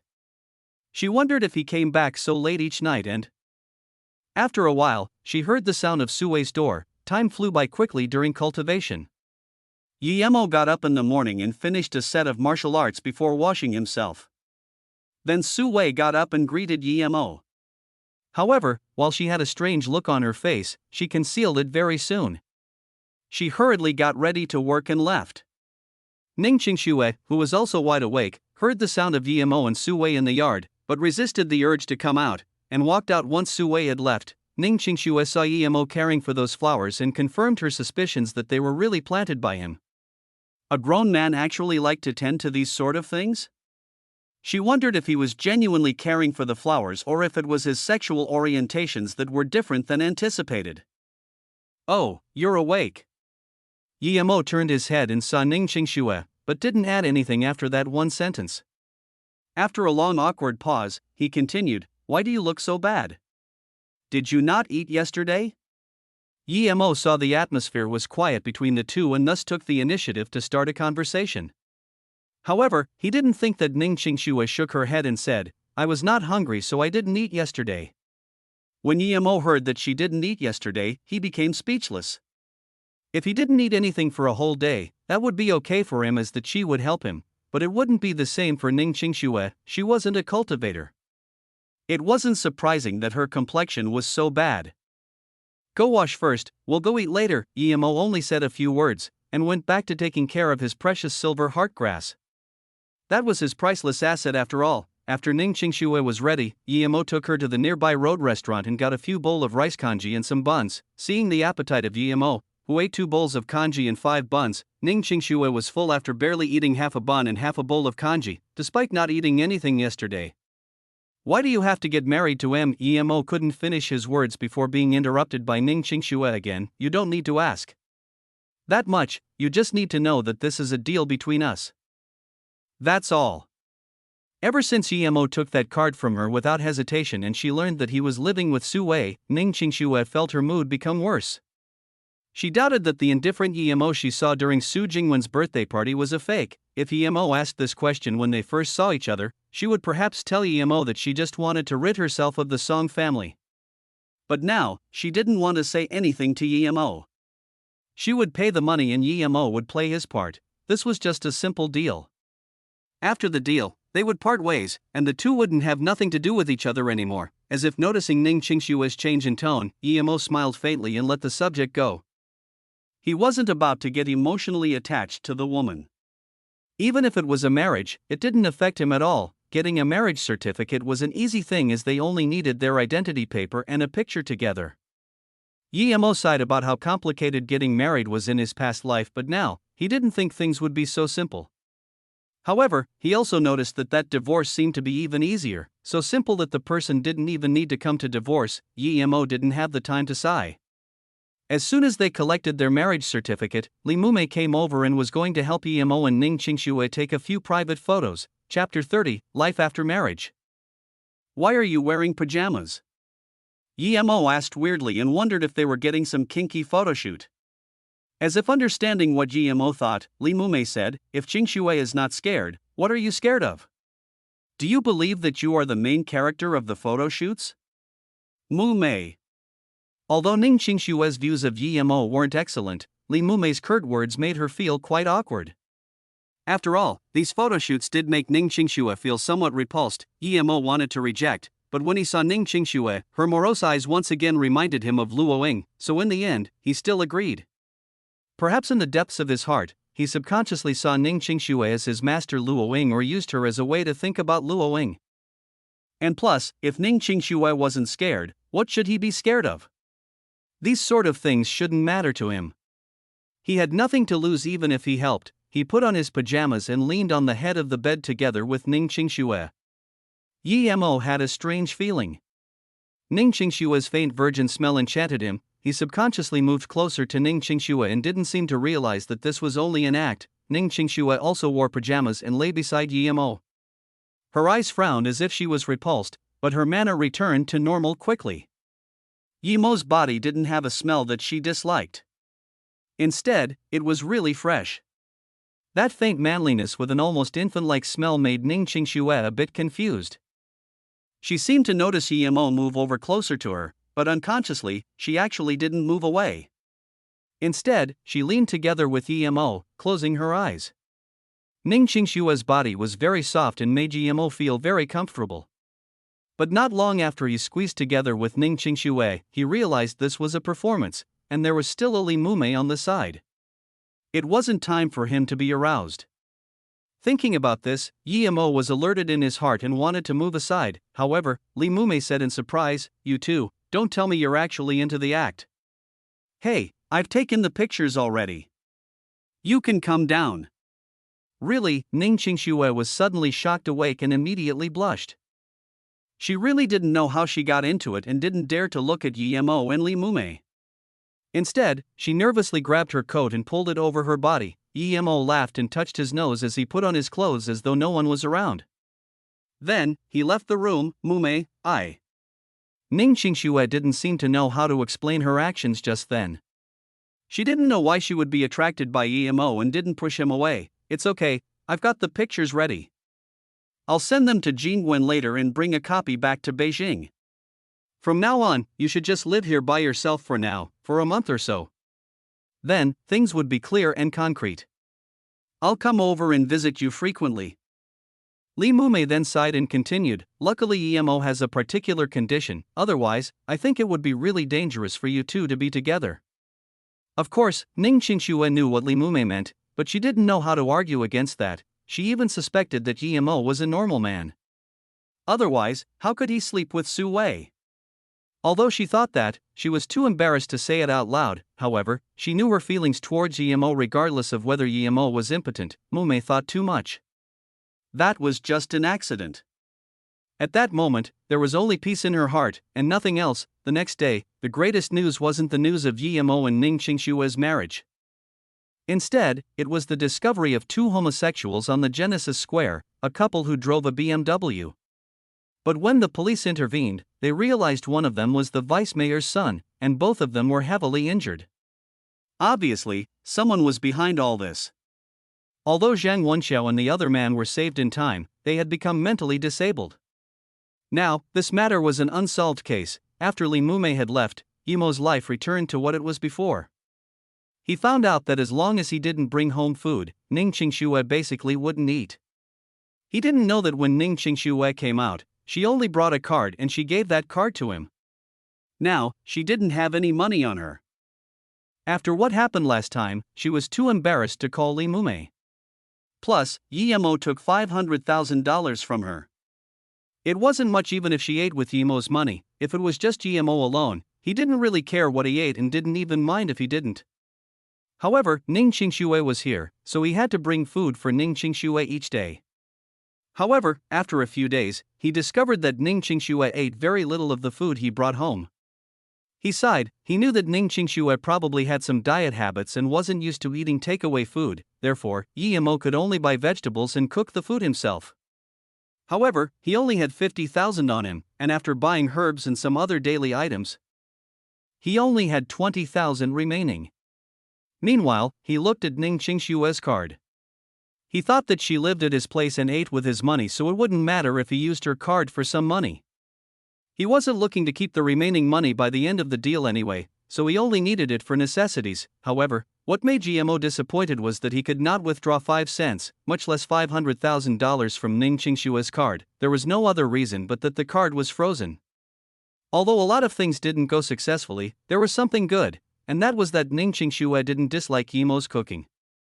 She actually ate quite a lot each time, which made GMO rest easier.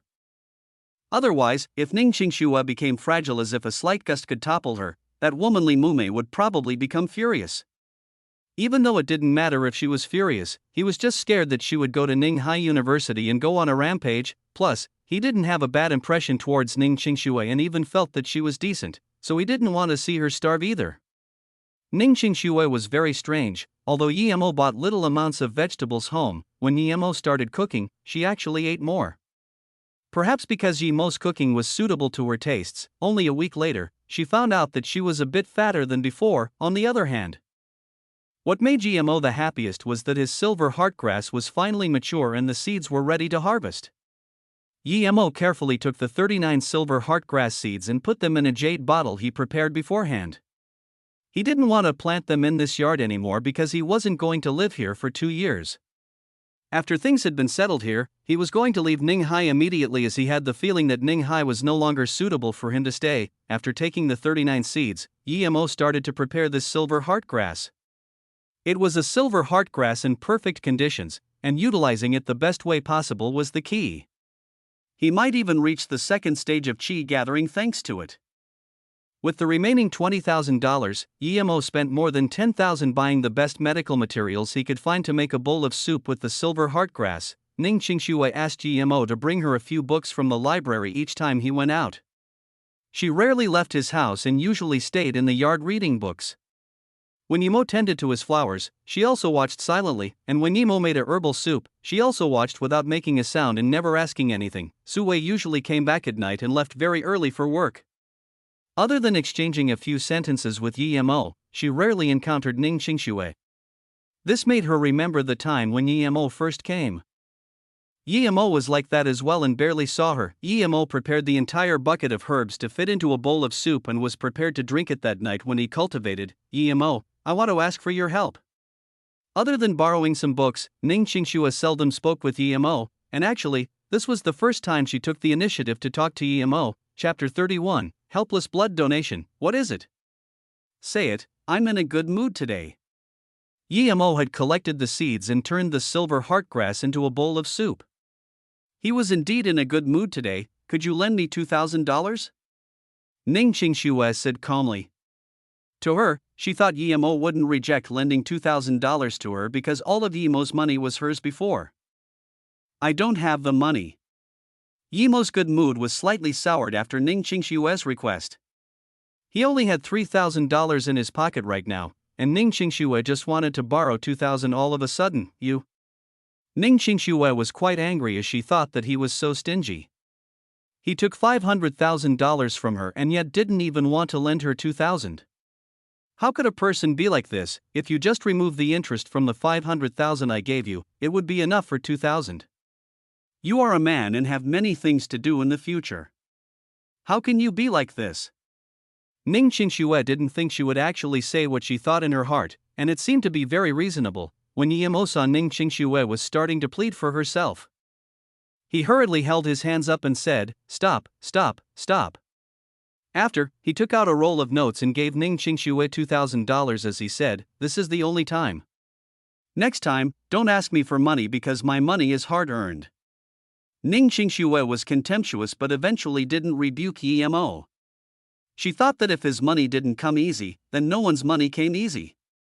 He only needed to lend her a place to live, and he made $500,000.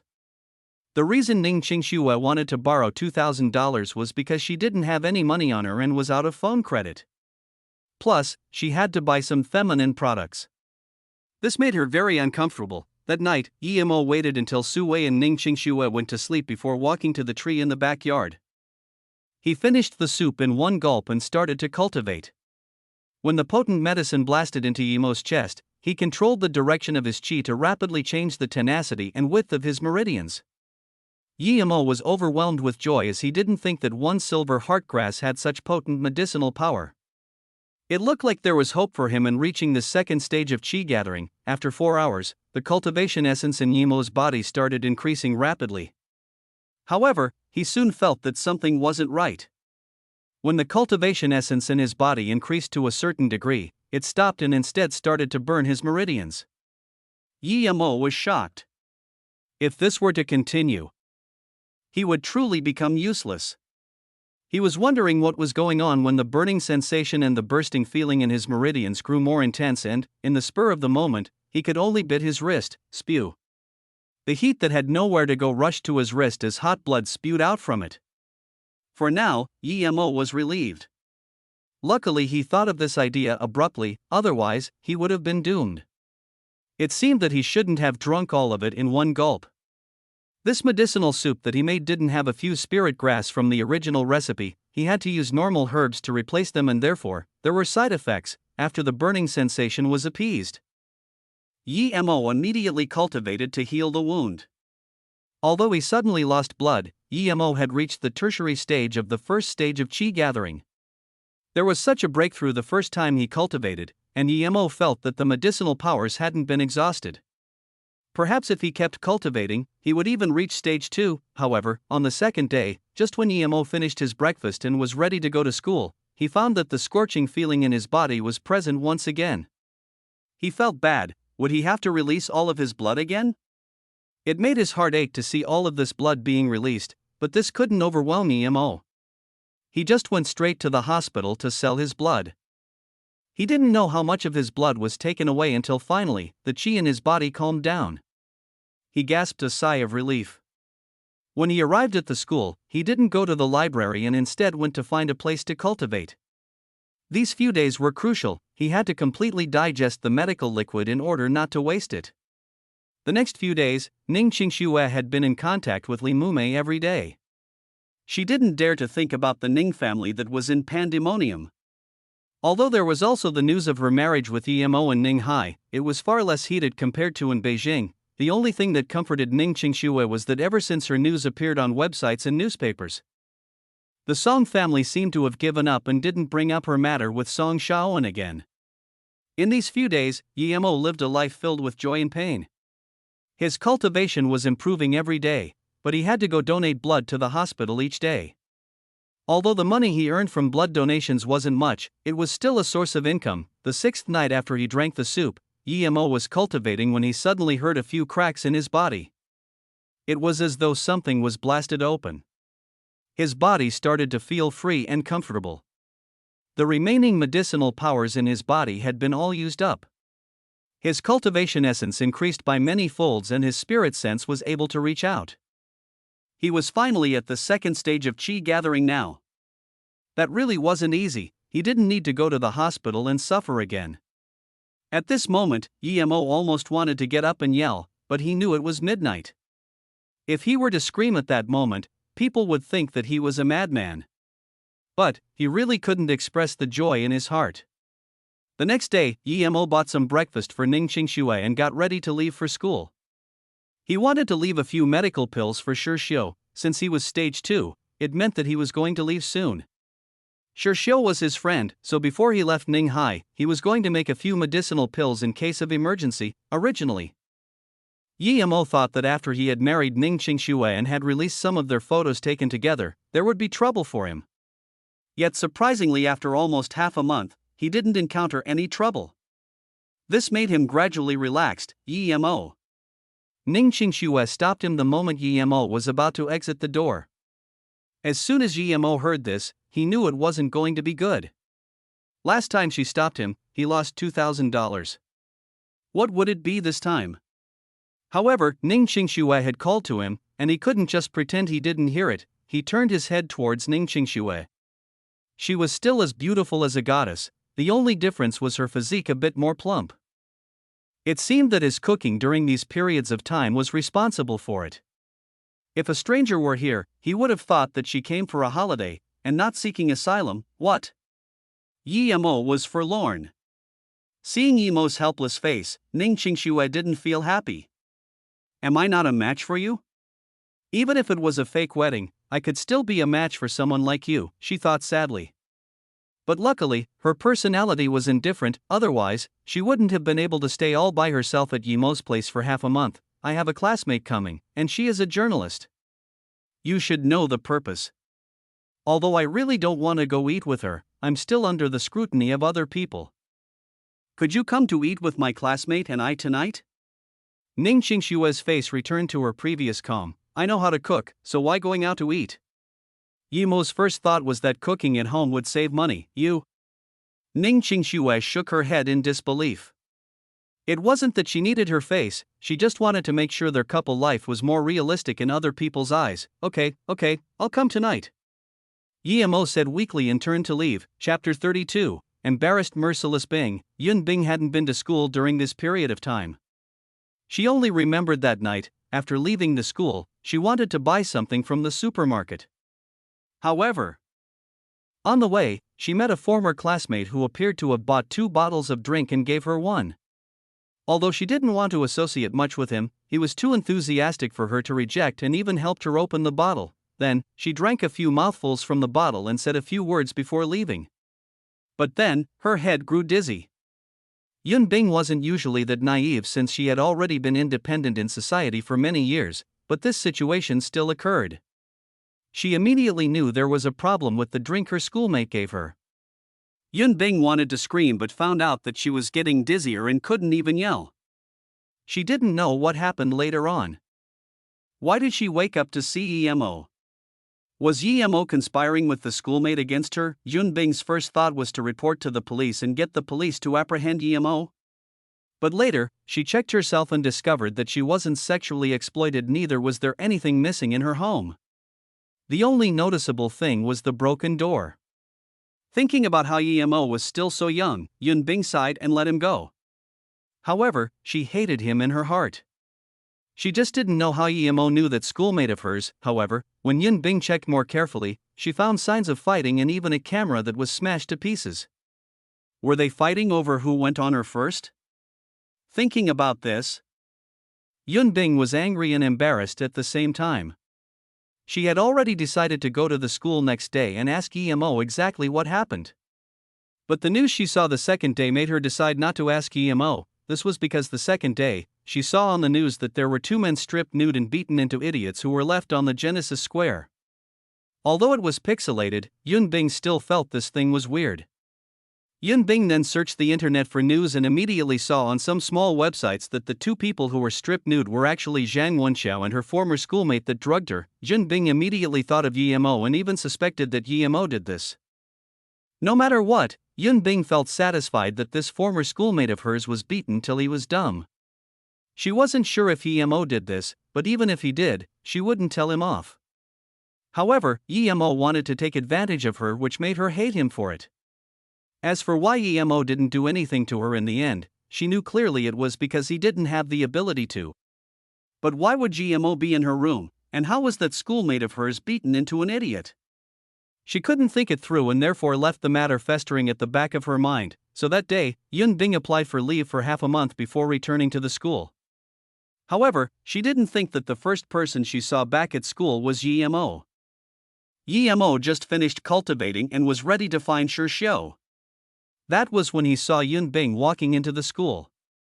Seeing Yun Bing, he couldn't help but recall that night when Yun Bing was nude and remembered her massive perky chest. Seeing EMO, Yun Bing's anger immediately boiled up.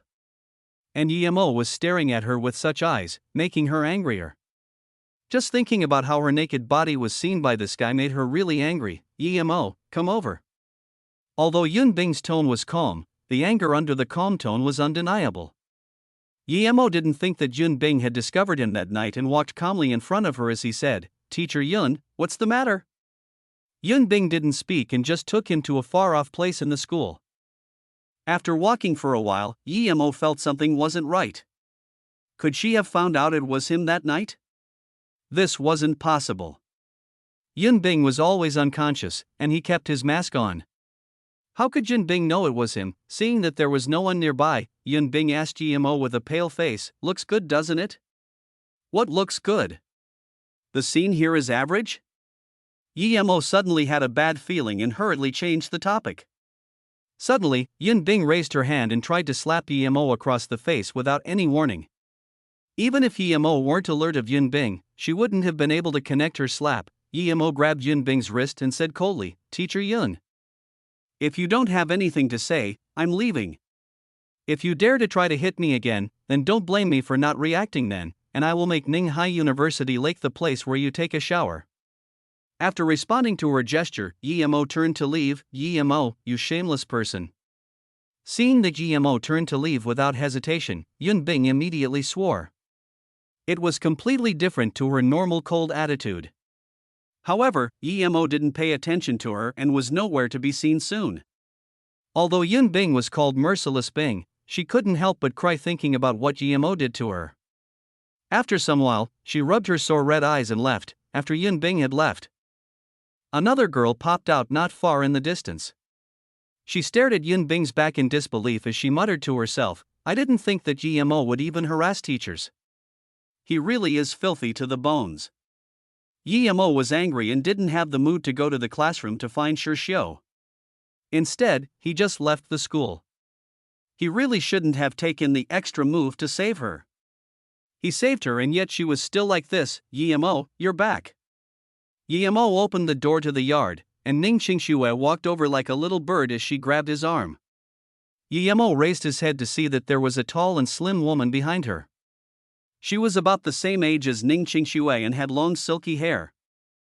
Her eyes were very bright, which seemed to be able to talk as they scrutinized EMO, and appeared mature and astute. "EMO, let me introduce my friend. This is my schoolmate Zhou Lei, and she came to Ninghai just to see me."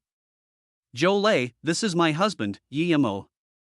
Ning Qingxue introduced hospitably. Only Ning Qingxue knew that if it weren't because she wanted everyone to realize she was EMO's wife as soon as possible, she wouldn't even want to be socializing with other people. Zhou Lei was a journalist, and obviously, Ning Qingxue knew of her intentions to come to see her. "Oh, hello, Miss Zhou." EMO reached out his hand and shook it with Zhou Lei. "Hello, Mr. Yi, you may call me Zhou Lei. And I'll just call you EMO as well." Zhou Lei's smile was very professional. Zhou Lei felt weird. She had heard of EMO and also guessed like the people outside that this marriage was made to avoid the Song family. Furthermore, seeing their living place further consolidated her opinion. But now that she saw EMO's calm manner, this was the first time she doubted her judgment. "Qingxue, since your friend came, you should have called me." "Oh right, Zhou Lei, you still haven't eaten, right? Let's go and fill our stomachs first." "Zhou Lei, I'm sorry, this place is a bit shabby. Qingxue had been suffering a little with me, but this is only temporary. I definitely won't let her suffer much longer." EMO didn't have the time to waste with Ning Qingxue's schoolmate. He wasn't in a good mood, he just wanted to eat and shoo off this woman who was here to extract information. Chapter 33, The Person Who Sells Fake Medicine. Ning Qingxue heard EMO call her Qingxue so casually while she was also holding EMO's arm. At that moment, she even doubted if she had really become EMO's wife. How did that feeling come so suddenly? She remembered that the day when she wore pajamas for Li Mumei's photo session, she seemed to be so immersed into the act. Thinking about that day, Ning Qingxue quickly pulled out her arm from EMO's arm as her heart was still beating quickly. Each time she made physical contact with EMO, she discovered that she was unable to retain that calm state and was even more astonished by the fact that she liked that soothing feeling. EMO seemed to have something on him that she wanted to pursue. It was like an indescribable feeling of serenity and longing, but it was a bit ethereal at the same time.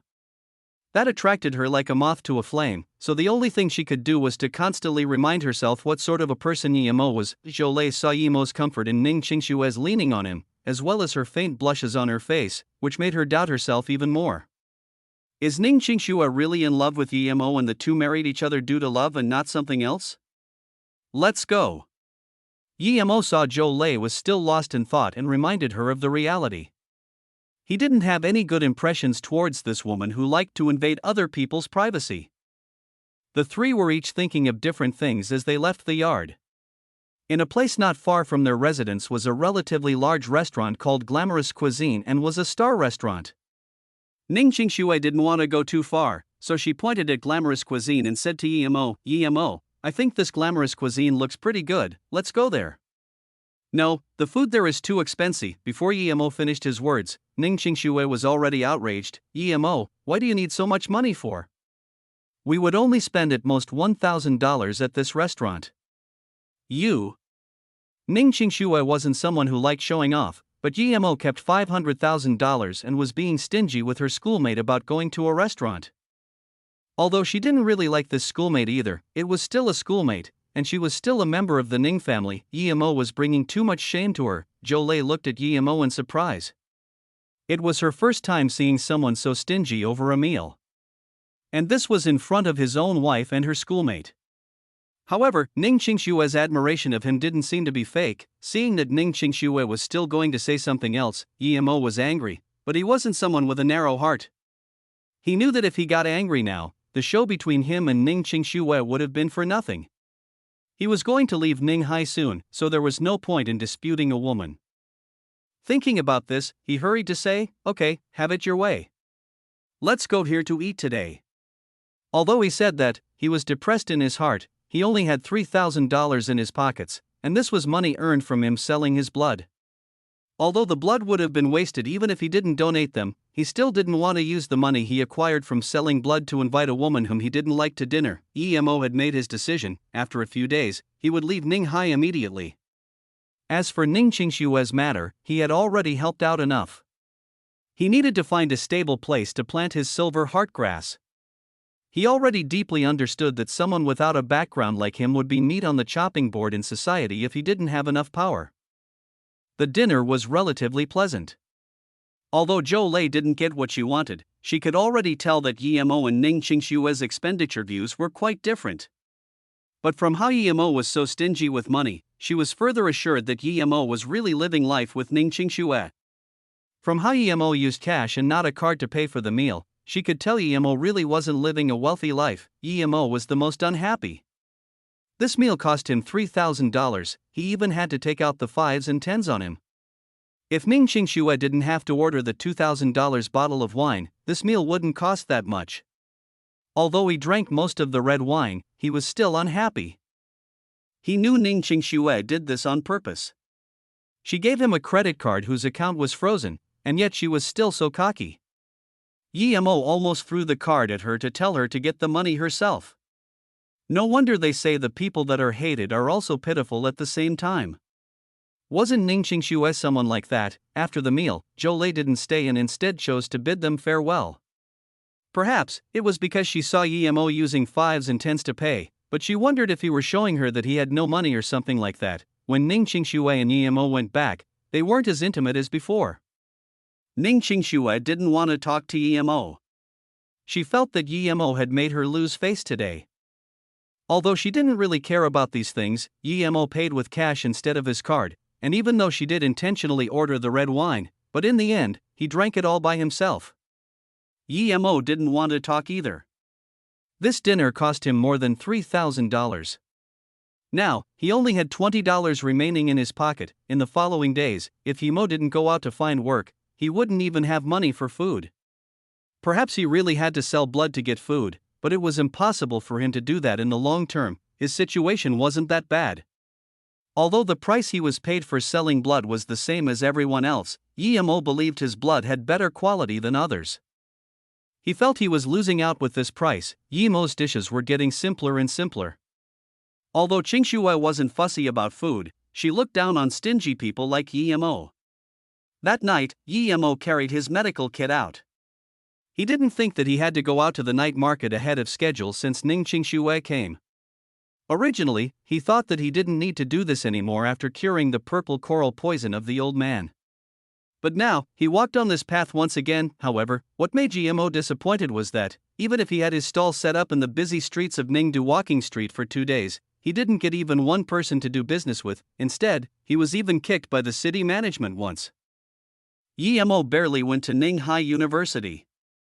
Firstly, he didn't want to see Yin Bing. Secondly, there was nothing he could learn there anymore. He originally planned to give a few medicinal pills he made to Shi Xiu, but he had applied to leave for a week due to family issues. Although Ning Qingshui basically hadn't been talking to Yemo, she still saw what Yemo was doing. Her father had called her and told her not to worry.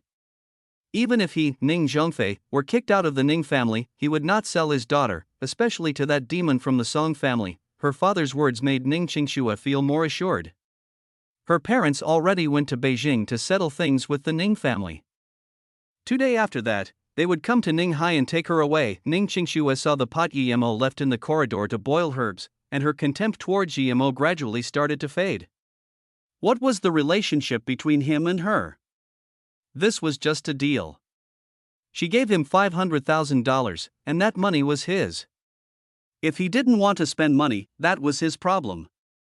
Why should she be disappointed in this type of person? After thinking through this, Ning Qingshui seemed to feel better. Although he was very stingy, he still bought some vegetables home and cooked every day. Yemo carried his little case out again. Su Wei still didn't come back. She didn't know whether or not if it was because Yemo and Su Wei were living together that Ning Qingshui tried to avoid facing Su Wei. As for what was her mentality, she didn't know. Perhaps it was to avoid awkwardness. Regardless of whether it was real or fake, she and Yemo were still husband and wife. The husband slept in the room of the woman next door. Even if they were fake couples, she didn't want to face that woman. Thinking about how she would leave here the day after tomorrow and probably never come back for her life. There was an unknown yet faint melancholy that rose in her heart. She knew this wasn't because of Yemo but because of other reasons. Ning Qingshui walked out of her room for the first time. Perhaps she also wanted to see the place where she had lived for more than 20 days look like. Ningdu Street was probably the most popular place at Ningdu District at night. And Ning Qingshui had unknowingly walked here already. The place was filled with people, red lights, and green lights. There were all sorts of snacks and small tokens sold everywhere. There were also many small businesses and stalls. One stall had golden cakes that looked enticing and was steaming with air. Ning Qingshui, who never ate roadside stall snacks, couldn't resist the temptation and bought one golden cake with $2. She bit down lightly. It was sticky and soft. Come and have a look at a recipe passed down from the ancestor. It can cure all sorts of diseases, headaches, fever, external and internal injuries, short-sightedness. There are only things you can't think of but nothing I can't cure. This promoting almost made Ning Qingshui laugh. From the sounds of this person, he could cure anything. Ning Qingshui subconsciously looked up at the person selling the fake medicine and was stunned. Wasn't this Yemo? Although he wore shades and a duck-shaped hat, Ning Qingshui could tell it was him from the first glance. Plus, there was that signature chest beside him. Ning Qingshui always didn't know what was inside it, but now she did. It was a medical case. Chapter 34, Young Master of the Song Family. Ning Qingshui sighed. Although $500,000 wasn't much for her, it should be quite a lot for Yemo. Yet he still wasn't satisfied as he had to come out to cheat people and actually proclaimed that he could cure any disease? If he were so powerful, the world wouldn't need hospitals anymore. City management is here. Someone called out.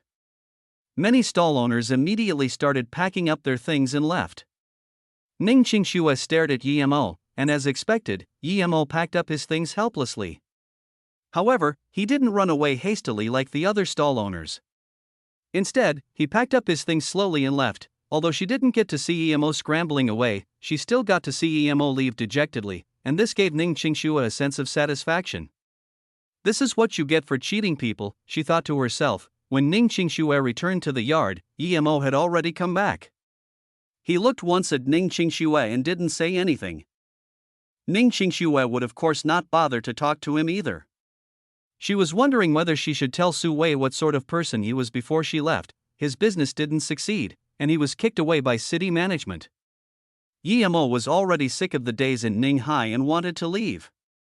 As for Ning Qingshue's business, he had already helped her enough. He would say goodbye to her tomorrow and leave.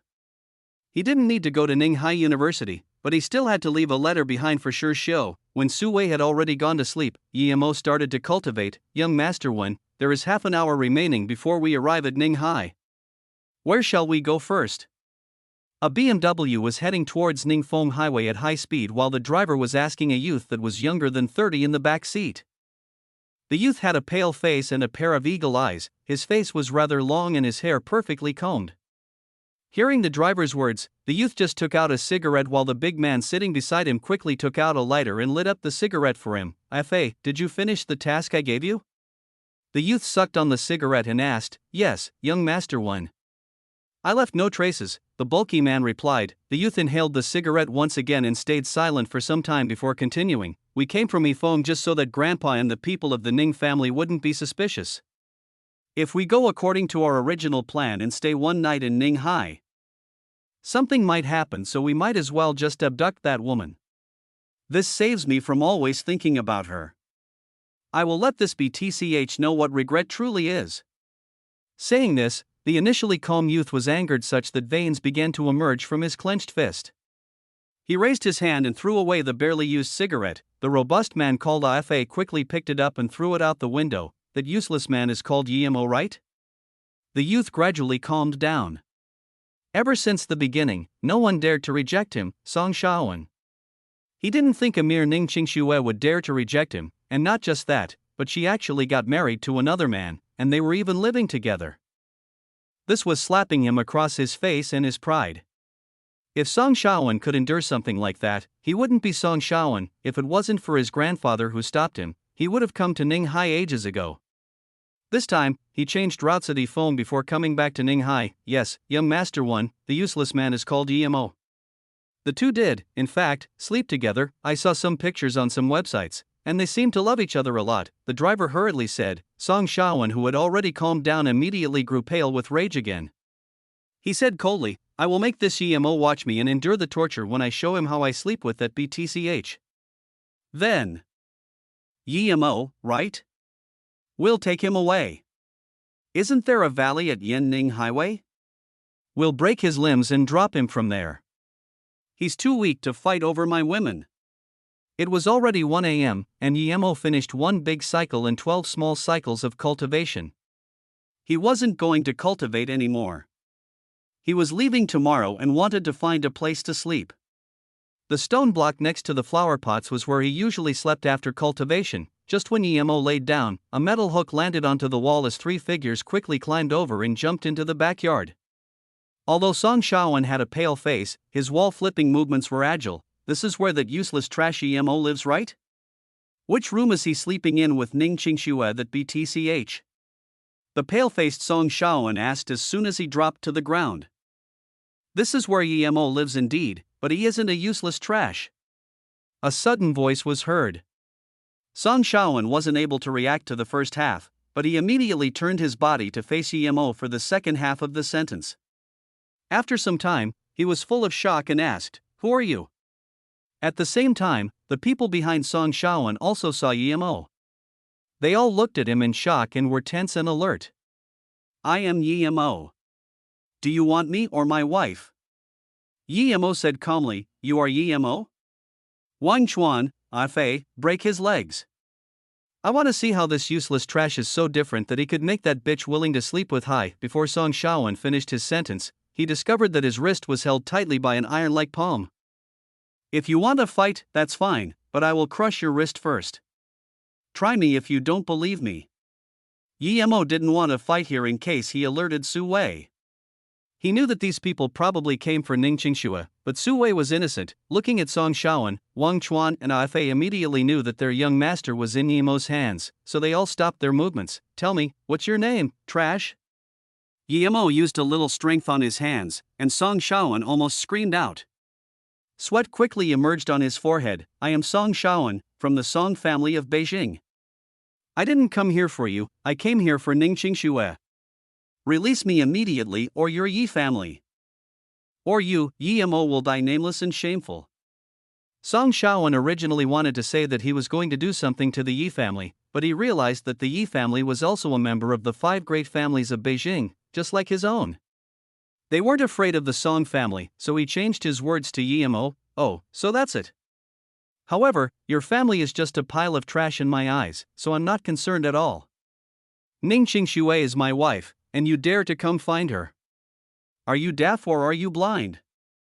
Now, Yi Mo used some more strength on his hands, and Song Shaoan finally had to cry out in pain. Yi Mo, we can talk, there's no need to fight, Wang Chuan said, seeing the situation was going in the wrong way. You drove here, right? Yi Mo suddenly asked something completely irrelevant. Yes, Wang Chuan replied helplessly as he didn't understand why Yi Mo would suddenly ask something irrelevant. Yi Mo nodded. In that case, we will discuss outside. Yi Mo wanted to leave, and since these few people drove here, it would be the perfect opportunity to take him along. It would save him the cost of traveling. Seeing Yi Mo take the initiative to go outside, Song Shaoan's 2 henchmen were obviously willing to. They initially thought that they couldn't fail this plan, but they would have never expected Yi Mo to be this strong. This was completely out of their expectations, and now, the matter had gone out of their control. What took Song Shaoan and the other 2 by surprise was that Yi Mo actually released Song Shaoan's wrist and just stared at the trio. Song Shaoan and his 2 henchmen looked at each other and nodded, thinking that Yi Mo really was a useless trash. His brain didn't seem to be functioning properly. The guy called Afa first went over the wall and leaped out, then, Yi Mo also jumped over, with Song Shaoan and Wang Chuan closely following behind them. Song Shaoan was prepared to tell the other 2 to attack as soon as he reached the other side of the wall. However, he didn't even have the chance to land that the scene in front of them made them drop their jaws in shock. Chapter 35, Yi Mo didn't come back. It was because they saw a fallen Afa sprawled on the ground, with Yi Mo stepping victoriously on his chest while staring coldly at him and Wang Chuan. He couldn't understand how Yi Mo subjugated Afa in a matter of milliseconds. Afa was his best henchman. However, Song Shaoan couldn't think anymore because before he even landed on the ground, Yi Mo flew over and kicked him. Crack! Song Shaoan's leg bones were broken by Yi Mo's kick. Arg! Song Shaoan immediately broke out in cold sweat. Wang Chuan shivered as he stared at Yi Mo's flying kick. What sort of person is he? His moves are so horrific. He is definitely a tough brick. Get into the car. Yi Mo's murderous eyes made Wang Chuan shiver. He didn't dare to resist and quickly climbed in. What made him grow numb with fear was that Yi Mo was able to carry Song Shaoan and Afa, one in each hand with him effortlessly, and followed behind him. Song Shaoan was in so much pain that he almost fainted. If he had another chance, he would rather be sworn at than come face to face with this demon called Yi Mo. Everyone else was used to call Shaoan a demon, but Song Shaoan himself had just realized that the true demon was Yi Mo, who pretended to be weak. When he tortured people, at least he had thoughts in his mind and expressions on his face. But when Yi Mo broke his leg, it was as though it was something as simple as stepping on an ant. His eyes didn't even blink, much less betray any expression. The car wasn't far away, only a few hundred meters away. Song Shaoan was used to choose small roads to park on so that he wouldn't be seen by others. Besides, it was 2 a.m., there was no one on the streets, so these few people went into the BMW unimpeded. Yi Mo dumped Song Shaoan and Afa on the back seat and took all their cash. Then, he sat in the seat beside the driver, saying, "Drive to Guilin." Guilin was the intersection between China and a few other small countries. This place was in the mountains and didn't have many people. This was perfect for Yi Mo's cultivation. Plus, even if people found out he killed Song Shaoan, it was extremely hard to try to capture him there. What, Guilin? Wang Chuan was shocked. Guilin was almost 1,000 km from Ninghai. How could they drive over there? No bullshit, just drive. Yi Mo ordered, making Wang Chuan gulp down the words. He could only quickly start up the BMW and rapidly disappear from the range of Ninghai City. When the car drove for an hour or so, Yi Mo suddenly remembered that his little medical case was still in the corridor of the room. However, if he went back to get it now, it would probably become dawn, so he abandoned the idea. There were only some soup, pills, a letter, and some miscellaneous things. Not only was Song Shaoan depressed, but Fa and Wang Chuan were also humbled and dejected. It was usually them who taught people lessons, but today, not only were they taught a lesson by the supposed useless trashy Mo, but they had also been robbed of their money. Young Master Mo, it is my fault to have wronged you this time. But I think you know the power of the Song family. If something were to happen to me, you would never be able to escape. But if you are willing to let me go, I won't mistreat you any further. Song Shaoan started to soften and beg for mercy. He felt this Mo was a fierce character, far fiercer than him, but before he finished his words, slap slap. Mo slapped twice Song Shaoan hard before slowly saying, "Stop bullshitting in front of me. It would be to your benefit if your Song family didn't mess with me. If they did, I'd erase their name from Beijing. Mo, will do as I say, but perhaps you won't get the chance to see it." You. Song Shaoan spat out 2 teeth and was shaking.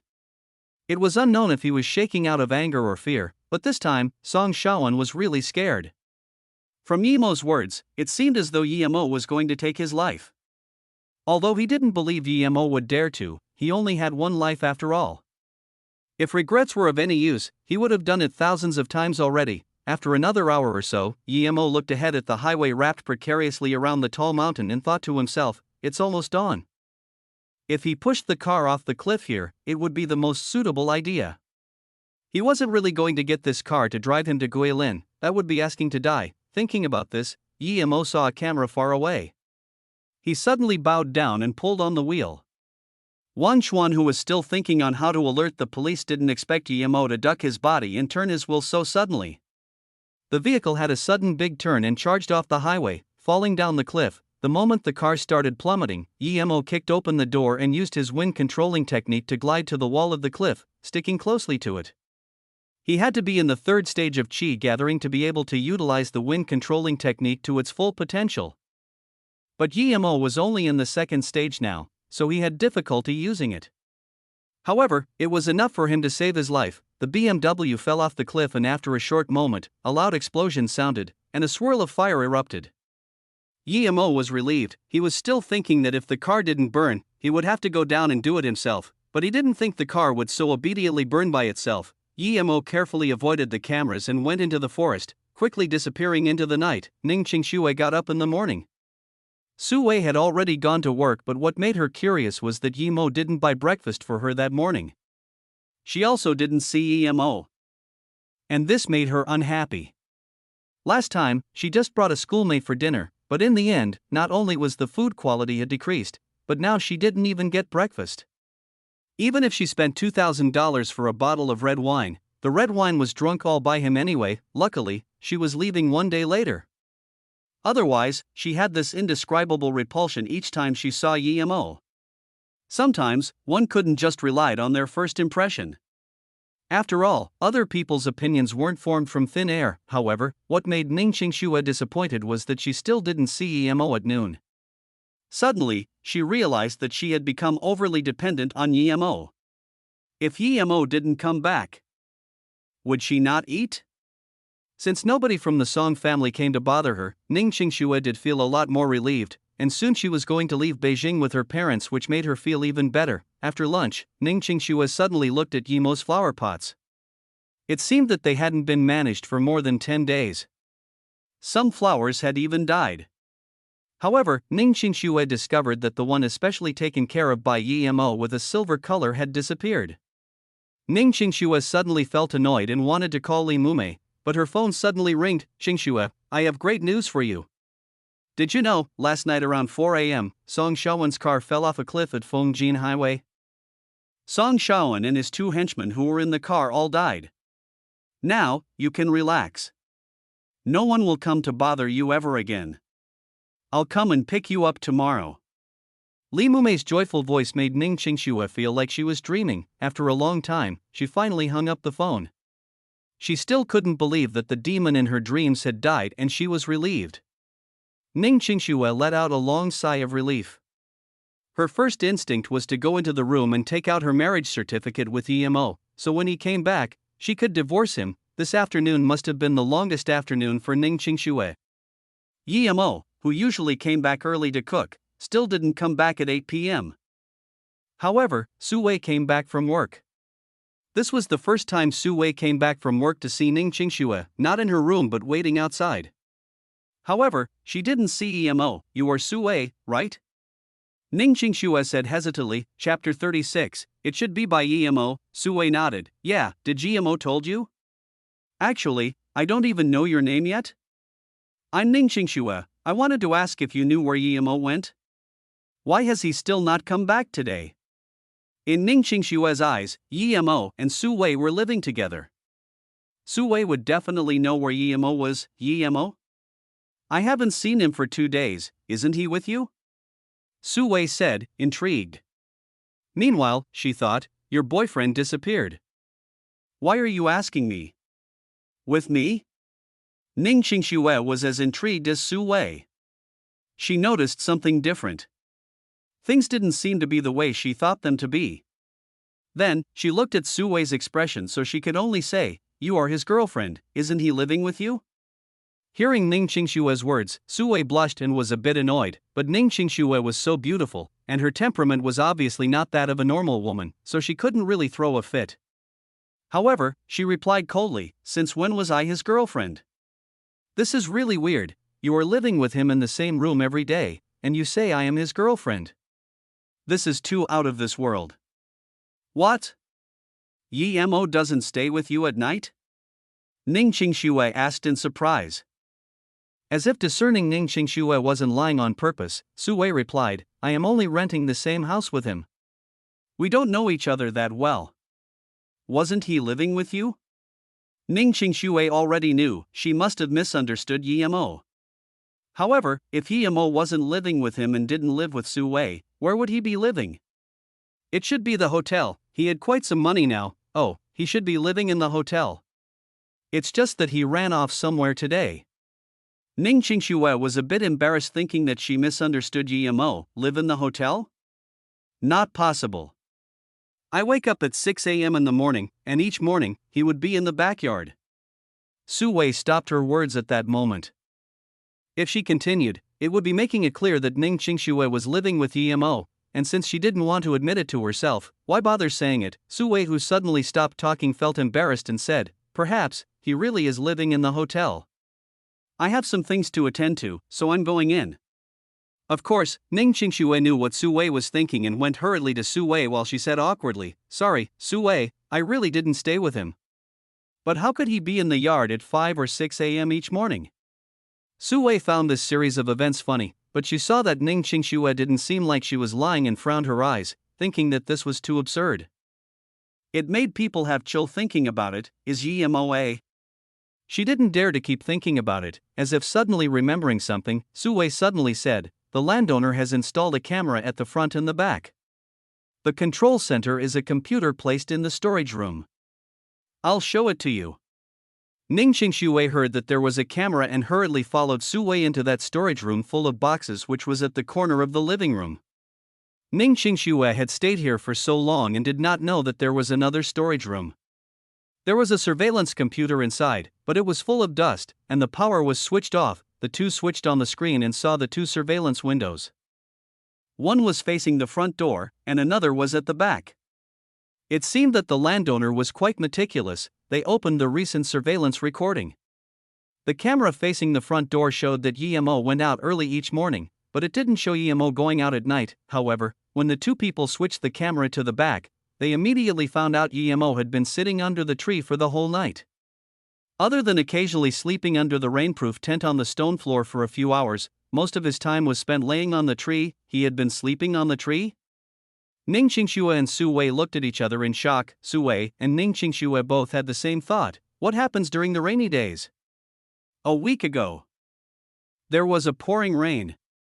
They hurried to change the date to that rainy day, but what shocked them was, Emo was still sitting under the tree. However, the rain seemed to have formed a barrier around Emo. The two couldn't see that clearly and thought there was a problem with the camera. However, an hour later, Emo left the tree and slept on the stone floor. Su Wei was an emotional girl, and after seeing that Emo didn't even have a place to live at night, she immediately felt some disgust towards Ning Qingxue. Her tears fell, thinking that Emo was pitiful. Even if this girl was pretty, she couldn't just do that to Emo. What a fox demon! Wiping her tears, Su Wei glanced at Ning Qingxue. She didn't want to stay with this woman anymore. She just turned and left the storage room without saying anything. When Su Wei walked out of the storage room, Ning Qingxue understood that Su Wei had some enmity towards her. She could feel and see it plainly. However, now she was still staring at Emo, who slept on the stone floor. She suddenly felt some pain in her heart, but it wasn't sadness like Su Wei. He had that much money. Why didn't he go to the hotel? Why did he stay under the tree night after night? Even if he did sleep under the tree, he should come under the roof when it was raining. Plus, even if he wanted to live in the same room with me, I wouldn't have disagreed. I was the one coming to live in the same room as Emo. Thinking about how Su Wei was crying, Ning Qingxue felt her heart was a bit hard. She just felt Emo was too much of a cheapskate. Although she didn't feel good, she only thought of one sentence: those who are hated have pitiful aspects. She didn't know Emo thought of her this way too. She sighed and thought, was he so stingy because he was too poor before?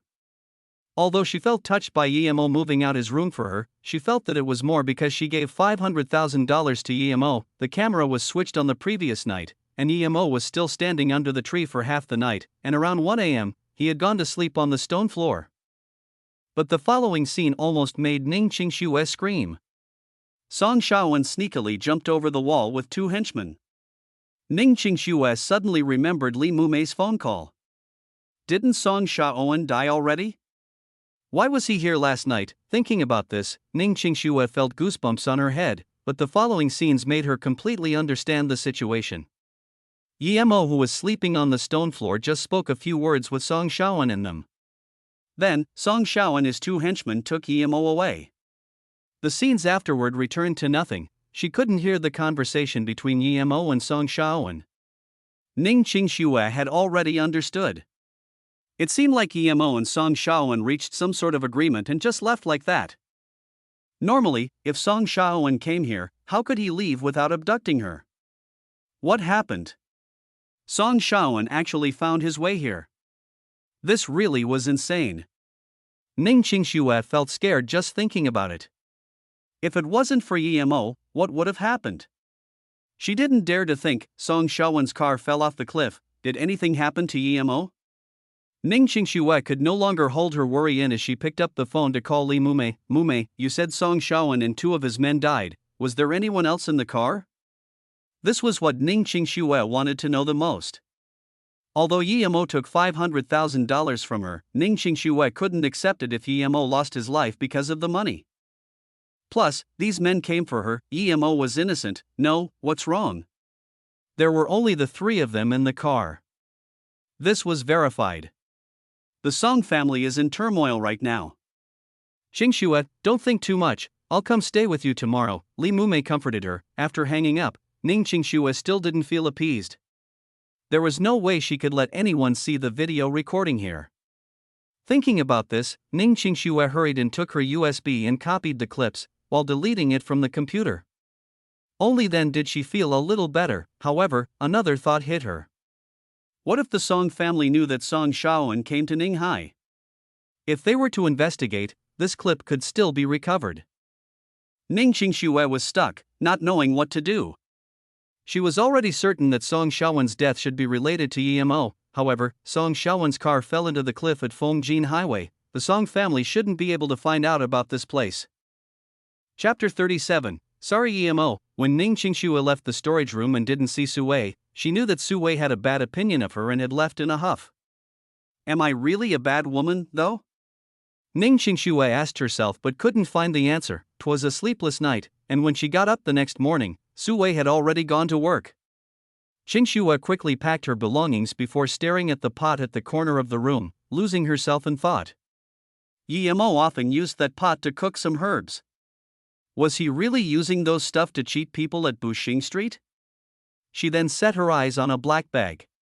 She knew that bag had Emo's little chest inside. It was all the stuff he used to sell fake medicine. Just when Ning Qingxue held up the bag, the front door bell had sounded. She opened the door and saw that it was Lee Mume that had come. Lee Mume scanned the house and didn't find Emo, so she asked curiously, "Where's Emo?" "He went out yesterday and hadn't been back since," Ning Qingshui answered subconsciously. "Oh, I brought a bank card over. Regardless of whether he wants it or not, we still need to give him some money, right? After all, we used him for so long. Anyway, your parents are picking you up at U State. They won't be coming to Ninghai, so we'll go to U State to meet up with them," Li Mume said casually. Ning Qingshui shook her head and said, "Oh, no need to give him any money. I already gave a card with $500,000 to him. I think that should be enough as payment." "Where did you get 500,000? Li Mume looked at Ning Qingshui in surprise and asked, "Of course, from when we left Beijing, it was the one you made for me last time." Ning Qingshui replied, "Huh, that card is useless. They froze it the day we left Beijing. I only knew afterward and forgot to tell you." Li Mume looked at Ning Qingshui helplessly. Ning Qingshui was dazed for a long while before mumbling, "Useless card? So all this time, I have been using his money? No wonder he was stingy, so it was like that." "Qingshui, what are you talking about?" Li Mume saw Ning Qingshui was lost in thought and her voice wasn't very loud either. So she hurriedly asked, Ning Qingshui suddenly thought of something and immediately moved. She picked up Yemo's bag and took out the little medical case and opened it quickly. There were 7 or 8 bottles, a packet of silver needles, and an identity card. The card she gave him was also there. There were also a few charms that had weird drawings on it.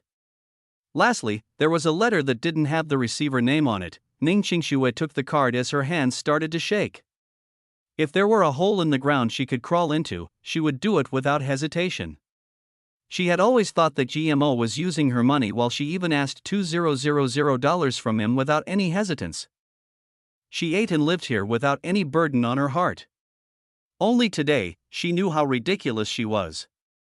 She had always been using Yemo's money, but why didn't he say anything? No wonder he was hesitating on going to Glamorous Cuisine that day.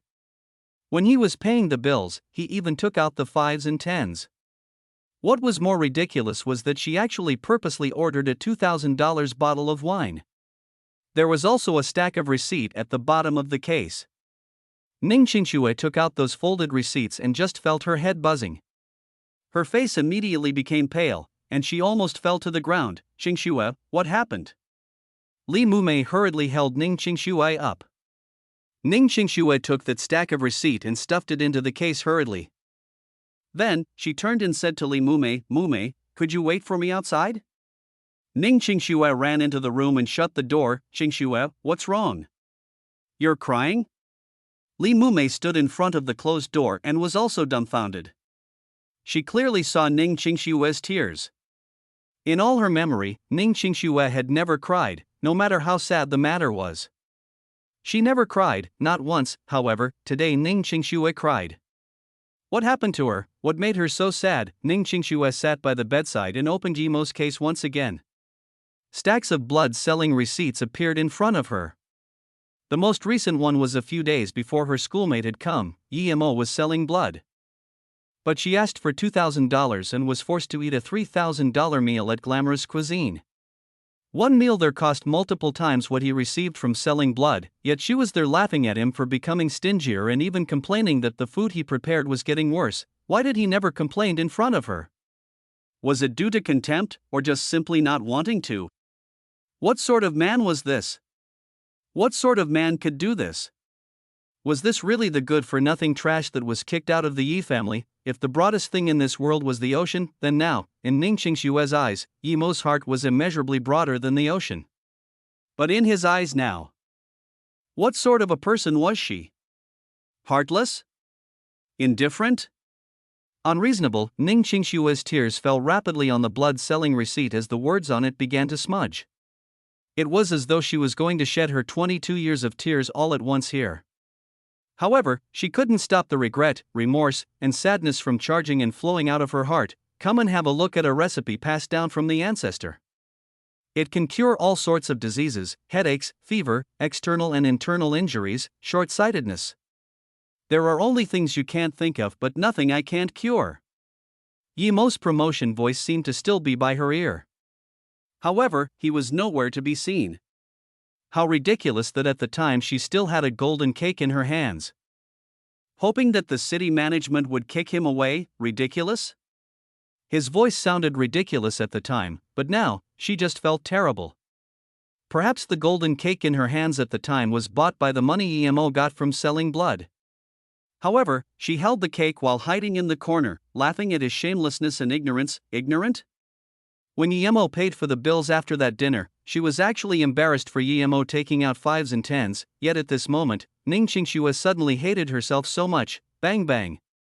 The door sounded with Li Mumei's banging, however, Ning Qingxue didn't hear anything.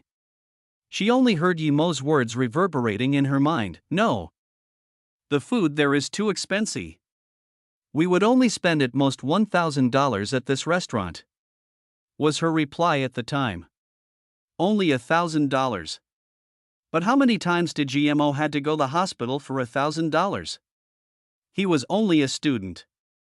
Other than selling blood to the hospital, where else could he get money from? Ning Qingxue subconsciously took out the $2,000 GMO gave her. There were only a few $100s left. Ning Qingxue, who had always thought money was dirty, for the first time caressed the money in her hands, feeling pain in her heart. He had been sleeping under the tree in the backyard and on the stone floor because he had no money to go outside and live. Why could Sue think of it as because EMO was trying to save money but she couldn't? I'm so sorry, EMO. Chapter 38, The Woman Who Got Off Midway. Ning Qingxue rubbed her swollen red eyes and picked up that anonymous letter. She knew this letter wasn't for her. She wanted to open it but at the last moment held up that urge. She carefully packed up EMO's things and put them in a case before opening the door. Qingxue, what happened to you? Li Mumei saw Ning Qingxue with swollen eyes and immediately knew in her heart that she was right. Ning Qingxue really was crying, and she seemed sorrowful as well. What's inside that case? Li Mumei looked with curiosity at the case Ning Qingxue was hugging. Ning Qingxue's change must have been due to this box. She really wanted to know what sort of box made Ning Qingxue, who had never cried, so pitiful. That's my stuff. Ning Qingxue shook her head and didn't give the chest to Li Mumei. Li Mumei shook her head and said, Qingxue, the things here have been settled. Let's go. Today, we'll go and do the proceedings for the divorce, then, we'll go straight to you state. I don't think your father and his big brother had a very nice negotiation. We don't need to go Beijing anymore. Ning family medical materials may be split in half now. Mumei, I want to wait another 2 days. Perhaps, Yemo might come back, and I don't want a divorce right now. Ning Qingxue shook her head and refused Li Mumei's suggestion. Why? Li Mumei looked at Ning Qingxue in surprise. She really couldn't understand how before Ning Qingxue couldn't wait for her to take her away, but now, she suddenly changed and even wanted to live here for an extra 2 days. What was this? What was so good about this place? Ning Qingxue shook her head and didn't answer. She was wondering when Emo was going to come back. The original Emo in her heart didn't seem to be the real Emo at all. However, when did she ever try to get to know him? Whether it was before or after they got married, she didn't care about this person at all. Even the first time they met was a means to her own selfish ends. Li Mumei didn't question Ning Qingxue further as she knew that it was useless to ask something Ning Qingxue didn't want to say. When Sue came back at night, for the first time Ning Qingxue asked about GMO. Although Sue didn't really like Ning Qingxue, she still told her about what happened ever since Emo came here. Ning Qingxue didn't think Emo's life was so simple. He just went out and came back each day. Perhaps Sue didn't even know he was a student. Emo left Cliff at night. Although he wasn't scared of the Song family, his powers were still too weak. If the Song family managed to find out that he killed Song Shaoan and set traps for him, he wouldn't be able to find a stable place to grow his silver heartgrass, much less cultivate. Furthermore, it was only a matter of time before the Song family would find out that Song Shaoan's death was related to him. So, he was forced not to be found by the Song family. At least within 3 years, Emo used his cloud shadow steps to travel, and his speed wasn't lower than an ordinary car. At around 6 a.m., he had already arrived at the Fengtang town. This was Fengkou City's medium-sized town. Emo found a little hotel and wanted to go in to wash when he realized that he didn't even have his identity papers with him. However, small hotels didn't necessarily require them, and Emo knew that without his identity papers, it was obviously not suitable to live in the city. To avoid suspicion, EMO carried a backpack with only daily necessities inside. There was some food as well as a few $1,000s which were all scavenged from Song Shaoan and his henchmen. Now, he just wanted to go to the mountain districts of Guilin, find a stable place to settle down and cultivate near the border of the country. Standing outside the gas station at Fengtang Town, EMO was troubled. If he left using a car, there was a great chance that he would be exposed since he had no identity papers with him, and there were many traffic police patrol that would stop long-distance buses to check identities. It would be better to go by train, yet there wasn't a single train station at Fengtang Town. "Friend, are you going anywhere? Do you need a ride?" A 30-or-so-year-old man walked over and asked. EMO had carried his backpack and stood out at the gas station for a long time. He was probably noticed by people, and they immediately came over to see if they could start a business. EMO could tell with one glance that these people were doing illegal transport. It was probably to escape taxes or something similar. Usually, people wouldn't want to take these cars, but some people still chose to take these illegal cars to save money because it was cheaper. However, EMO liked this type of transport because these cars would usually take off routes in the forest instead of highways. This way, they could avoid a lot of trouble. "Where does your car go?" EMO asked casually. "Chi City, $55, how about it?" "Does that pass where you need to go?" The man asked full of hope. EMO knew Chi City, although it was a bit far from where he wanted to go, it was in the right direction. No wonder there were illegal transport markets here. EMO had already seen on the electronic screen that it was $95 to go to Chi City. Meanwhile, these people only asked for $55. It was almost half the price. EMO nodded. "Okay, lead the way." "Black skin, I brought another one, $55 to Chi City." This man brought EMO in front of a big bus and yelled, "It's this one." "Just go on." The man told EMO to go on the vehicle and left to continue grabbing customers. So, he wasn't the driver but someone to help to grab customers. EMO didn't mind. When he got on the bus, there were around 30 or so people. EMO went to find a seat at the back and sat down. He closed his eyes and meditated for a while. A few more people got on until a woman attracted EMO's attention. She wore a golden-framed glasses. Although she wasn't very pretty, she wasn't ugly either. However, she looked rather bulky.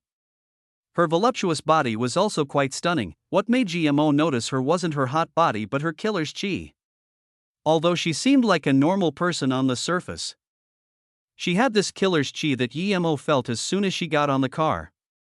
However, her glasses didn't match her temperament at all, and he wondered if she was pretending to be a civilian. This woman had killed people before, and not just one. As soon as she got on the bus, she immediately attracted a lot of attention. A few youth even scanned their eyes across this woman's chest and buttocks as they swallowed their saliva. For this type of women, you didn't even need to look at her face. Just her body was enough to conquer any man. The woman scanned the car with her eyes as if not noticing these lewd glances. She scanned everyone including EMO. Her eyes were sharp but not arrogant, which showed that this was a woman with a story. EMO closed his eyes. He was also someone with a story. There were too many people in this world with a story. Why bother about others? This was the season for long-distance travel, and the bus probably couldn't get any more people. Although there were less than 40 people on the bus still moved. After going for about half an hour, someone came to collect money. EMO gave the transport fee and continued to close his eyes to meditate. Although they weren't going on the highway, the car was still relatively stable. According to the driver, it would take around 4 hours to get to Chi City. Now they had gone for about 2 hours, it should be more than halfway. "Driver, stop the bus. I'm getting off here." A sudden voice resounded, "Lady, this is the Xiangli Mountain District.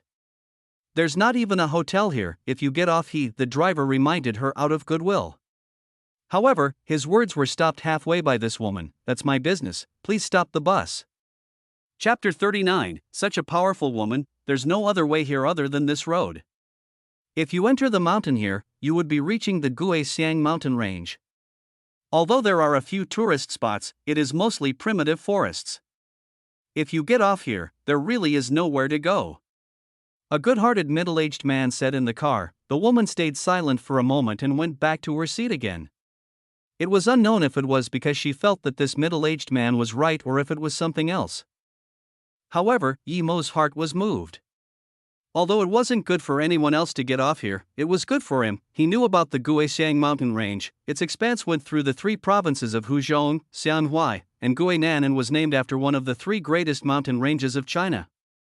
Guinan province was at the border between China and Vietnam, and the place where he wanted to go, Guilin, was the southernmost city of Guinan province. If he wanted to go there by car, he had to keep changing vehicles at Huzhong, Xianhui, and Guinan, but he didn't have his identity papers, which would increase his chances of being exposed if he left from the Guixiang mountain range by himself. It was much safer despite it taking more time. Besides, there were a lot of trains passing by the Guixiang mountain ranges. Perhaps he could try to get on one, but even if he didn't, there was no pressure for him, since he was able to cultivate while he walked. "Driver, stop, I'm getting off, my friend's car is coming," said GMO as he walked to the front. Not only was the driver stunned, but the people on the bus were too. Even the woman looked at GMO curiously. The reason she didn't get off wasn't that this was the wilderness or in the middle of nowhere, but because she was scared that people would get suspicious of her and spread the word. After all, a woman getting off the bus in the wilderness was very unexpected.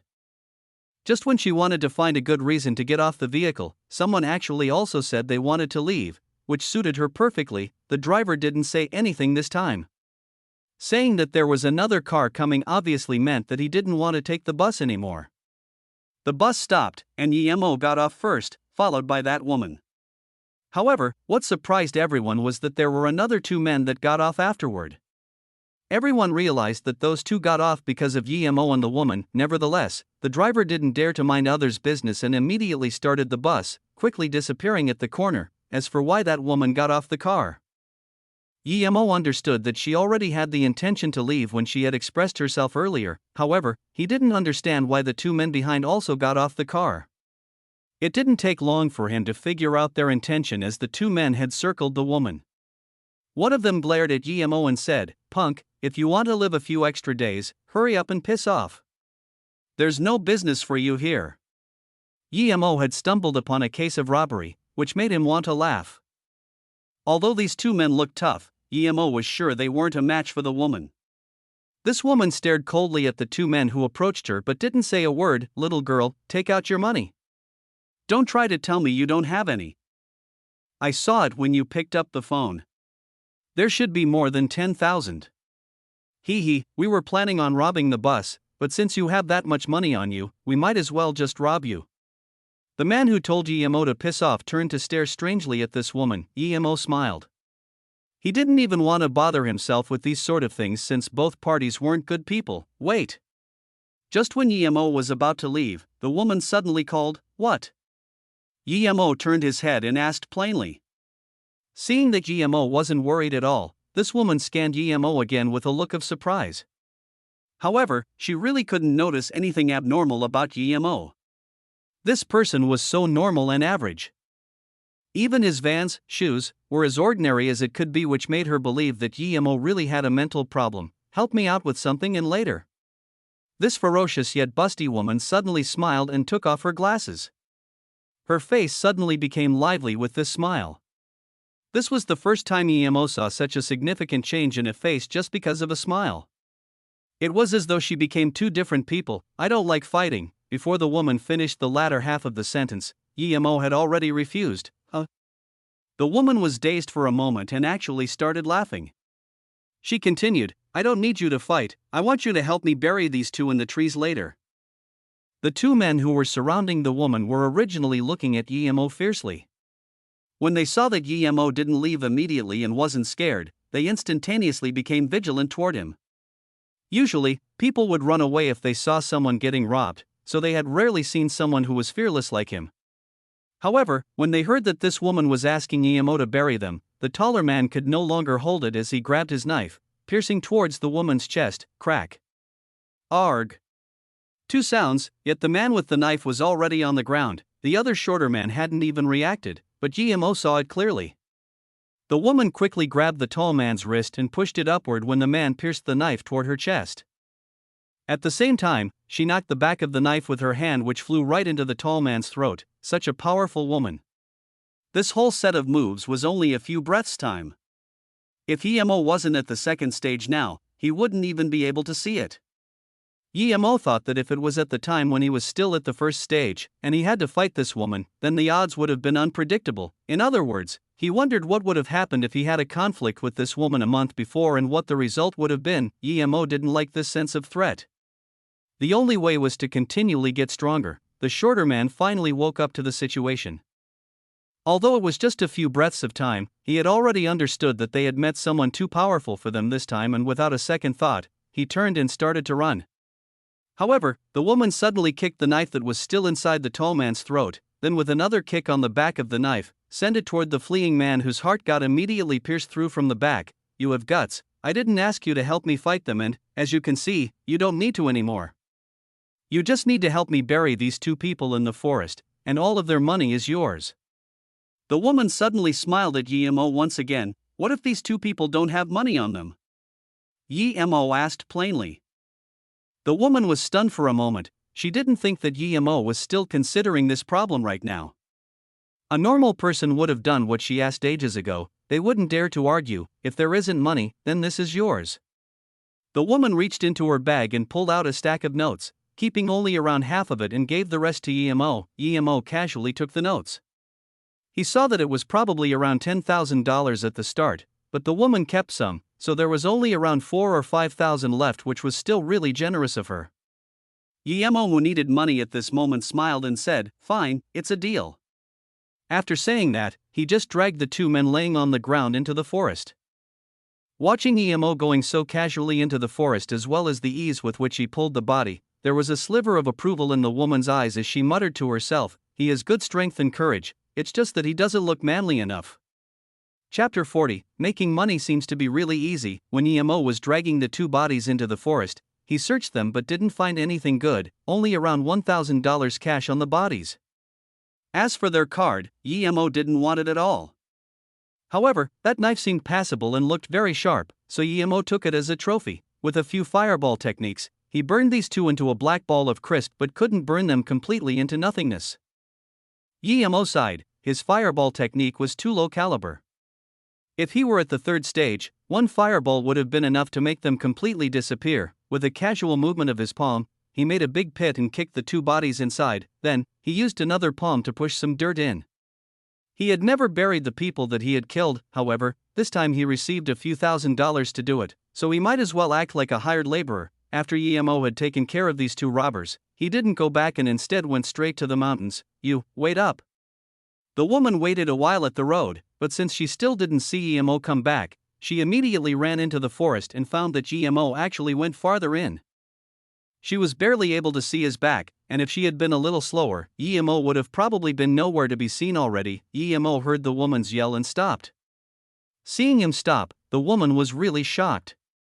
In her eyes, EMO left because he was scared of her. Therefore, when he heard her voice, he should have run as fast as possible. However, he actually stopped.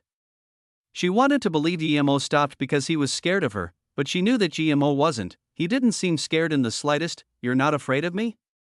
The woman walked up to EMO and asked. EMO pulled the bag on his shoulders and smiled plainly. "Are you going to kill me?" "No, you didn't offend me. I don't like killing people." The woman subconsciously shook her head. "Oh, since you won't kill me, why should I be scared?" EMO asked, as if things seemed weird for him. The woman looked at EMO again. He was an ordinary youth that was decent looking, and looked clean and white. He wore tidy clothes and even looked like a student. He was probably only a little over 20 and didn't give her any signal of danger. She had escaped from death countless times, which left her with an unerring, natural instinct about people's strengths close to her own, and obviously, EMO wasn't. "You are very bold, but if you're not scared of me, why are you running into the mountain?" "This mountain is your home? Can't I go inside?" This woman fumbled for words. Although EMO's words were a bit aggressive, she didn't get angry. Instead, she smiled. "Okay, you're right. Let's get to know each other. I'm Wendong, Wen for hearing, Dong for winter." EMO simply said his name. He didn't know what this woman he didn't know wanted with him. "Do you know why I called to you and wanted to get to know you?" Wendong asked. However, she didn't wait for Yemo to answer and just said herself, "It's because I approve of you." You also saw just then, I'm not an ordinary person. If you want, I can introduce a master to you. Yemo waved his hand and said, "No need to introduce a master. If you don't have anything else, I'm going." Don't be in such a hurry, looks like you don't know how strong the most powerful people in this world can get. In that case, we'll talk about finding a master for you later. I have a business to do right now. Are you interested in going with me? Of course, the remuneration is much more than burying two trashes. The woman didn't mind Yemo rejecting her goodwill and continued to talk slowly. Remuneration? Yemo thought that helping this woman to take care of two trashes earned him a few $1,000s and, since he needed money right now, if this woman could give him even more, then it wouldn't matter too much if he helped her out a bit more. Besides, he was already at the second stage of chi gathering now. So he wasn't scared that this woman would try something to him. The most important thing for him was that, when he started to cultivate again, he wouldn't have the time to earn money. Tell me, what is it about, and how much payment? Yemo cared about how much he was paid the most.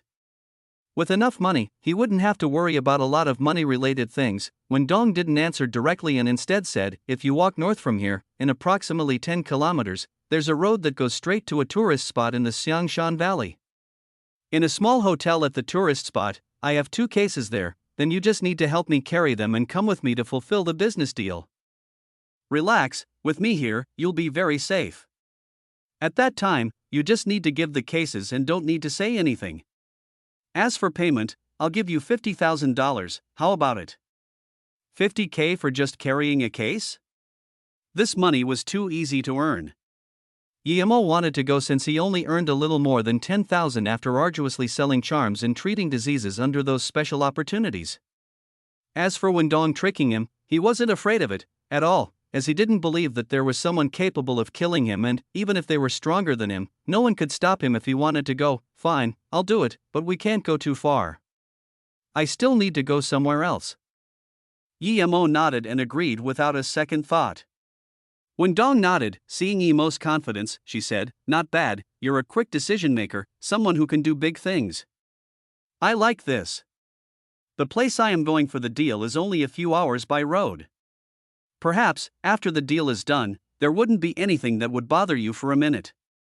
Seeing that Yemo didn't talk anymore, Wendong also didn't talk and started to lead the way. Although it was the mountain ranges here, Wendong was strangely light-stepped and didn't seem to struggle at all. She was afraid that Yemo couldn't keep up and intentionally traveled slowly. However, she discovered that Yemo's stamina was really good. And he didn't have any signs of having trouble to keep up with her, which surprised her. If it wasn't that Yemo didn't look like someone who practiced martial arts and for his elegant long white hands, Wendong would probably have suspected Yemo to be in the same field as her. Wendong's predictions were correct. After they had walked in the mountain for only around an hour or so, they saw another mountain road in front of them.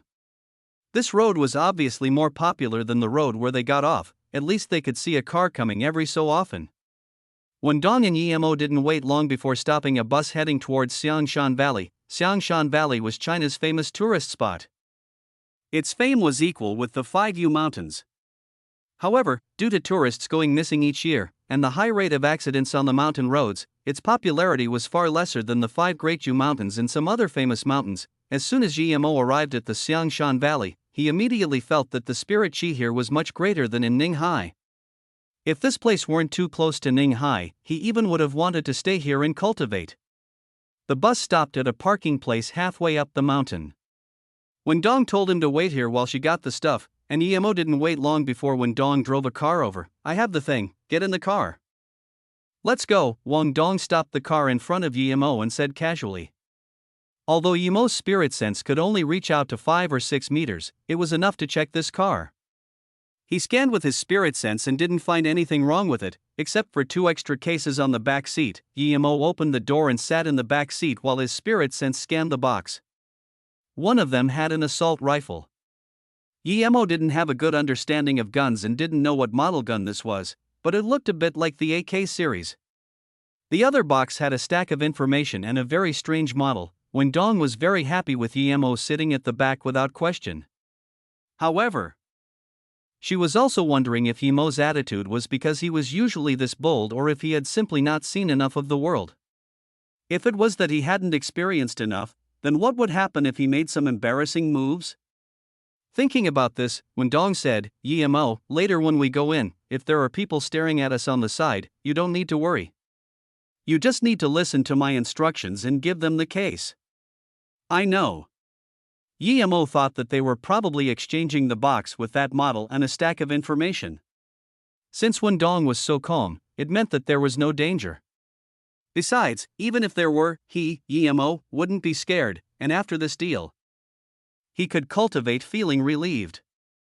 Chapter 41, I should believe him, Ning Hai. 2 days passed really quickly. Although Ning Qingxue stood at the front door every day gazing her eyes out, not even a shadow came, much less Yemo. 2 days later, Ning Qingxue finally understood that Yemo was gone and left without a sound.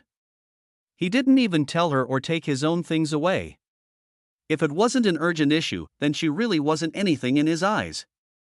Perhaps in Yemo's eyes, she was just a disrespectful, heartless, and self-centered person. Qingxue, 2 days' time is up. Your parents have already told me that they were coming, but I told them that we will be meeting them at U State.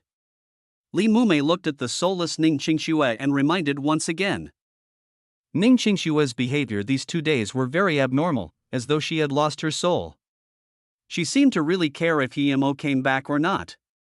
Even though Li Mumei didn't know what happened exactly, she knew there was something going on between Ning Qingxue and Yemo that she didn't know. But if someone were to say Ning Qingxue was attracted to Yemo, she would never believe it. Has it been 2 days already? Ning Qingxue answered subconsciously as her mind wandered in thought. Half a moment later, Ning Qingxue said once again, Mumei, I want to buy this place. Yes, buy this place, no matter how much it costs. Qingxue, what's wrong with you? Li Mumei felt that Ning Qingxue's actions were too casual. Even if the owner sold this place, who would live here? Mumei, buy this place, and tell the owner not to move the flower pots. Ning Qingxue had made up her mind. Why? Qingxue, even if you want to buy this place, you must have a good reason. Besides, your parents would want to know too, Li Mumei asked in confusion. No reason, Mumei, I just feel that I have lost something here. Perhaps I have a chance to find it if I buy this place, yet if I don't, I might never have the chance to find it in my entire life. Mumei, I have made up my mind. If my dad doesn't agree, I will talk to him myself. Ning Qingxue's voice was very soft as if coming from the border of heaven. Look. That pretty lady who came for Yemo last time came again. Yemo's a really lucky guy. He actually knows beautiful women of this caliber and yet doesn't come to class, making the girls unable to find him. Amazing, I've only seen him 2 or 3 times ever since school begun. Oomph.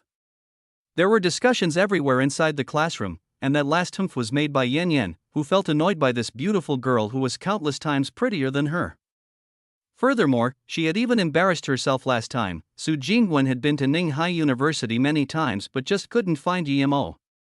She was aware that Li Mumei knew where Yemo lived, but she didn't want for the fact that she was looking for Yemo to be known. As for her mindset, Su Jingwen understood it. She was looking for Yemo because she felt very comfortable and had a joyful mood every time she was with him. Moreover, she didn't feel any pressure in his presence at all. Ever since Yemo danced with her that night on her birthday, Su Jingwen had never been able to find him. Today was already the 3rd time Su Jingwen came looking for him, so this time, she decided to ask his classmates if she didn't find him. Just when Su Jingwen made up her mind, she saw a cold-looking young, yet mature woman coming in, and Su Jingwen immediately recognized who this woman was. She was the teacher she saw last time when she left with Yemo immediately. She walked up excitedly and asked, Teacher, hello, do you know where Yemo had been these few days? Yemo? I don't know someone so shameless. The woman turned and left after having said that sentence. This woman was, of course, Yun Bing, and right now, the person she hated the most was Yemo. If Yemo appeared in front of her again, she wasn't even sure if she wouldn't immediately throw the books in her hand at him. Today, there was actually someone asking where Yemo went, and she recognized this pretty lady from last time. There was something she was absolutely sure about. Someone who was friends with Yemo definitely wouldn't be a good person. Su Jingwen stared at the teacher strutting off in shock and thought. Did all the teachers in the university have such low moral standards? She said that she didn't know him, yet she also called him a shameless person. What would Yemo do to that woman for her to react like that? Even if other people didn't know Yemo's situation, how could she not know? He was the person kicked out of the Beijing family and was naturally. What else could it be for a woman to hate a man for? Yemo couldn't do that at all. What right did this woman have to hate Yemo? Immediately, Yun Bing's image in Su Jingwen's heart fell by a mile. Sister Jingwen, why are you here? Sumei's voice sounded, oh, Sumei. Who is that teacher in front? Why are her moral standards so low? I asked her a question. And yet she actually swore. Su Jingwen pointed at Yun Bing, who only had their back to them. Sumei looked and said, intrigued, she's the English teacher, Yun Bing. Although she is a bit cold, she isn't someone with low moral standards. What's wrong? Did she say something just then? No, when I asked why Yemo wasn't here and where he went, she actually called him a shameless person. Really, what sort of teacher is she? Su Jingwen was obviously not happy about Yun Bing addressing Yemo like that. Yemo? Oh, no wonder. It's because Yemo harassed her before, I saw it with my own eyes. That day, Yemo probably harassed the teacher because of something, so Ms. Yun was going to hit him, but Yemo grabbed her by the wrist. Eventually, Ms. Yun called him a shameless person. Sister Jingwen, don't do anything with that Yemo anymore. He's a shameless person and probably got to know you for your money. Sumei didn't have any good impressions of Yemo and fabricated more negative things about Yemo, making him seem completely worthless. Su Jingwen listened to Sumei's words confused, and after a long while, she frowned her eyebrows and said, Yemo isn't such a person. I believe my first impressions, and I've seen him quite a few times. He didn't seem like that kind of person at all. Sumei, didn't you see it wrong? I think you shouldn't be so judgmental sometimes. What? Sister Jingwen, how could I see it wrongly? That day, in the forest by the lake, I saw with my own eyes the interaction between them. And, even if I did see wrongly, was the teacher swearing at Yemo also false then? Sumei hurriedly said. Actually, when Su Jingwen asked, she knew her question was problematic. If Sumei saw it wrongly, why did that woman swear at Yemo without reason? Were her feelings really wrong? However, Yemo didn't give her a bad impression. Although he wasn't well off, he always had an equal attitude towards her. What was going on here? You know someone's face, but you don't know their heart. Was Yemo really that type of person? Could it be possible that he simply hid very deeply? Or was it that he had hidden intentions when he made contact with her? Yet in the grace of heavens, it had been her looking for Yemo right at the start. He never came looking for her once. It was the same even when he knew her number. She touched the bracelet on her wrist. Su Jingwen's heart was a bit messy. It wasn't because she had feelings for Yemo, it was that she never had a friend of the opposite sex in the same age group who she could get along well with.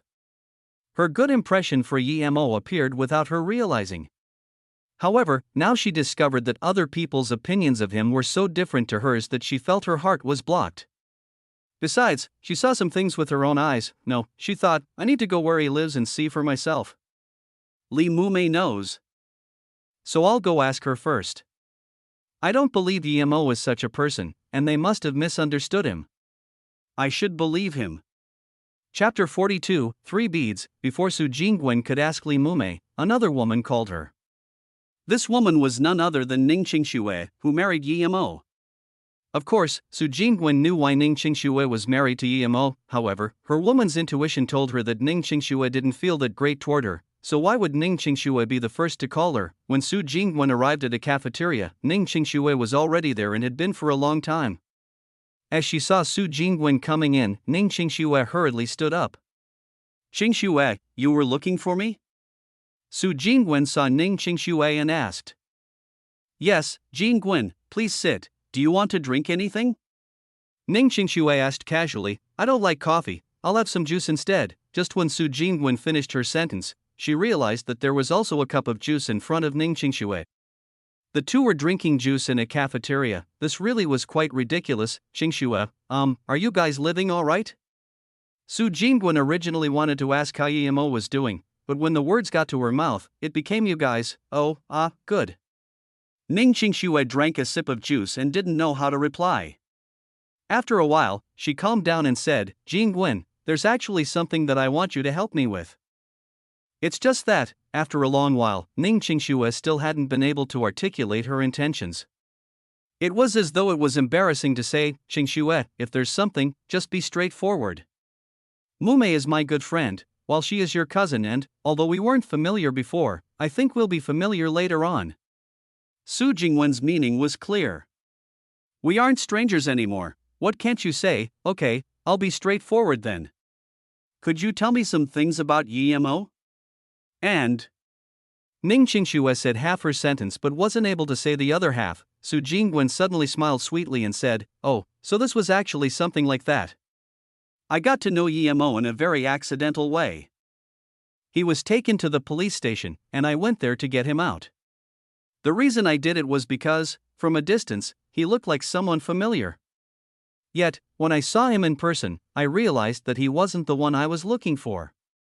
Afterward, we ate together and later, I invited him to my birthday dinner. Su Jingwen didn't say that she had thought that Yemo was that master who sold her the charms. After all, Ning Qingxue and Li Mume appeared not to be superstitious.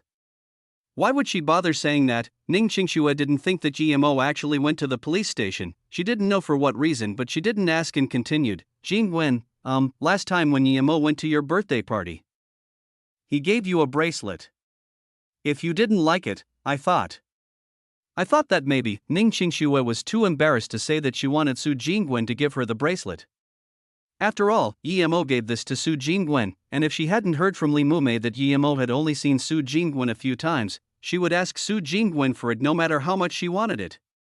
And now, Su Jingwen also admitted that she and Yemo weren't really close. Thus, Ning Qingxue tried to ask, but when the words reached her mouth, she still couldn't say it. Although Ning Qingxue didn't say it out loud, Su Jingwen understood what she meant. Ning Qingxue probably wanted her bracelet. Su Jingwen began to wonder. Does she really have feelings for Yemo? No, even if there were feelings, if Yemo could give this to me, then, of course, he could make one for Ning Qingxue. So why does she still want this bracelet? She honestly thought that Yemo's bracelet was really crude looking, yet the reason she liked it was because she felt that the friendship she had with Yemo was pure. Yemo was a friend that made her feel very peaceful and, although they hadn't seen each other much, it never had anything else involved. However, earlier when she heard Su Mei and saw Yun Bing's attitude towards Yemo, she started to feel confused. At this point, she wasn't sure what sort of a person Yemo was. Although she believed in Yemo, there was still some doubt in the depth of her heart. Is Yemo okay? Su Jingwen didn't reply to Ning Qingxue and instead asked something completely irrelevant. Ning Qingxue originally thought that Su Jingwen was going to say that she would go back and look for the bracelet, or say that she didn't know where she put it since Ning Qingxue didn't believe that Su Jingwen would wear the crude bracelet Yemo gave her. In her eyes, that bracelet shouldn't mean much to Su Jingwen, therefore, she asked for it. However, she didn't expect Su Jingwen to ask about Yemo, which took her by surprise. Yemo left and probably even left Ning Hai by now. I don't know where he went, and I haven't seen him for a few days. Tonight, I will also leave Ning Hai for you stayed with Mume. Ning Qingxue still reacted quickly and told Su Jingwen that she was leaving Ning Hai soon. Yemo had already left? He still hasn't graduated from Ning Hai University, though, Su Jingwen said in surprise. But soon, she remembered what Su Mei told her about Yemo at Ning Hai University, that even if he finished all the course, he still probably couldn't graduate. Su Jingwen suddenly smiled and didn't wait for Ning Qingxue's reply. Instead, she just said, that bracelet is actually not bad, I quite like it. Since you are already his wife, wouldn't he agree to make you one if you ask him for it? Tell me why you want that bracelet. And perhaps I could give you half. Ning Qingxue immediately realized that Su Jingwen was intentionally doing this, but she still replied, You know that I married Yemo as a cover-up, it's just that now, I don't need it anymore. Yemo left and didn't leave anything to me. And, I feel I owe him, so, one reason that Ning Qingxue wanted the bracelet was that she was suddenly envious of Su Jingwen's bracelet that Yemo gave her. Since Su Jingwen was so rich, she probably wouldn't like something so crude and probably even lost it somewhere. Since Su Jingwen didn't like it, then it shouldn't even matter if she took it back. However, she had a key thing, although Yemo didn't leave anything to her. He was gone too quickly and even left behind his little medical case. However, she wasn't going to say this as that medical case had already become something private to her. The bracelet is on my hands. Su Jingwen took off the bracelet as she spoke. The reason she thought Ning Qingxue felt guilty towards GMO was because she used him. In fact, Ning Qingxue was also pitiful, as it seemed that GMO was infuriated with her since he left without even notifying her. Ning Qingxue was shocked. She didn't think that Su Jingwen would actually wear on her wrist the bracelet GMO gave her. This took her by surprise. What did this mean? It implied that Su Jingwen really liked this bracelet and things weren't as she thought they were. Suddenly, an unknown feeling gushed in Ning Qingxue's heart. A feeling that she didn't even understand. All right, I'll give you 3 beads. These were all made by Yemo himself. You can link them with string yourself. As Su Jingwen spoke, she opened the bracelet and took off 3 beads and gave them to Ning Qingxue. If it would have happened in the morning before she had heard Yun Bing swearing at Yemo and Su Mei's words to her, perhaps she wouldn't be willing to give 3 beads to Ning Qingxue. But after these 2 events, she had a feeling that the beads in her hands didn't seem as important as before. Now that Ning Qingxue asked for it, she actually gave 3 to her. As for why keeping the other 3, perhaps it was in memory of that pure friendship. After she got back, maybe she would store the 3 remaining beads away and not wear it on her hands anymore. Chapter 43. This money isn't easy to earn. When Dong's car sped on the roads around the mountain. If one looked outside, one would probably be fearful of the car falling off the cliff at any time. However, when Dong drove the car fast and steady. Despite so, many cars on the road saw Wendong, and all stopped by the road, fearful that this mad woman was going to crash into them. Wendong was speechless. Even if Yemo wasn't scared of being in a car going so fast without barricades to protect the car from falling off the road, he should at least open his eyes. However, he actually was quietly sleeping, or his nerves just thick, or did he trust her driving skills? Wait, did he even know her car skills were so good? In fact, even her heart was pumping, driving so fast on this mountain road. When Dong thought of the moment when she first saw Yemo and his fearless nerves. When Dong finally got to understand Yemo a bit. Using nice words, he could be described as a completely fearless young man, but in a meaner tone, he was a fool. However, this type of people was perfectly suited to her, since she needed exactly this type of people to help her. Otherwise, it would be really hard for her to do the deal by herself. Seeing that GMO didn't take notice of the car's speed, when Dong finally slowed down. After all, they were driving on the mountainside, and it was quite dangerous going this fast as there were a lot of twists and turns. She would raise the speed again after they got off the mountain, but at this moment, GMO opened his eyes and asked casually, "How far is it?" When Dong heard GMO's words and immediately replied, "Around 600 kilometers, still that far. How long is it going to take with you driving so slowly?" Yemo frowned and said. Hearing Yemo's words, when Dong almost drove the car off the cliff. She thought that she was going fast enough already, but this still wasn't fast enough for him? No wonder this guy didn't talk. He thought she was driving too slow. "We are still on the mountain's road, we'll drive faster once we reach the highway," when Dong replied helplessly. Luckily, Yemo didn't continue to talk about her driving speed and closed his eyes to meditate. If Yemo's tone just then really sounded unhappy, she would have thought he was messing with her. After the car got on the highway, when Dong finally raised the speed, Yemo felt that the car was a bit floaty, so he looked at the car's speed meter and saw that it had just reached 200 kilometers per hour. At this speed, it only took them less than 2 hours to reach Yundu. However, the car didn't enter the city and instead parked outside a mansion in the rural district. Yemo scanned this mansion. It looked very grandiloquent, with a cluster of bamboo outside the mansion as well as a huge artificial lake. The yard of the mansion was also very spacious as 7 to 8 luxury cars were parked there, and the grass patch at the front was enough to be made into 2 soccer fields. It could be seen that the owner of this mansion was definitely wealthy. "You carry that smaller case, and I'll take the bigger one." After saying that, when Dong got off the car and grabbed the big case from the back, Yemo knew that inside this big case was an AK rifle, while the smaller one contained some information and a model. Yemo looked at Wendong thoughtfully. Being able to own such a huge yard and a mansion on the outskirts of the city meant that this person had not only money but also connections. Otherwise, such occurrence rarely happened. Thinking about this, Yemo took out his beak-shaped hat and shades from his bag and put them on. Then, he grabbed a mouth mask before finally carrying the case Wendong told him to carry. Wendong looked at Jimo's appearance, and her mouth moved but finally didn't say anything.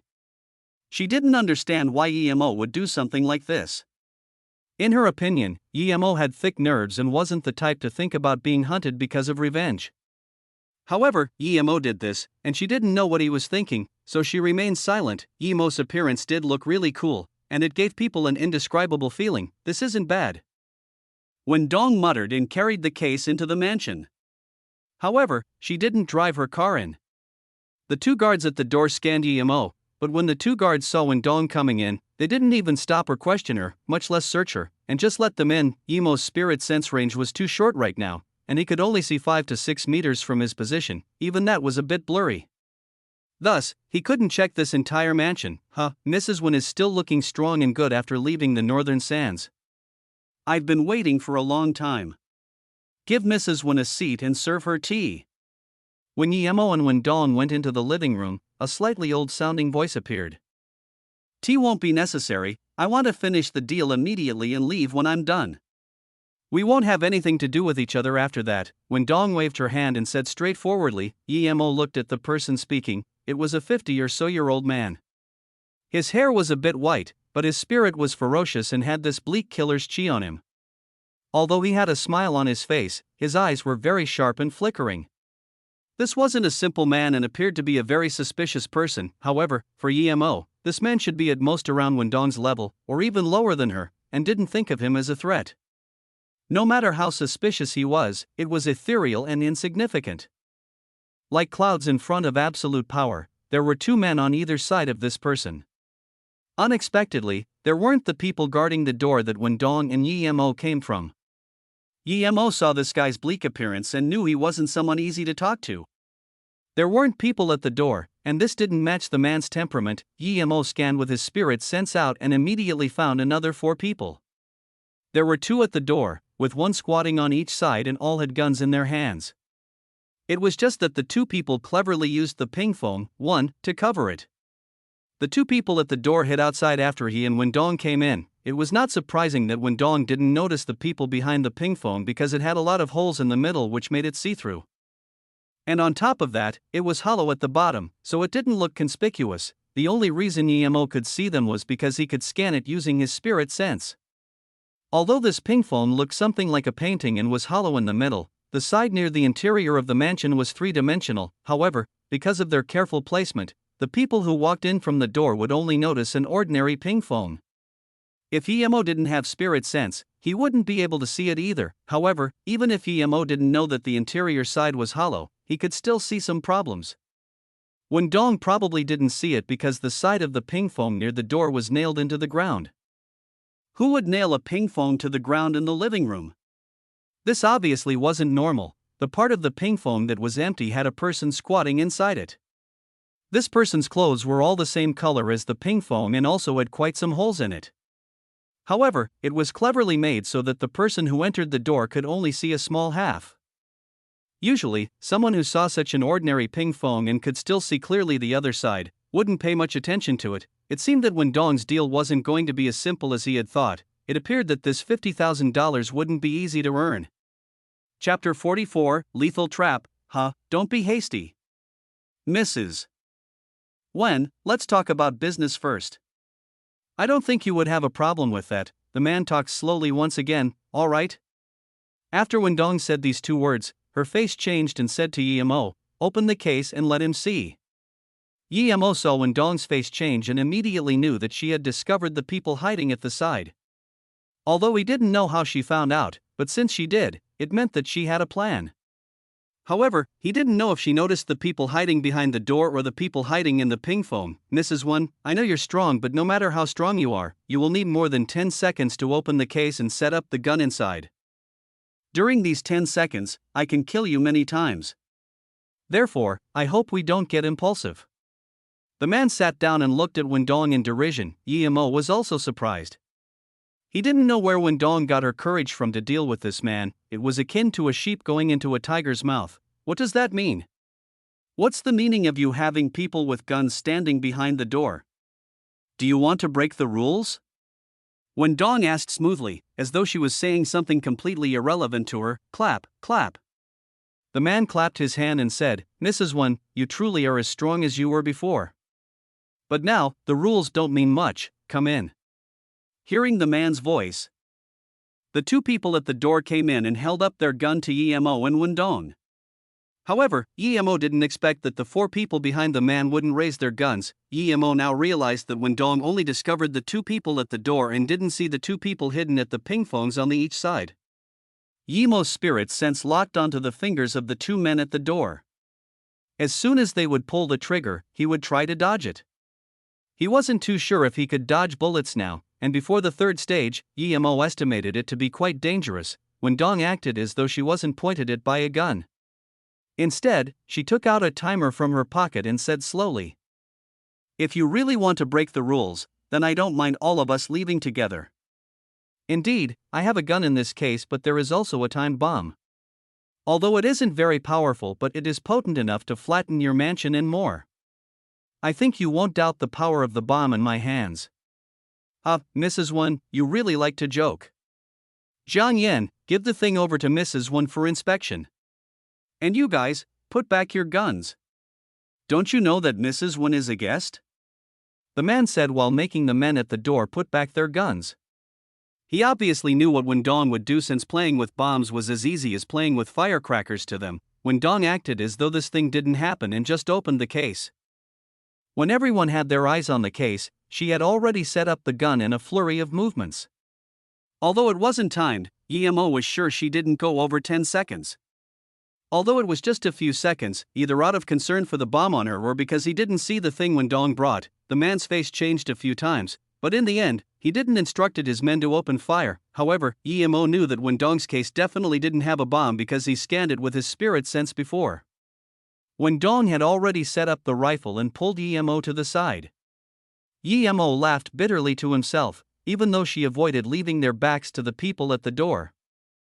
This just left their backs to the people hiding in the ping phone. Of course, the man had a smile on the corner of his mouth and nodded to the man beside him with the case. The man opened the case and walked over to Wendong.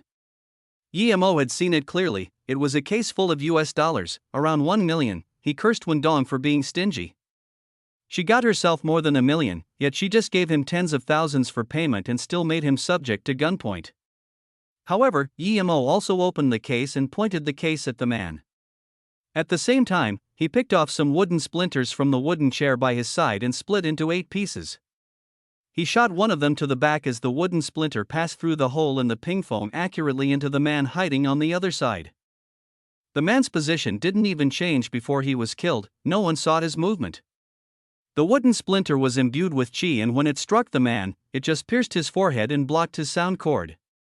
For those who wanted his life, Yemo was always merciless. After killing this man, Yemo intentionally walked towards the middle. Otherwise, he wouldn't be able to see them clearly with his spirit sense due to the range. Seeing Yemo walk towards the middle, even though Wendong didn't want to, she could only follow behind Yemo. The man with the US dollars walked up to Yemo's case and checked it, while Wendong also had the gun on one hand and took a few stacks of US dollars to make sure. After seeing the contents of the case, the man nodded. The boss smiled and said, "Okay, just like this." After a few words, he actually turned and walked away. Yemo's spirit sense immediately scanned that the other man inside the ping phone was going to pull the trigger, and at the same time, the rest of the 7 splinters in Yemo's hands had already flew out as he pulled Wendong aside a few meters. Yemo didn't understand why these guys weren't afraid of bombs, but it was possible that when Wendong opened the case, he used some instruments to see through it. This Wendong was careless. Just when this man said okay, Wendong immediately noticed something was wrong and was going to raise her gun and shoot. But at this moment, she was pulled away by Yemo. Wendong, who didn't understand why Yemo pulled her away at this dangerous moment, immediately reacted after she heard a few clear gunshots. She didn't even think and raised her gun to retaliate. However, she realized that other than the boss, no one else could stand. What was this? Seeing that the 2 men at the door as well as the 4 behind the boss were all bleeding from their forehead, Wendong immediately understood what had happened. These people were killed by Yemo. Wendong's first thought was that Yemo definitely wasn't a normal person. He actually managed to make her dodge the gunshot while killing at least 7 people in such a short time. If Yemo didn't pull her aside, she was sure she could only kill 6 of them before she was shot. However, she definitely wouldn't have been able to dodge the bullet from the ping pong god. Who is he, and how is he this strong? Wen Dong immediately found the bloodstain on the ping pong in astonishment. Just then, the gunshot also sounded from there. Wen Dong immediately realized that there was someone inside, and this person was killed by EMO. Thinking that there was another ping pong on the other side, Wen Dong also looked over. As expected, there was also blood dripping down from there. Immediately, Wen Dong had cold sweat run down her back. If it wasn't EMO, she wouldn't even have known how she died. There were 2 hidden people pointing their guns at her and she didn't even notice. No wonder she felt her heart was a bit cold when she came in here. So this was the reason. So what if she could drag a few people to death with her? There was the sound of footsteps which had been already heard by EMO as he was prepared to kill with more wooden splinters, but when Dong had already raised her gun and ended the battle in 2 shots, EMO nodded to himself. When Dong definitely couldn't hear the footsteps like him, but she could notice someone approaching, which meant that she was experienced. The boss looked at Wen Dong in disbelief, and his face became paler. He knew that Wen Dong was arrogant, so he set up this lethal trap. However, he lost all his men instead. If only he had known that her bomb was fake earlier, he could have killed her before. Gong Weishan, you wouldn't want to kill me for a mere million, would you? You want to keep the information to yourself? Wen Dong's face immediately became bad and raised her gun, forcing it towards the man. Chapter 45, Who's going to piss off? Is there any use in trying to kill me? Don't you know that the whole world would immediately know about this, idiot? Wen Dong sneered at this man. Ca. Calm down. Wen Dong, I was not the one who wanted to kill you, it was. However, he didn't even have the time to say who it was before she had already opened fire. I don't need to know. Wen Dong's face returned to normal as she coldly killed the man with a single shot. Meanwhile, Emo was wondering if Wen Dong would ask him where he came from, but even if she did, Emo wouldn't tell her anything. He just came here for the $50,000 she promised. However, he wouldn't have thought that earning this little money would be so hard. If he hadn't been careful, he actually might have died here. After a while, although he didn't expect Wen Dong to ask anything anymore, instead, she simply said to Emo, let's leave. The 2 I just killed were probably the door guard, so now, there might not be anyone left. I will set off a bomb to blow this place up. Hearing her words, Emo wondered where that bomb was, but before he even had the chance to ask, Wen Dong had already taken off a series of bombs from her waist, which shocked Emo. She really did bring bombs, however, it was hung around her waist, so this meant that her timed bomb threat previously was real. This woman really is a maniac. If she had set off the bomb earlier. Wouldn't I be? Although Emo didn't like it, he didn't say much. He had experienced quite a lot of dangerous situations and didn't care about another one. 20 minutes after the car had started to drive away, the heavily shocking explosion could be heard from afar. If you're planning to go to Guilin, why don't you go there by plane? Wen Dong sat silently for a long time before asking. She already knew that Emo wasn't an ordinary person, which explained why he was so calm since the beginning despite everything that happened. Now that Emo wasn't saying anything, she knew that Emo wasn't feeling happy. Plus, if it wasn't for Emo today, she would have died along with those people. There was no way she could have survived in that situation. She wasn't afraid of death, but if she died, she wouldn't be able to use the money the way she wanted. Although she didn't say it, she was still very grateful toward Emo. I don't have my identity papers on me. Emo's reply was simple, yet he wouldn't actually dare to use his identity papers even if he had them. He had killed Song Shaoan and also disappeared that night. The Song family would find out that he was the culprit eventually. Emo knew this a long time ago. If he bought a plane ticket with his identity, this would be like directly sending clues to the Song family, and right now, he didn't have the ability to speak on equal grounds with them. After Wang Peng's hand had recovered, he was on high alert. It made him realize that he wasn't the only strong one in this world. After staying silent for another while, Wen Dong said, "Thank you for what happened this time. Without you, I probably would have lost my life there. The $50,000 I promised you is too little, but I cannot give you this money either. It has other uses. You can take the case containing the model. That thing is worth a lot of money. With your power, you should be able to protect it, but don't ask me what it is. I don't know much either. However, if you trust me, there are only 3 hours until we reach Huyang, which is a far-off mountain district. and I can help you get a real identity there. Yemo really wasn't interested in that model thing and didn't care at all whether he had it or not. However, with a new identity, it would be so much easier for him. Now, that when Dong could actually get him one, of course, he would be happy to. He quickly said, "Fine, I'll believe you, I really need a new identity anyway." As for payment, Yemo was satisfied with the 50,000.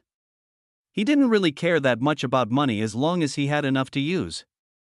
Even if when Dong were to give him those US dollars, he would actually find it troublesome to exchange them, when Dong immediately had a good impression of Yemo. This guy not only had absurd power but was easy to talk to and didn't take money into much consideration. With his power, it was as easy as eating and drinking for him to kill her and rob everything from her, but from the beginning till now, Yemo didn't even look at the case once. He even didn't complain about only being paid 50,000 while risking so much. Furthermore, Yemo didn't even ask who she really was, or what she did, or even where she was going. It was as though he was simply a roadside stranger. Well, perhaps he was, but definitely not an ordinary one. "Do you have a phone number?" When Dong wanted to be connected with Yemo, "No, I like peace." Yemo's words made her realize that he didn't like getting to know other people, so when Dong didn't talk anymore, she wasn't the type of woman to annoy someone. 3 hours later, the car arrived at Huyang. Yemo went into a little hotel after when Dong had taken a picture of Yemo and left, and when Dong came back the second day, it was already 3 p.m. She really wasn't bluffing. Yemo's new identity was already completed. He was also called Yemo, however, his place of residence was a rural place in Huyang, but Yemo didn't mind. There were too many people also called Yemo in this world. When Dong gave Yemo $50,000 as well as the case with the file and the model since she said she had no use for it anymore, when Yemo opened the case, he saw that this thing inside wasn't heavy, so he threw the case away and found a plastic bag to put its contents in. He stuffed it in his backpack and said goodbye to Wendong. That night, Yemo took the train to Huzhong province's southernmost city, Xianshan. Xianshan was the borderline city between the Huzhong province and the Xianghui province. Meanwhile, Xianghui was also neighbors with the Guinan province. Guilin, where Yemo wanted to go, belonged to the Guinan province. Right now, he was at Xianshan, so he had to pass through Xianghui province before he could go in Guinan. Finally, he would have to go to Guinan province's southernmost city, which was Guilin city. After arriving in Xianshan, Yemo wasn't in a hurry to travel anymore. After all, this was a few thousand kilometers from Ninghai. Even if the Song family already knew that he killed Song Shaoan, they wouldn't be able to find him here for quite some time. Besides, in Yemo's opinion, even if the Song family found their way to Ninghai from the roads the BMW traveled, they still needed some time to realize he had gone missing. After staying one night in Xianshan, Yemo went out to buy things the next day as he had decided to get a new set of clothing. In order to prevent him from being pointed at by a gun again, Yemo took the time to go to a shop and bought a packet or metal nails. The nails were minuscule, and each box had a few hundred of them. For others people, it might be absurd to use nails as projectiles. However, it was more than enough for Yemo. After buying the nails, Yemo casually walked around the market and realized that the clothes here were all expensive. It was all branded shops. For Yemo, his clothes only needed to be wearable and suited to his body. He didn't care about what brand it was. No matter how good the brand was, how could it get better than the clothes made in the cultivation realm? Plus, he didn't have that much money to spend on clothes. People would look down on people like Yemo who wore cheap clothes when they went into these branded shops. However, he didn't care. He was just about to leave a store when he noticed a poshly dressed man reaching his hand into a small bag under the armpit of a middle-aged man. Meanwhile, this middle-aged man was on the phone with a worried face and didn't notice that he was being robbed. Thief? The bag the man had under his armpit appeared to be made from real leather. How was the thief going to break into it? Yemo was looking curiously when another poshly dressed youth beside the thief walked up to Yemo and said in a low voice, "Kid, if you stare any longer, I'll gouge your eyes out. PSS off." Yemo's eyes became cold as he lifted his leg and delivered a kick, kicking this youth who told him to PSS off, right in the face. Chapter 46, Borderland Flowing Snake Town. This youth kicked by Yemo flew backward and crashed onto a trash can. The way that he sat there would make people think he sat there himself. If not for his bleeding nose and mouth, Yemo's move immediately alerted everyone. Even that man who had just finished his call turned around. As soon as he turned around, he saw the thief behind him. However, when that thief saw that the middle-aged man noticed him, he didn't look worried at all. Instead, he packed away the sharp knife hidden between his fingers and turned. As two other men surrounded GMO with him, other than the youth kicked into the trash can, there were actually 4 of them. "Punk, you're asking to die. Go and disable him." Another youth with a knife yelled in rage as he charged towards GMO. The other 2 didn't hesitate to charge at GMO as well, only the one sitting on the trash can with his face still bleeding was completely terrorized. Of course, he had understood what had happened to him. A kick on his face from a young man actually sent him flying over and sitting on the trash can. He didn't even dare to think about this. It was as though he was forced to stand up as he realized that if EMO had kicked him in the chest instead and made him fly, he would probably not be as terrified as he was right now. He recognized that this youth wasn't someone they could mess with and wanted to tell his mates to stop, but they had already charged up. The middle-aged man also seemed to understand that this young man probably saw the thieves trying to steal his wallet and was targeted by the thief's partners in crime instead. Although he wanted to help, he didn't know any martial arts, and just when he was about to call the police, a scene that he could not believe happened once again before his eyes. That young man kicked again and sent flying the man with the knife, who didn't even understand how his knife was pierced into his own leg. This wasn't all. The place where the man flew was right on the head of the man sitting in the trash can. Then, the youth jumped up and did a roundhouse kick, which sent the other 2 youth, including the one that tried to steal his wallet, flying. 2 cracks resounded. It wasn't immediately known what broke until 2 of the thieves yelled out in pain and crumpled on top of the trash can. The 4 formed a human pile which made the trash can crumbling onto the ground, making a loud banging sound. The middle-aged man gasped a breath of cold air. If he hadn't seen Yemo's movements with his own eyes and saw it on video instead, he would have thought this was synthesized by computer. This was almost like shooting a movie. Scum. Yemo left, and finally, the people watching finally came back to themselves. They looked at the 4 thieves laying on the ground and started clapping. These thieves were barely able to move, but they seemed to know that things would get troublesome if the police came, so they struggled to sit up. They didn't care about the blood on them as they held each other and walked out. "Friend, please wait up. Thank you for what happened just then." The middle-aged man chased Yemo and called out to him in gratitude. Yemo waved his hand and said, "It's nothing, I didn't help you just for your sake. Those scum picked a fight with me." After finishing his sentence, he was about to leave once again. "My name is Joaigua, and I would like to invite you to a dinner to compensate you. Are you willing to come, friend?" Seeing that GMO was so powerful, Joaigua immediately had some thoughts. Not interested. Yemo was only staying in Xianshan City for 1 night. This man invited him to dinner for a reason, but what thing was more important than him going to Guilin and cultivate? Seeing that Yemo was going to leave, Joaigua was getting anxious. He hurriedly went up to him and said, "It's like this, I just need you to accompany me to Guilin, and furthermore, you can name any price you want." In Joaigua's opinion, Yemo didn't dress like a wealthy person, so money should be a good motivator to him. However, he didn't know that if Yemo didn't want to go to Guilin himself, he wouldn't be able to motivate him even with 1 million since Yemo still had 50,000 on him. Guilin? Yemo stopped his steps. The place he wanted to go happened to be Guilin. If it was along the way and he had money to earn, he wouldn't mind. However, if it were something dangerous like what he did with Wendong, then he wouldn't want to do it.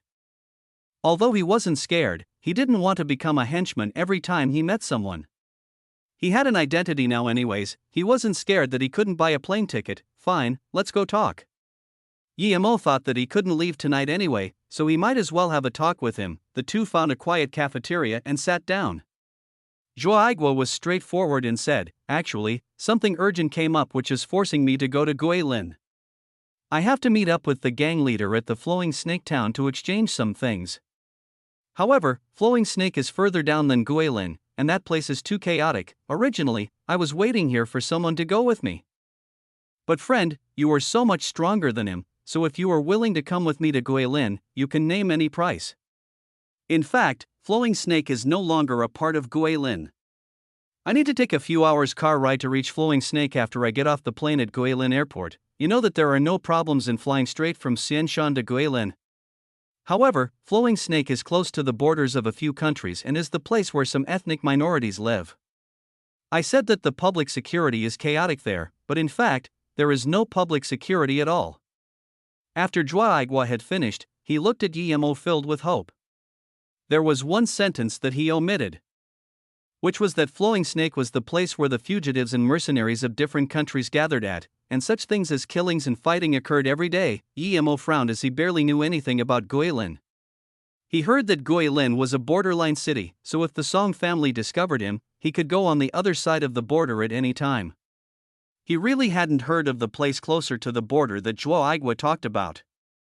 As for whether or not it was chaotic, he didn't care at all. After thinking for a while, Guillermo said, "In fact, I was also planning to go to Guilin, as I want to find an opportunity to develop in that place. However, it will be my first time going there. I heard you saying that Flowing Snake is closer to the border, so I think I will have a greater chance of development going in this town instead. As for the payment, I don't need it. If you have some familiar places at Flowing Snake, then keep one in mind for me." After hearing Guillermo, Joaigua hurriedly shook his hand. "Don't ever go to Flowing Snake to develop. If you want to do business, you should stay at Guilin. I have some contacts in Guilin, and I also have a house there that I don't need and could simply give to you. In my case, the only reason for me to go to Flowing Snake is that I don't have any other choice. If I had, I would definitely not go there." Guillermo smiled faintly and said, "Where there are dangers, there are opportunities. I will go to Flowing Snake." Seeing that Guillermo had made up his mind, Joaigua didn't try to persuade him anymore. After all, Guillermo was a master. Finally, he said, "No problem, I should be able to find a place in Flowing Snake." Joaigua understood Guillermo's meaning. He had heard of this place before. Although it was a wicked city, it was easy to do things as long as you paved your way with money first. Guillermo nodded and said, "The business I do is a bit illegal. The further away it is, the better." Joaigua opened his mouth but eventually didn't say anything. From his many years of experience in the business industry, Guillermo didn't seem like those cunning and sly people. However, the way he talked sounded like he wanted to join gangs. Chapter 47. So that's it, Ninghai University. Yun Bing was feeling irritated these few days. She tried to see if she could find Guillermo, but she hadn't seen him for a long time. Initially, although Guillermo didn't go to her class often, she could still often see him going to the library, yet these last few days, she hadn't even seen his shadow. Originally, she thought that after Guillermo had disappeared, she would be able to calm down and keep doing what she wanted. However, she was constantly reminded of the fact that Zhang Wenxiao and her schoolmate being beaten until they became mentally disabled was related to her. She wanted to ask Guillermo about the event, but his attitude was horrible at the time. He had even wanted to throw her into the lake. That bastard. She suspected that not only he had looked at her body, but he might have even touched it, seeing how cocky he was to her. Thinking about this, Yun Bing immediately felt furious and started wondering if perhaps Ninghai was no longer suitable for her, which would force her to go back to Beijing. After thinking about leaving Ninghai for a while, Yun Bing actually gasped a sigh of relief and thought that she should have left long ago. The first thing Yun Bing did when she returned to her home wasn't to cook like she used to but pack her stuff. After she had completely packed her things, she started cleaning the place and found an SD card in her room. Yun Bing picked up the 8GB SD card near the corner and felt confused, as she had never used SD cards. However, she immediately thought of the camera that she had found, smashed to pieces the day after Guillermo left. However, all the things inside it were broken, and since she didn't know what had happened, she didn't bother looking too much into it. But now, she found a storage disk and immediately thought that it should be the cameras, the one that she couldn't find when she had woken up and saw the mess that was left that day. It looked like this was exactly the one she had been looking for. But she didn't expect it to be in the corner of the room. If she wasn't tidying the house today, she actually wouldn't have found it. Yun Bing opened up her laptop and put the SD card in. She found only one video file and opened it with the embedded player. Immediately, the screen showed an image and voices could be heard. "Young Master Chow, I am ready." It was the voice of her schoolmate who drugged her. "Start when I go on this woman. Remember to film it clearly and capture all the specifics, especially when she moans. I want all of it. I don't believe that she won't cooperate after all that." The image showed Jin Wenxiao. Watching the video, Yun Bing was literally so angry that she was shaking. What made her more embarrassed and outraged at the same time was that she was the one to pull apart her own clothes, and she immediately understood what happened. It should have been from the drink she had drunk that day, which had an aphrodisiac in it. On the screen, her face was ruby red, her eyes were filled with lust, and she had pulled off the clothes in front of her chest. This showed just how potent the drug was. Just as Yun Bing didn't know what to do anymore, the door in the screen was kicked open. Yemo, who had his face covered, came in. When Yun Bing saw to this part, she was finally relieved and had already a subtle understanding of what had happened. "Friend, what do you want to do? If you just want money, we don't need to cross paths, and we can let you play after we finish enjoying ourselves." This is a high-quality woman. Jin Wenxiao was wary of Yemo as he was talking. At the same time, he was putting back on the clothes he was about to take off. Human scum. Yemo just spoke 2 words and kicked Jin Wenxiao. The following scene was very blurry. Then she saw her schoolmate fight with Yemo. It seemed to be very brief, and the video just stopped there. Afterward was an entirely black screen. Although the content of the video was limited, from what she had gathered so far, Yun Bing had already guessed a few things. It should be that Yemo saw these people abduct her and followed them. Then he beat them up in her home. Yemo had broken the door to save her, but as for how he eventually had dealt with the effects of the drug, Yun Bing wasn't completely certain. However, she knew that Yemo didn't do anything more physical to harass her. No wonder the second morning, those two became mentally disabled and were thrown on the square. It was Yemo who did it. Yun Bing suddenly stood up as she realized that she had wronged Yemo, who saved her life. If it weren't for Yemo, what would the results have been? Yun Bing didn't dare to imagine.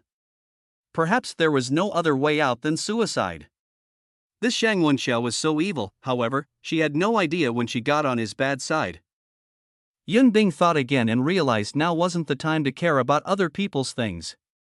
She should be trying to contact Yemo. He saved her, yet she repaid his benevolence with malfeasance.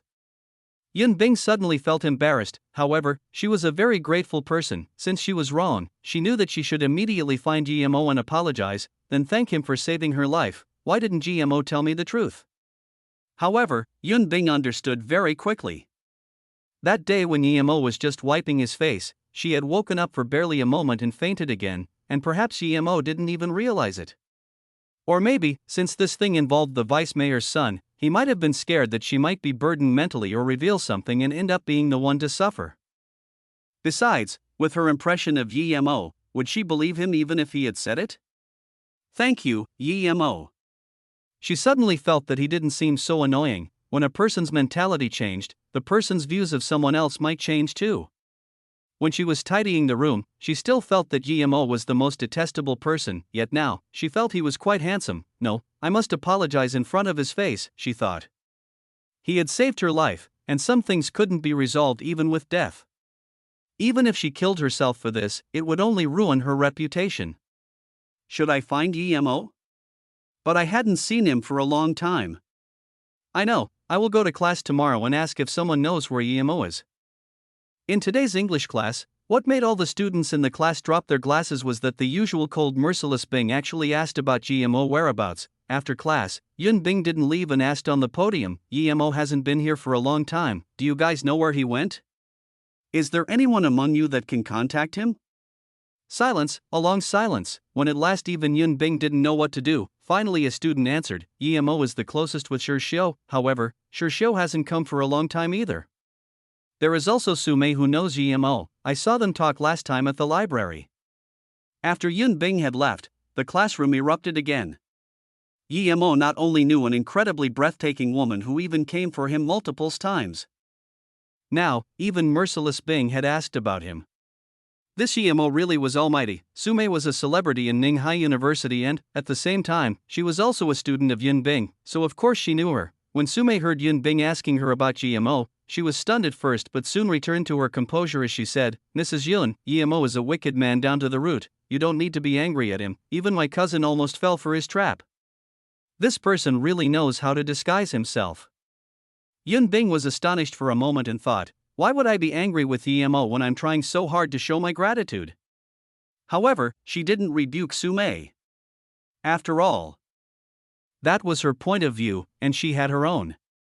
Wasn't she also a hater of Yemo before? Sumei, actually, I have something urgent for Yemo, Yun Bing said helplessly. Something urgent? It seemed that Mrs. Yun really had something urgent. As she thought of her words, Sume was immediately reminded of that day when Yun Bing wanted to slap Emo in anger. She subconsciously looked at Yun Bing's stomach and thought, wasn't Emo impotent? Did he also create a problem there? Of course, Yun Bing didn't know Sume's dirty mind and asked worriedly again, do you know where he is? Sume returned to herself and shook her head, I don't know, but my cousin Su Jingwen might know. Why don't you ask her? Chapter 48, Robber stopping you in the tracks. Su Jingwen felt the bracelet on her wrist, and suddenly, she regretted giving 3 beads to Ning Qingxue. She felt that she shouldn't have listened to Su Mei's words and changed her opinion of Emo. Even if that day she saw that teacher saying awful things about Emo with her own eyes, it didn't necessarily mean that it was Yemo's fault. Perhaps this teacher was wrong. Besides, even if it was Yemo's fault, it didn't have anything to do with her, so she wouldn't be affected. If similar things were to happen again, she would rather believe Emo. After all, she knew Emo, but she didn't know this teacher. You know one's face, but you don't know one's heart. On the surface, the teacher looked cold, but it didn't mean she was actually like this. She believed that Emo wasn't like what the teacher and Sume said about him. However, she already gave the 3 beads to Ning Qingxue, and she couldn't really ask them back. She could only blame Ning Qingxue for picking the perfect time to ask for it. If it had been a while since her meeting with Yun Bing, perhaps even a single day, she would have changed her mind. Luckily, she only gave 3 beads to Ning Qingxue. If she gave her the whole thing, she would probably be regretting so much more now. After all, Emo gave this to her. Although it wasn't worth much, it was the only one out of all her presents that were handmade by the person himself. She wanted to visit Emo but didn't know where he was. Even Ning Qingxue didn't know. Li Mumei didn't either, but she still wanted to ask, just in case. Su Jingwen took out her phone and wanted to call Li Mumei to ask if she knew where Emo was, but suddenly, her phone rang. The call was actually made by that teacher, Yun Bing, and she knew that only Sume could have given her number. After arranging to see each other, Yun Bing came very quickly and saw Su Jingwen within half an hour. Hearing Yun Bing's intentions, Su Jingwen was very surprised. What? You want to see Emo? Why? The last time I asked you about him. You said that he was Su Jingwen didn't finish her sentence, but her meaning was very clear. Since you are already talking about Emo like that, why do you still want to see him? However, Su Jingwen just didn't want to say it in front of Yun Bing. After all, they weren't familiar with each other. Although she really wanted to see Emo, it didn't mean that she wanted to take Yun Bing with her. Sorry, I misunderstood him last time. I want to see him so I can apologize to him. Yun Bing was very straightforward. As soon as Su Jingwen heard what she said, her heart felt a bit lighter as she was right about Emo. However, she disliked people like Yun Bing more who didn't even figure out what happened before saying this and that about someone. This type of woman was very annoying. It was right for her to apologize after she had said terrible things about Emo, and she even wanted to see Emo herself now. After a short call with Li Mumei, Su Jingwen knew that there was still no news of Emo. It was as though he had just suddenly vanished without leaving a trace. What? Where did Emo go?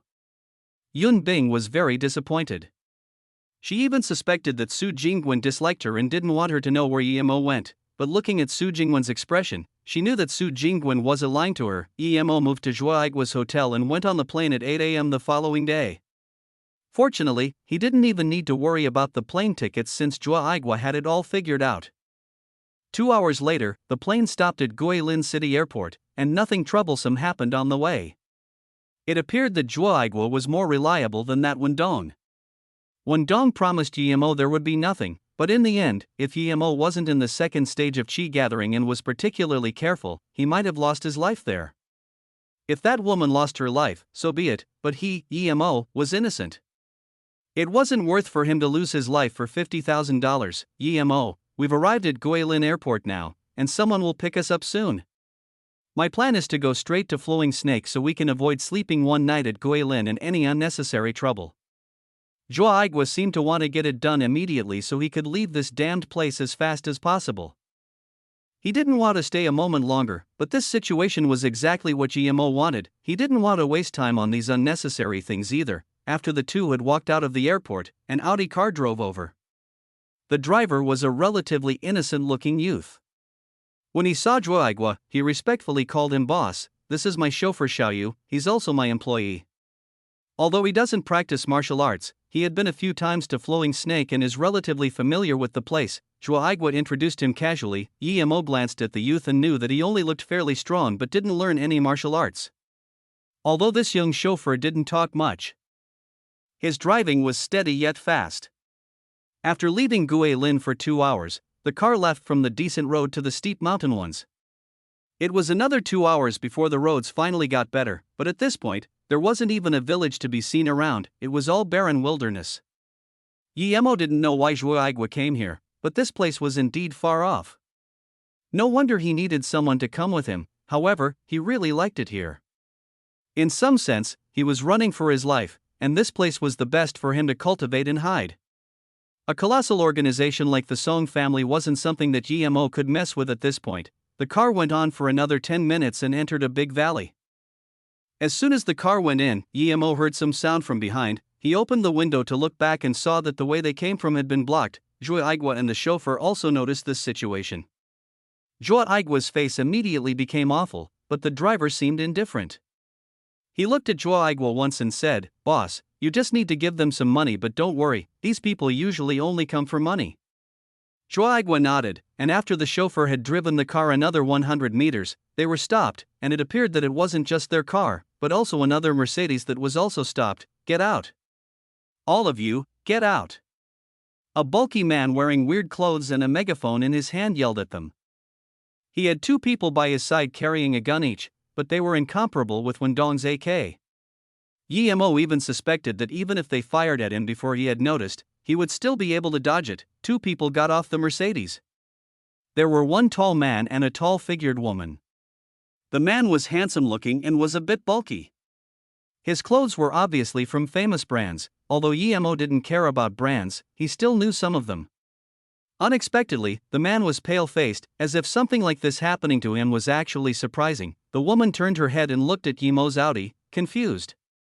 This woman had a graceful temperament. Her perfectly fitted jeans complemented her long legs and full bottom, making it very eye-attracting.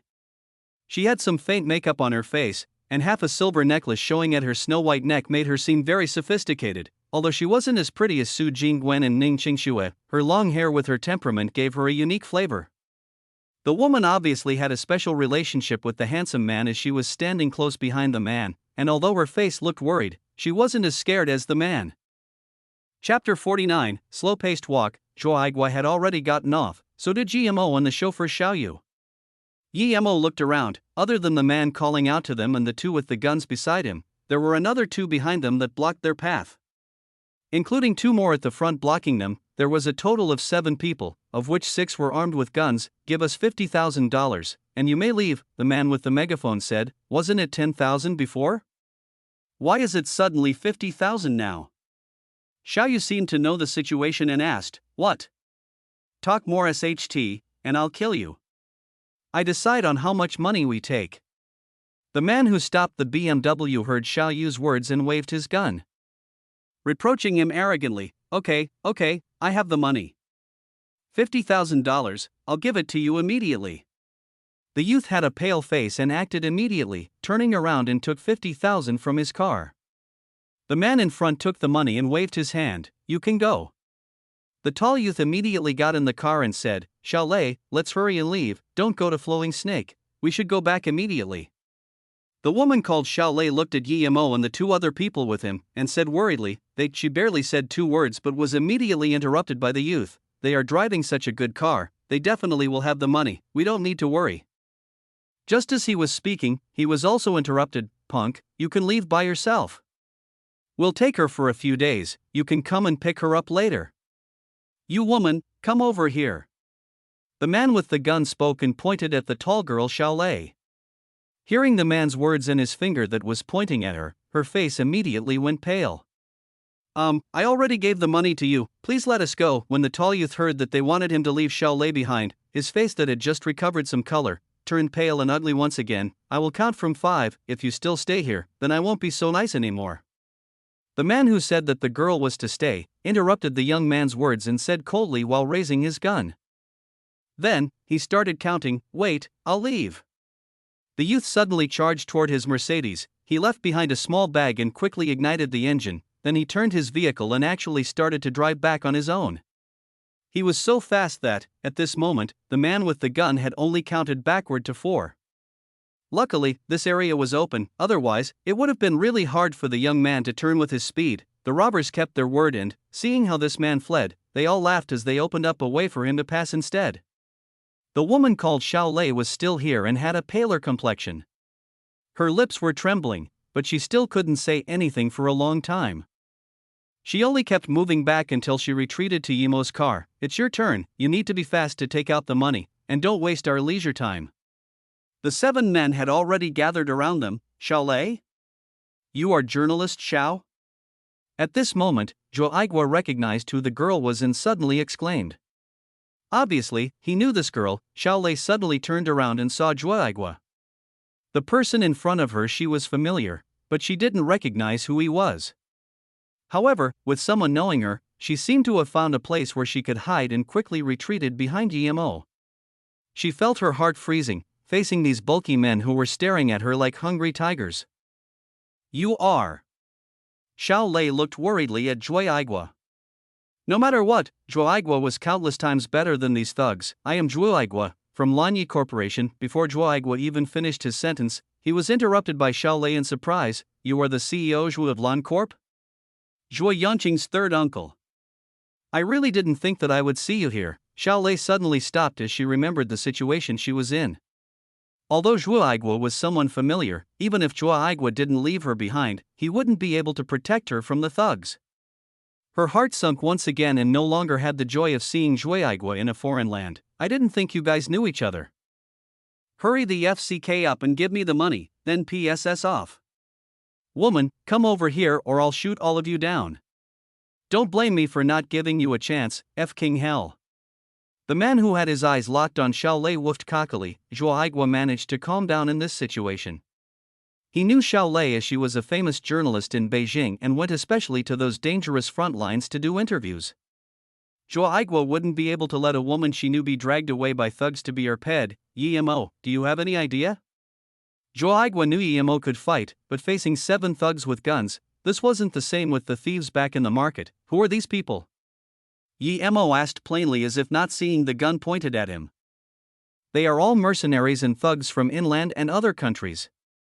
These people often walk on the border of China, Vietnam, and a few other countries. They would kill as they wished, but they mainly robbed. Zhuo Aigua knew some about this, otherwise, he wouldn't be asking for Yimo to help him. How many people do they have?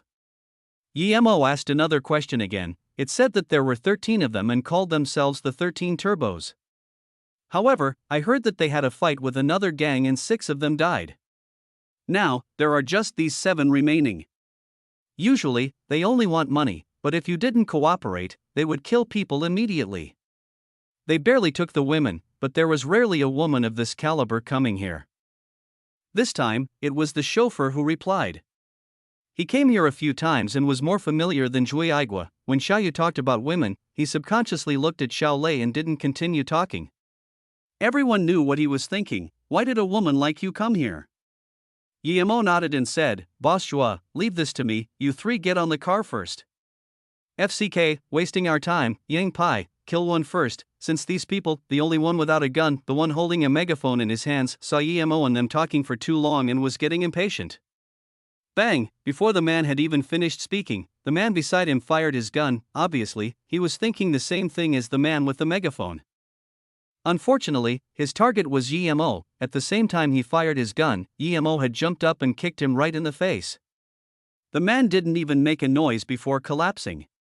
The 2 people beside him, including the one holding the megaphone, also collapsed, and yet, Yimo wasn't even hurt. Yimo kicked 3 people consecutively, and before he even dropped to the ground, he copied Wendong's way and kicked on the hilt of the 2 guns which flew out and went over Zhuo Aigua's head.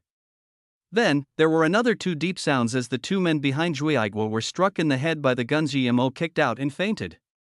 The 2 remaining men quickly reacted and raised their weapons to shoot. Bang! Bang! There were 2 more gunshots, there was another crack, and only then did Zhuo Aigua and the others saw what happened despite their fear. Yimo was holding up their wrists which made the guns shooting into the air. and the cracking sound was probably Emo breaking their wrists. Emo didn't want to kill people in front of a journalist in case this woman would spread the word everywhere. That's why he didn't use the metal nails, otherwise, he could have solved the problem with a few nails even quicker. Joaigua stared at Emo in shock. He knew that Emo was strong but didn't think of him to be this competent. He seemed to have dodged the first bullet before attacking. And then faced 6 guns like he was having a stroll. He then casually proceeded to beat them down. This wasn't a fight, this was a show. The driver also opened wide his mouth. He didn't even dare to believe that this innocuous-looking young man who came with his boss was this strong. After Xiaolei's initial shock, she immediately watched the fight with fascination. This was her first time meeting someone with such refined martial arts, which was completely like something made in the action movies. It was a pity, however, that she wasn't able to film it. She had already forgotten the situation she was in not long ago. But then, she remembered what had happened and couldn't help but to feel grateful toward Emo. If he didn't intervene, she would probably have been living a life that was better dead. It seemed that she couldn't be so impulsive anymore. Thinking about Wang Qianjun who had run away before, she sighed to herself. One could only see a person's true character in times of crisis. Even Joaigua was countless times better than that handsome Wang Qianjun. Thud, Emo kicked one thug in the stomach, sending this person flying many meters away who fainted as he reached the ground. Chapter 50, Chaotic Flowing Snake. After Emo had knocked the last opponent out, he turned to the driver and said, "Come over and help me out with a small favor, drag these scum with me." "I'll help you." Xiaolei rushed up, her face still red. Apparently, her excitement hadn't died down. It was as though she met the legendary prince on a white stallion that suddenly came down to rescue her. It was like a dream, and things happened too fast. Joaigua had already calmed down. He silently rejoiced about his correct decision and further made up his mind that he was to establish a good connection with Emo no matter what. He might be the student of some legendary ancient martial arts master for all he knew. Although he heard that there were some ancient martial arts families in Beijing, these families were usually very mysterious and wouldn't come out into the normal world, nor would they become athletes either. However, from what he knew, some families would select a few elite members to go into the special departments of the country. These departments only served the country, and even some leaders couldn't have the privilege of being protected by these people. Emo looked curiously at Xiaolei who ran over excitedly